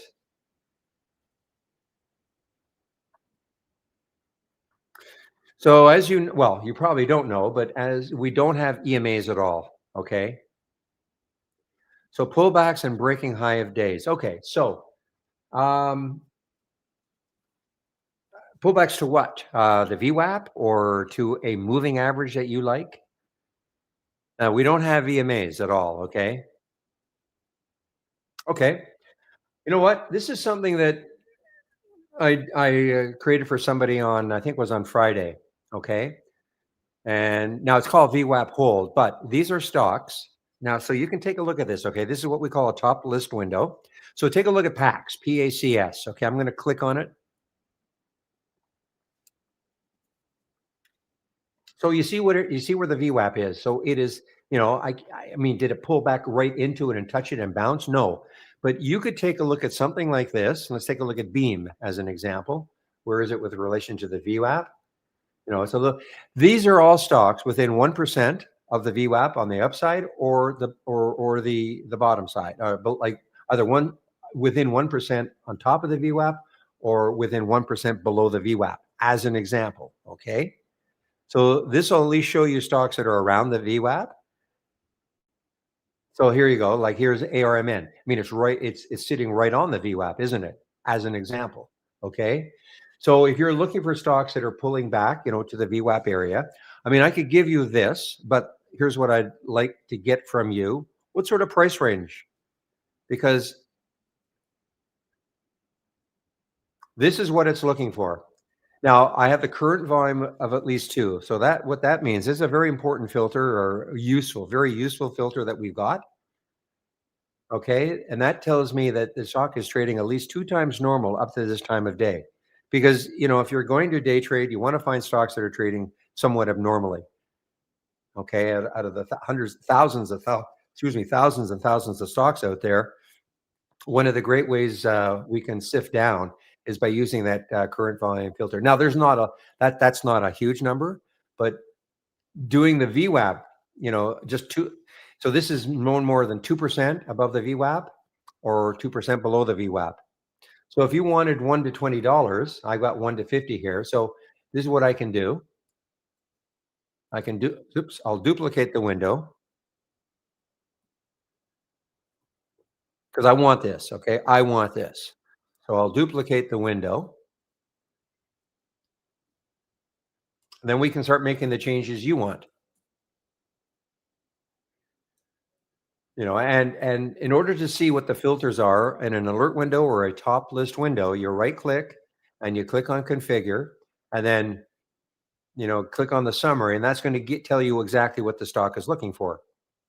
So let's change that. Stock is between 1 and 20. So I'll just make the change. Okay. Take that max. Oops. So what else? I've got a minimum volume of 1 million shares. This EPS filter that I'm using here, what that does is it gets rid of ETFs, basically, okay? Because if you don't want to see ETFs, if you just want to see stocks, this is a bit of a hack. You use the earnings per share filter. You don't have to, but you use the earnings per share filter because ETFs, of course, don't have earnings. So that would mean, a positive or negative earnings. The only problem sometimes if it's a foreign stock, or I find that sometimes the Israeli stocks, for whatever reason, if you use this filter, you might be blocked, but it's up to you. But now what about the volume? Is that okay? The million shares? I mean, you could, tell me what you want. I'll just change it. Okay. Now I've also, in this case, I've got the change from the close okay. I can get rid of this. This is another reason why you're not getting so many, but it's not necessarily is more better. Okay. So the person who asked me, they wanted to see stocks that were positive for the day, but were either just a little bit above the VWAP or a little bit below the VWAP. That's why that, changed from the close of 5%. But you don't have to do that. If I take that out, you'll have a bigger list. So you sort of see what I'm getting at here is you have a lot of control about what you want to see. Okay. And then the distance from the VWAP. Okay. So it has to be within 2% either side. If that's okay, I'll keep it like that. Okay. So I'll just keep it like that then. So now what I'll do is I'm just going to rename it. Okay. I'm going to click on the click on the configure, and then go up to the summary again. And I'll say Nash. Okay. That's you. Sorry. Nosh. Okay. VWAP hold Nosh. So that'll be for you. Now, do you know how to okay, I'm going to click on this and I'm going to create the link in here. But so I'm going to give you this. Okay, right click and save or share to cloud, and then save and share. So now it's in my cloud, but it's also I'm going to share it,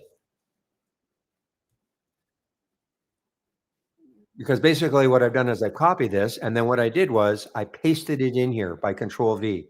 You know, just a typical, Control C, Control V, typical. Okay, so now now in order to load this, and this is good for other people too, because you might be looking at not necessarily you, but other people might be looking at my home page, and you see the links that I've got. I've got a link for the my gap scan. I've got a link for the halts. I've got various links. But what you have to know how to do is, okay, you see the link. What do you do? So you click on the link. So imagine this were my homepage, but right here. So you click on the link. So what's going to happen here? It's going to overwrite. It's going to put it in this tab here. Some depends on your browser. It may create a new, it might create a new tab. But watch what happens. I'm going to click on the link. So it's right here now. Okay, and here's the link. Right there. There is the link. I'm going to expand it just to make sure. So there is the link. So what you have to do now is copy the link, and just use like a browser function. And so I positioned. So well, I can do this. Highlight it. This is pretty standard stuff with like browsers. So I've highlighted it. Now I'm going to copy it. Control C on my keyboard. So now that link is copied. And I apologize. I'm not trying to. Some people are really quite new to anything like this. So, I mean, most people know about copying. And then the next thing I'll do is I go up to my toolbar, and File, Load from Cloud. Because what you've done by copying that link, you've put it in the cloud. I'm going to load it from the cloud, and you see the link right there. Ends in E2C. See how it ends in E2C. So if you have done this correctly by copying it correctly, when you go up to the toolbar and you click on File, Load from Cloud, this box should be filled in with that link automatically. Okay, and then you just click on Load, and here it is again. So this is something that I think people should know how to do. I don't mean just with this scam, but just in general, how to save links, how to share, like how I can share a link with people. Now, once it's on your screen, okay, hopefully, no, before I keep going, uh-oh.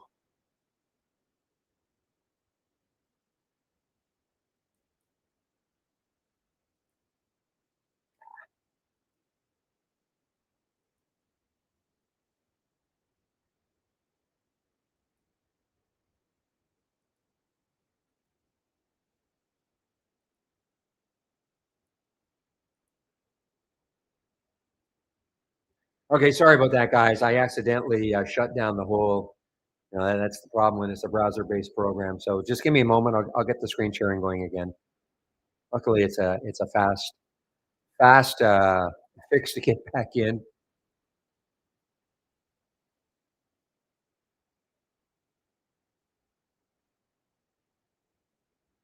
Moment.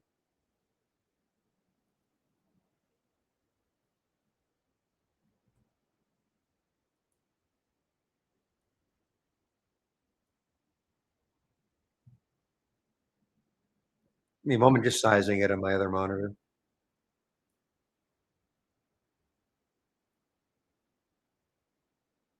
Okay, so once you have it on your screen, okay, and this is tips for absolutely everybody who's listening. If you've taken something from me, from my homepage, or you've created your own, what you should do is once you see it, you have to save it into your cloud. Right click, save or share to cloud, and then save it. Now it's in your cloud. Okay, because now if you accidentally X this out, yeah, there's a way to kind of find it, but if you exit out, to click on the X and oh my gosh, I just where is it? Well, you just go into the cloud, assuming you saved it, and you'll find it there. Okay. The other thing to do is so that's with any scan you create, because for instance, this scan you see here, my gap scan, I hadn't used this for I bet a year, maybe since well, maybe several months anyway. I usually have it up and running during earnings season, but we're not in earnings season, and I'm loving it. So before, what I used to do, I would just get rid of it off my layout. But then, when earnings season comes, I would bring it back. Well, how would I bring it back? I just file. As long as I've saved it into the cloud, I just find it. Okay, I just find it. I've given it a name. I can search on the name and just bring it back. So what I'm trying to say is that you might create a scan and you might like it for a while, and then all of a sudden, you know what? Don't like it as much anymore. Well, don't just exit out, like don't like never saving it. You save it to the cloud, and then you can just get rid of it from your layout. Because who knows? Maybe a few months down the road, maybe next year, you say, "Ah, man, I remember when I created that scan. Let's see what it looks like now." You bring it back from the cloud. Other thing to do is once have a few whatever you want to see and some charts that you create, don't forget to save your layout to the cloud. File, save or share to cloud. Now you see where it says entire layout. You would click on that and then give your layout a name and then save it. Now it's in your cloud. Now again, if you accidentally shut down your layout, no problem. It's in your cloud. The other thing you can do is if you want to, if this is the layout that you always want to see every single day when you load trade ideas, file. When you file, click on file. Then when you exit, it's going to ask you, do you want to load this layout next time you load trade ideas? You say yes. And so everything you've done, you might make a little change here. You might make a change on your chart. You might, add a sound alert. Any little change you've done. If you do that, file, exit, and then say yes, you want to bring this back, then everything you've done will be saved. Just a good habit to get into. You guys who are with me in the pre-market, I always save my layout when I exit. Always. And I've been doing this for a long time, and I always save my layout. The reason I do that is, I've got lots of things on my mind. Maybe I made a little change that I couldn't remember that I had done. Okay, and so I just save my layout. Just a matter of habit.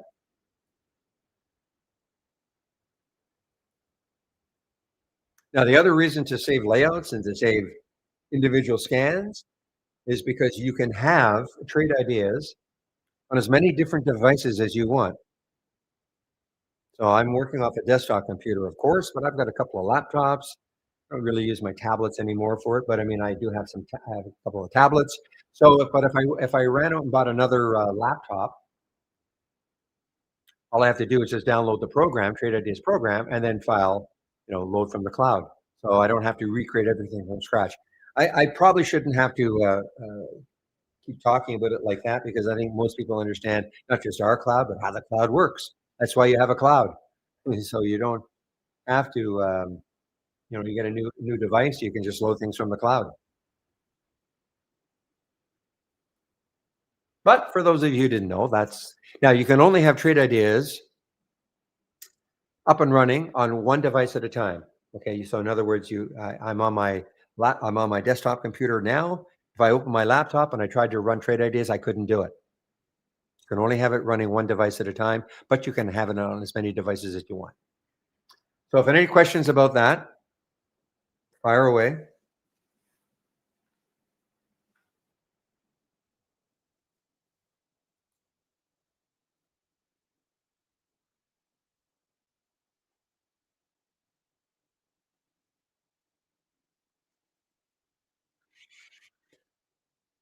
I see, yes, Bev. Beautiful run here from 90 cents to 161.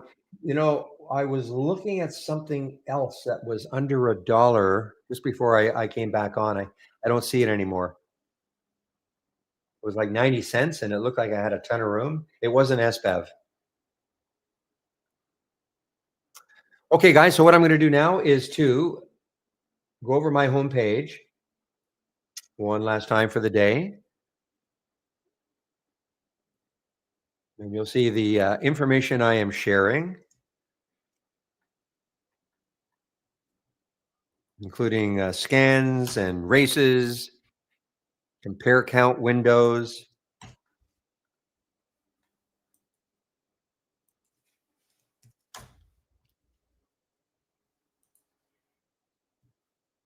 All right, so clicking on my homepage link, this is what you're going to see. Just give me a moment.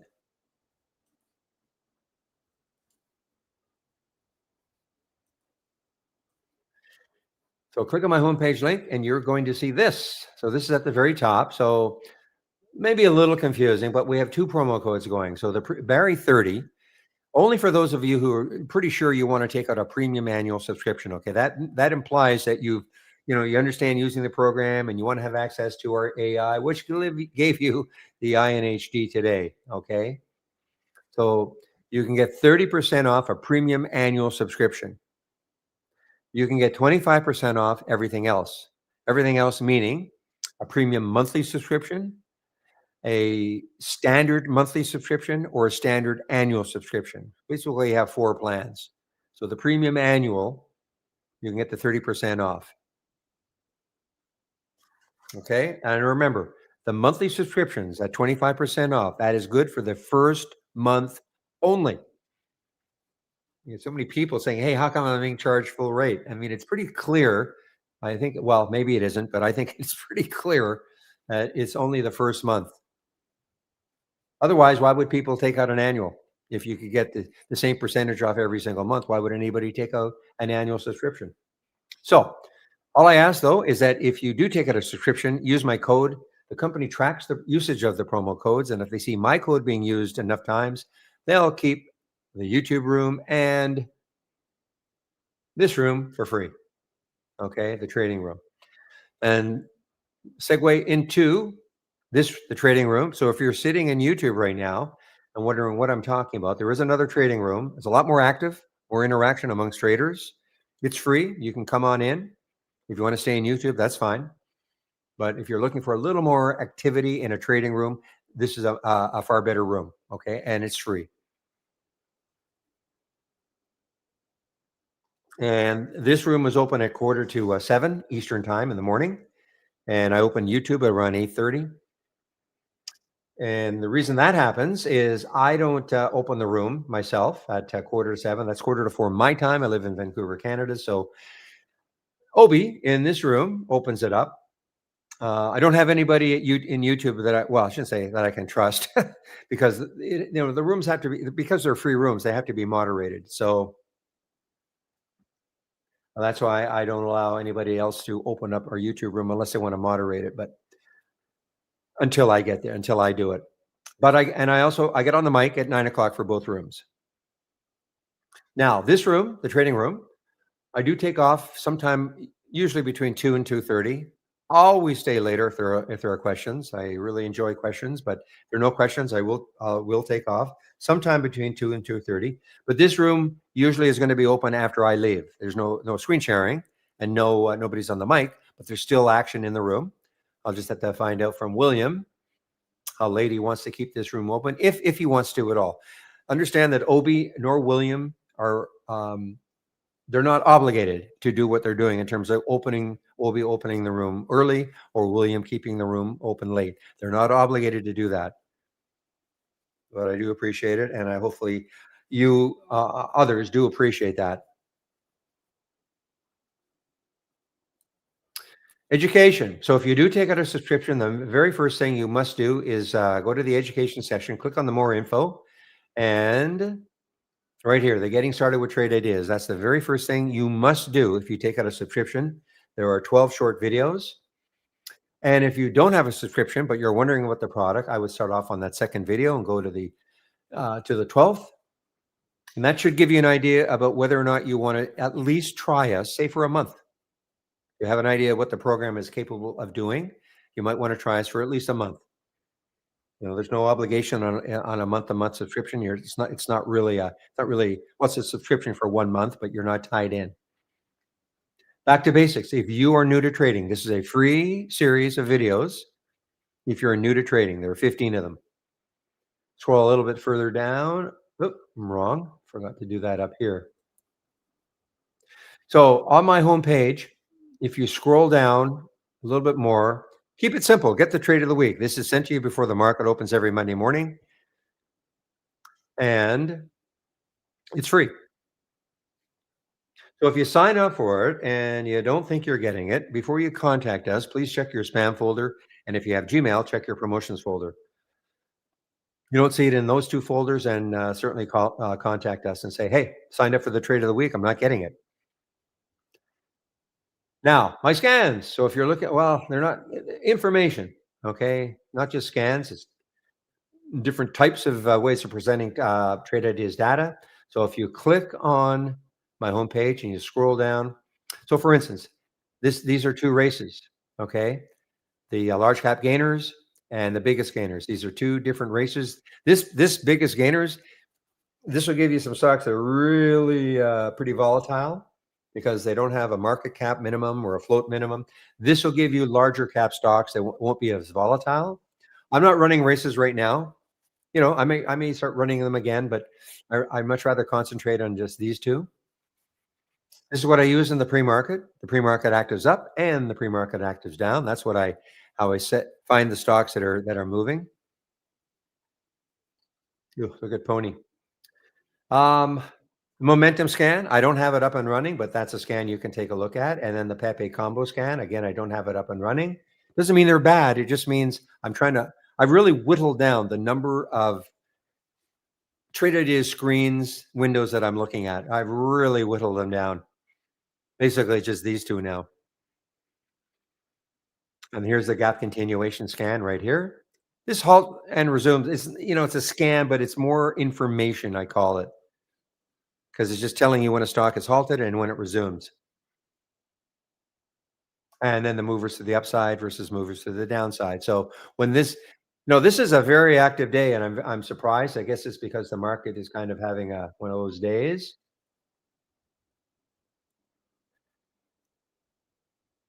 Because my guess going forward,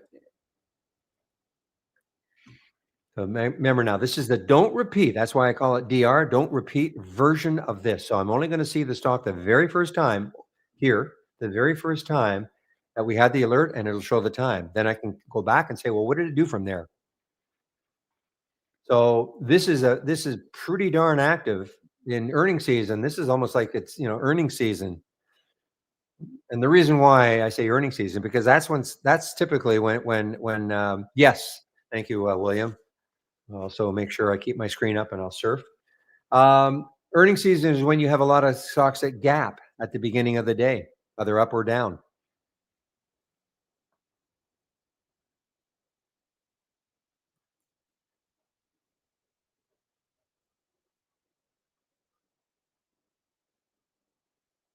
And what I like about this too now is because I can see the stock even though I've got don't repeat, but if the stock comes in another strategy or scan, it will show up. So even though I got this on don't repeat, it just won't repeat in the same scan, if that makes sense. Like here, you see how Pony gap up and go, Pony, Pony, Pony, every time it made a new high.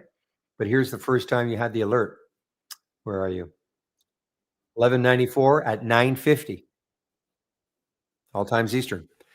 Notice the first alert was at 945, and that's by design. Okay, I put in here in this scan here, I put, you know what? I don't want to see an alert between 9:30 and 9:45. I want to see things settle down just a little bit. But it doesn't mean you're going to get one at 9:45. Today we happen to get one right at 3, right at 9:45, and 9:46, etc. I think on Friday we didn't get one till maybe, I don't know, maybe even 10 o'clock. But I will not see anything before 9:45. And that's just, we have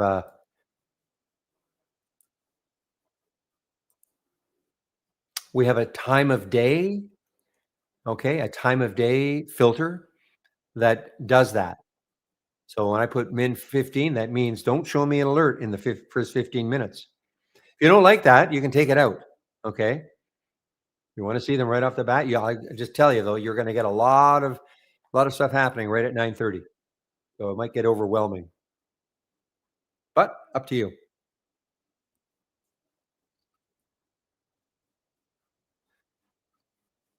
Yeah, Pony. Now even the TGNA, when we flipped the script on it, right? We went with this meant get down and go. So anything in orange and yellow is a suggestion to go short, and anything in green and powder blue, a suggestion to go long.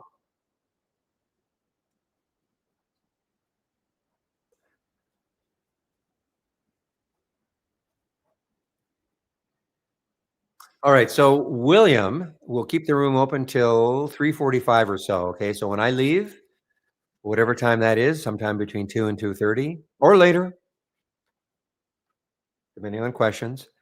William will actually keep the main room open. This room, the main room open till 3:45 ish.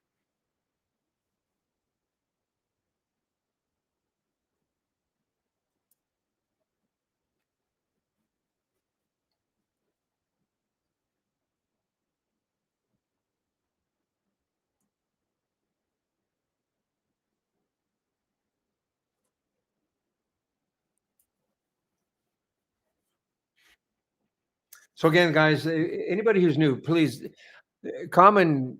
I don't want to call it a complaint, but remark is that man, this program is way too complicated. It, you know, it is and it isn't. I mean, you can complicate it like crazy if you think to yourself,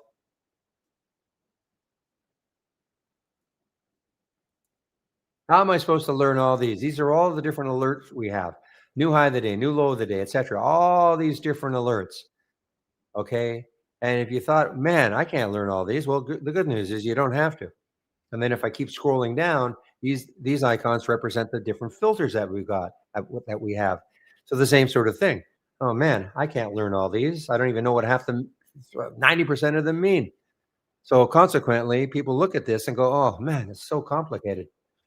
Well, the only reason we have so many of these real-time alerts and all those different filters is because we're not you cannot we're not a program that you can create your own scan, like your own alerts and filters.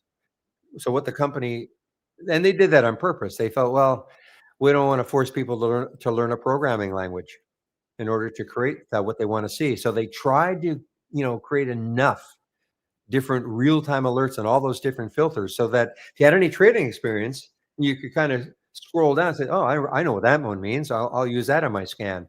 Oh, I know what that one means, and so hopefully we've got things there. Now, in our YouTube room, Pramod was looking for a 1-minute SMA. We don't have it. Okay. We just don't have it. And you can't create it. I'm just using that as an example. So for instance, if I go to RSI, and this is a good exercise too, to click on the search and then start typing in, because you might say, well, what does Trade Ideas have for RSI? So here's what we have. We have 1, 2, 5, 15, 10, 60, and daily. These are filters. But if you said, man, but I need a 10, well, sorry, we don't have it. Okay, you can't create it. I know we have what we call a formula editor, but the formula editor is really to be used in combination with the data points that we have. You can't create one if we don't have the data point. You can't use it if we don't have the data point. MACD. What do we have for MACD? So when you see this, these are not filters. These are real time alerts. But as I go down here, 15-minute, 30-minute, but I need a 20. Sorry, we don't have a 20. Okay. And you can't create it. And don't even bother asking, because I'm sure the company has not created a new alerts or filters for almost years now.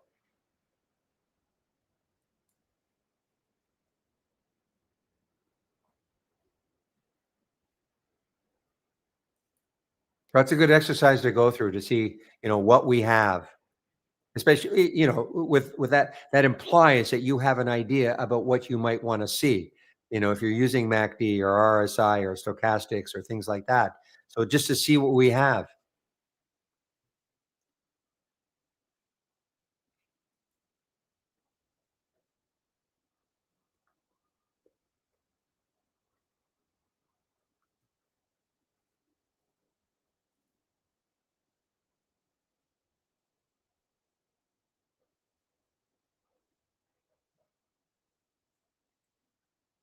All right. I think INHD actually, I'm wrong.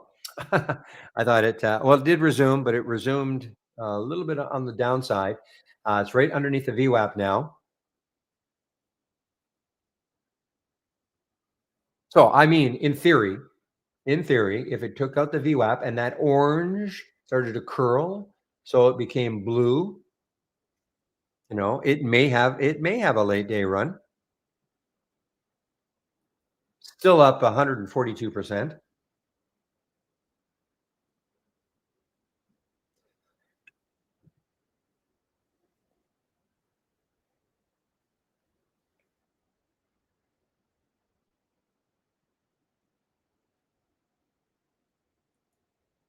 This is a very good day, guys, in terms of follow through.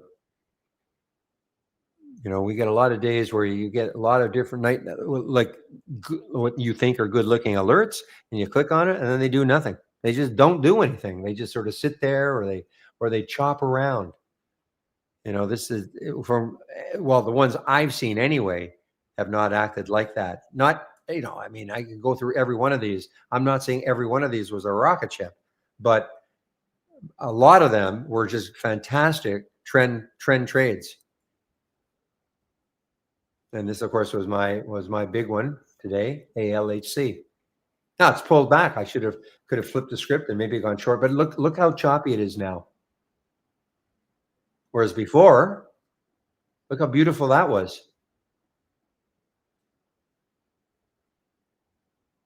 So that's what I'm talking about. You're getting an alert, and then it just does this. At the beginning of the day, no direction. And a lot of the alerts that I saw were not like that at all.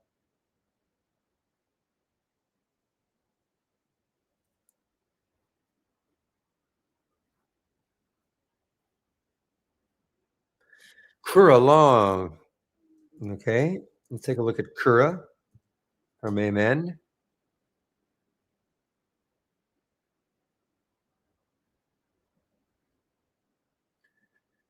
Could be interesting. If it takes out that 1188.8, that'll be pretty close to the whole number, though. And so, but if it took out the whole number again, 1250, that wouldn't be terrible if it did it. And let's take a look at some of these upgrades. Barclays upgrading it from 11 to 28.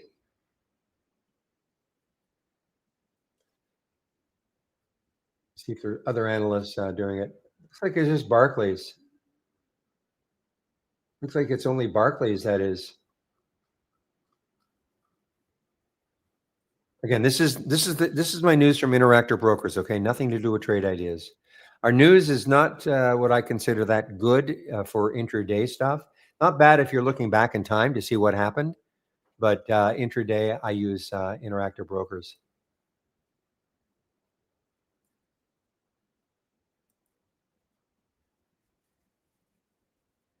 Well, on Wednesday, actually, Dan's on vacation this week, so he won't be in doing his YouTube thing. Now, when you say an option scanner, you're talking about like scanning options as such, not just the filters that we have. I just don't think it's going to happen. So you're talking about scanning. You're not talking about using, because these are the option filters that we have. Remember, we're not scanning for options, but these are the option filters that we have. It tells you the put call ratio, the option volume on average over the last 10 days, the option volume today, the put and call volume today. And then this one is the cool one, option volume today percent. So if you're looking for stocks that are trading, yeah, so you're not talking, so this doesn't scan for options, no. I don't think it's ever going to happen. It's been asked for years, and I just think the company is reluctant to do anything like that, to be honest. Otherwise, it would have done it.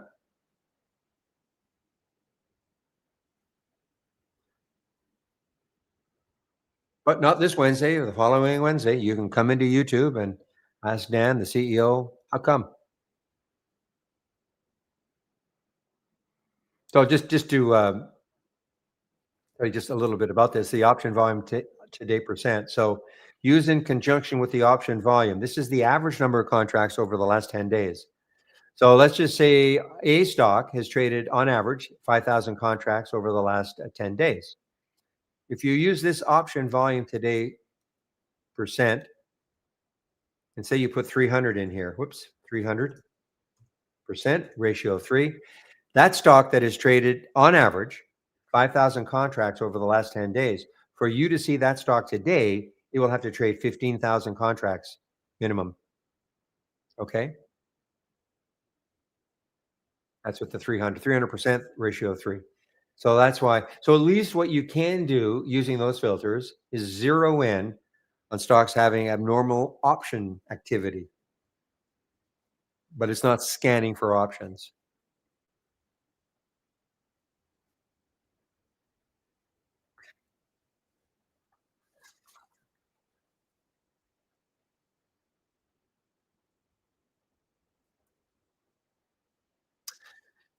So it's all in reading what you said, William. Can I get a scan of items for sale at my neighborhood market? Yes, you can. You just can't use trade ideas to do that. But can you get a scan? Yes, you can.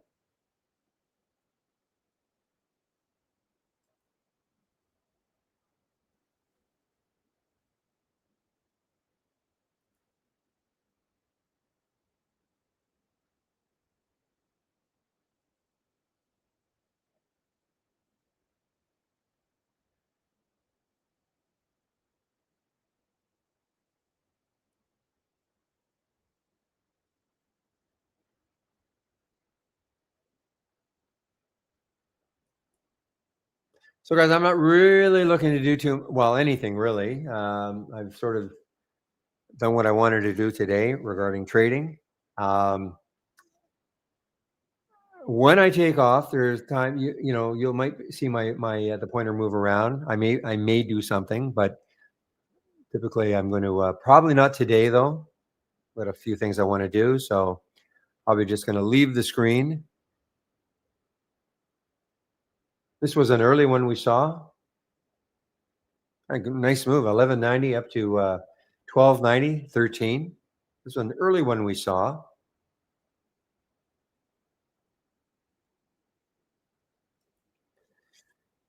So 15 minutes to 2 o'clock. So again, if I don't see any questions, around the 2 o'clock or time, I'm going to be leaving. So if you do have questions, please ask them.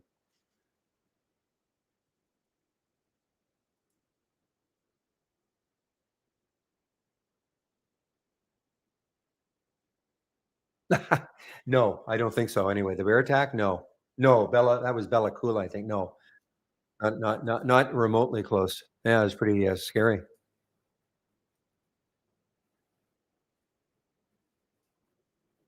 I mean, I live in Vancouver. I mean, I don't think there were many bear sightings in Vancouver, but yeah, that was pretty bad.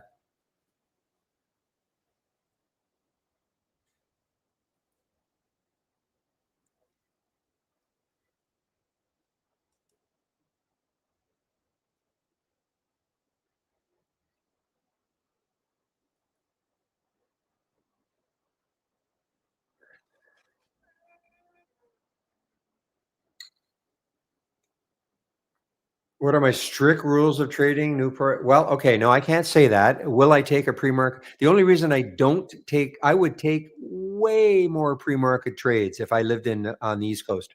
Okay, way more. The problem is, living in Vancouver, the time zone. I don't want to get up at 3:30 my time.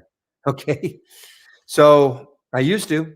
I used to, but I've stopped that. It was just too hard. So it's not that I don't. It's not that it's a rule not to. Every now and then I will. Sometimes sometimes I see something in the pre-market that hasn't run a lot. It's just starting to run when I get up. Okay, so no, that's not a strict rule. Um, the strictest rule I have is obeying my stop. If I get into a trade and I have where I'm going to get out of the trade, because it's not working, I don't mess around with that. I don't start to second guess myself, thinking maybe that shouldn't be where my stop is. I'll let it go down below the stop because maybe that was the wrong place for the stop, or I'm thinking it'll come back. That is probably the strictest rule of trading that I've got. My money management skills or whatever you want to call them. That's the strictest rules I've got. The strictest rule that I've got. I mean, I talk about not trading in the first 15 minutes. Um, have I? Yes, even in the last little while. There were a couple of things that, well, the last little while, I'd say in the last couple of months, I may have done two or three trades in the first 15 minutes just because something really caught my eye and it was really working in the pre-market and it had a lot of room looking left. So is that a hard fast rule? No, but it's almost 99%. You rarely see me taking a trade in the first 15 minutes. Rarely.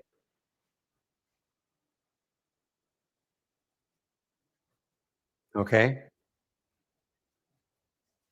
I'm not going to ever take a trade unless I see enough room looking left. I guess that's a strict rule. I mean, if I'm taking a trade, like most of the things I'm seeing here are at the high of the day or the low of the day. So I'm not going to take the trade unless when I look left, there's in what I consider enough room for the stock to keep moving before it hits that next high, either on the daily chart or the weekly chart or the monthly chart. If I can't see it on daily or weekly, those are very that's a very strict rule. That's why I didn't take, I'll be honest, that's why I didn't take the INHD. Do I wish I had? Sure. But when I saw it, I saw all this. I thought, no, I don't like it. No, it just didn't matter in this particular case. And sure, do I wish in hindsight? Sure, of course. But, you know, many times what happens, and in fact, this got actually stopped out. It actually moved up and then it got stopped out at the very beginning of the day. And I thought, yeah, see, but then later on, I just powered right through. Do I get upset with this? No.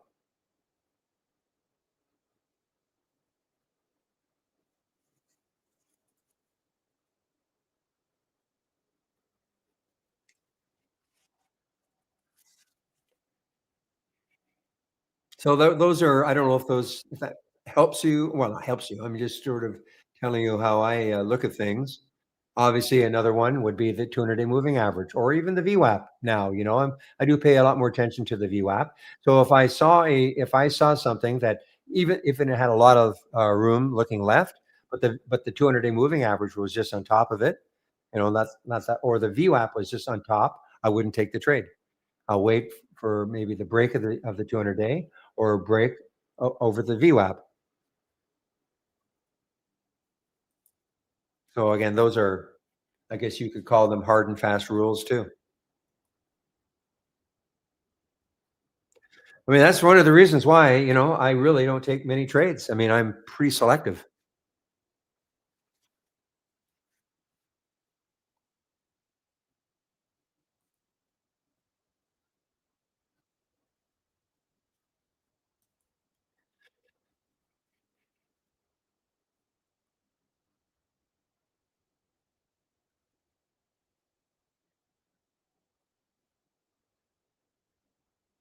I don't know if this is a strict rule of trading, but I'm definitely following the wave. Um, well, I can't remember how long we've had the trade wave, but for many years we didn't even have this. But I'm trying to follow the wave. Not trying to. I am following the wave and it allows me to keep in a trade a lot longer. So, I mean, I don't know if we call that a rule, a strict rule, but it definitely is helping me stay in a trade a lot longer.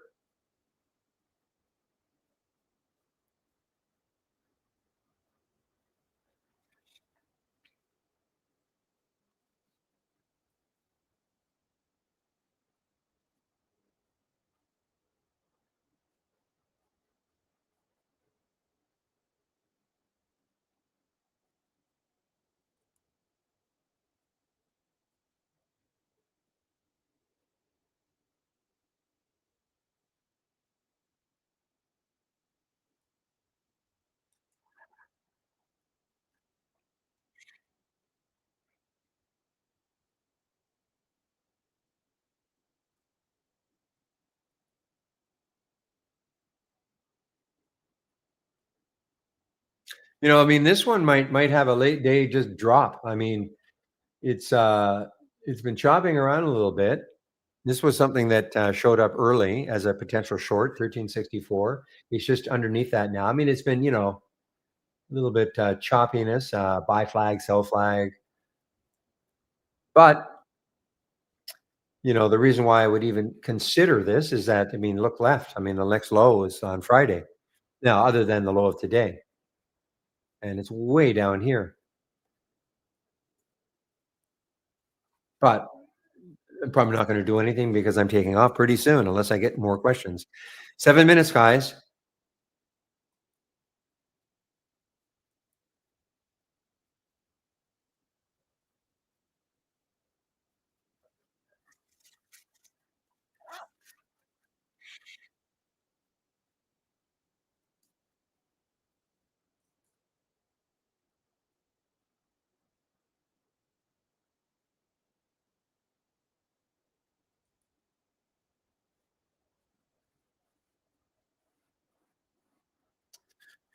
Now, had I seen this one here, this QRT TX, you just look at the wave. I mean, the wave really, I mean, you don't absolutely need it, but really tells you that something is consolidating. Look how narrow that wave is, flatlining across. And then all of a sudden, you get a little bit of a poke there, and boom.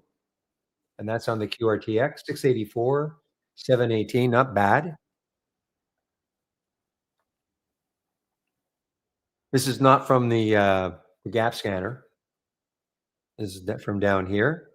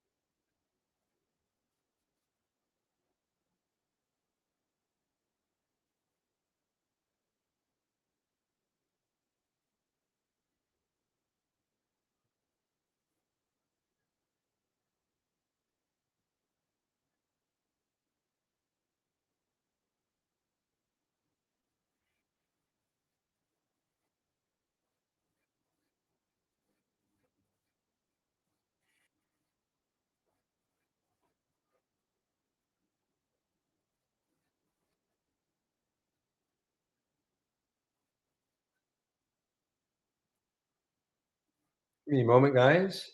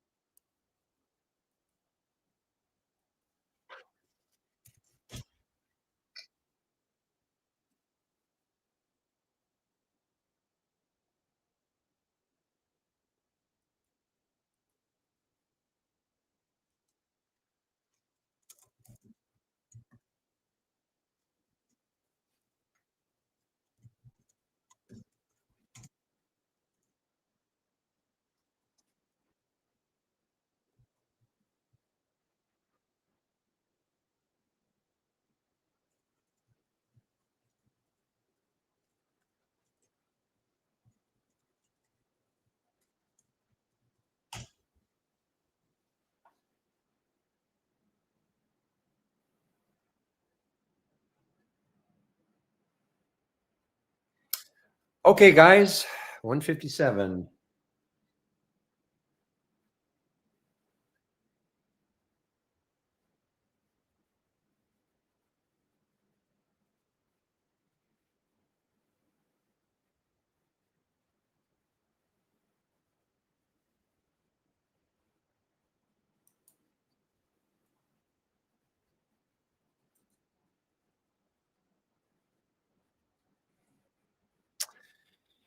Boy, this MAGN, just active, active, active, guys.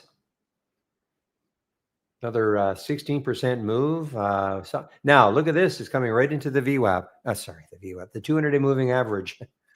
1365 or so is the 1369. So, if you're so inclined and you're watching this, a lot of shares, at Interactive Brokers anyway, 500,000 shares approximately available to short. Closer this gets, you have to watch to see if this gets rejected and then starts moving down. You might want to, take a short. So, if you're that way inclined, you might want to put a price alert right around the 200-day moving average, see if it gets close and see what it does there. It may get rejected, and that could be it for a while.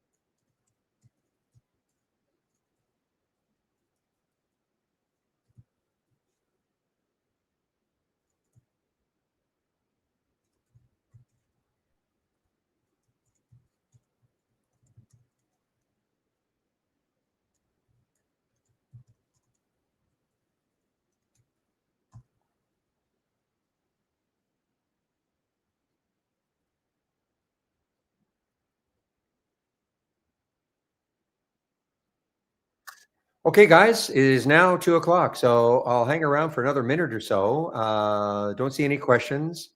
So again, William says you're going to keep the main room open till 3:45-ish. So don't see anything coming in yet. So I like to always end up by thanking everybody for all the help all day long. Much appreciated. The main room will be open at 6:45 tomorrow morning. I'll try to open YouTube around 8:30. We'll get on the mic at 9 o'clock for both rooms.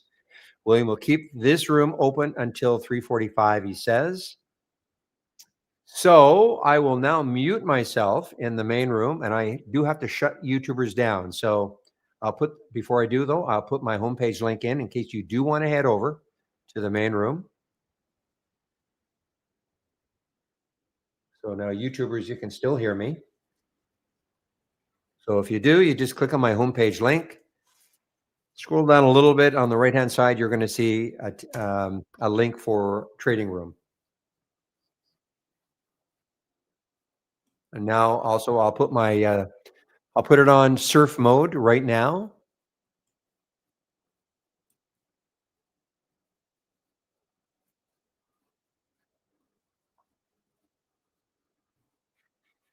Okay, YouTubers, I'm going to have to shut you guys down.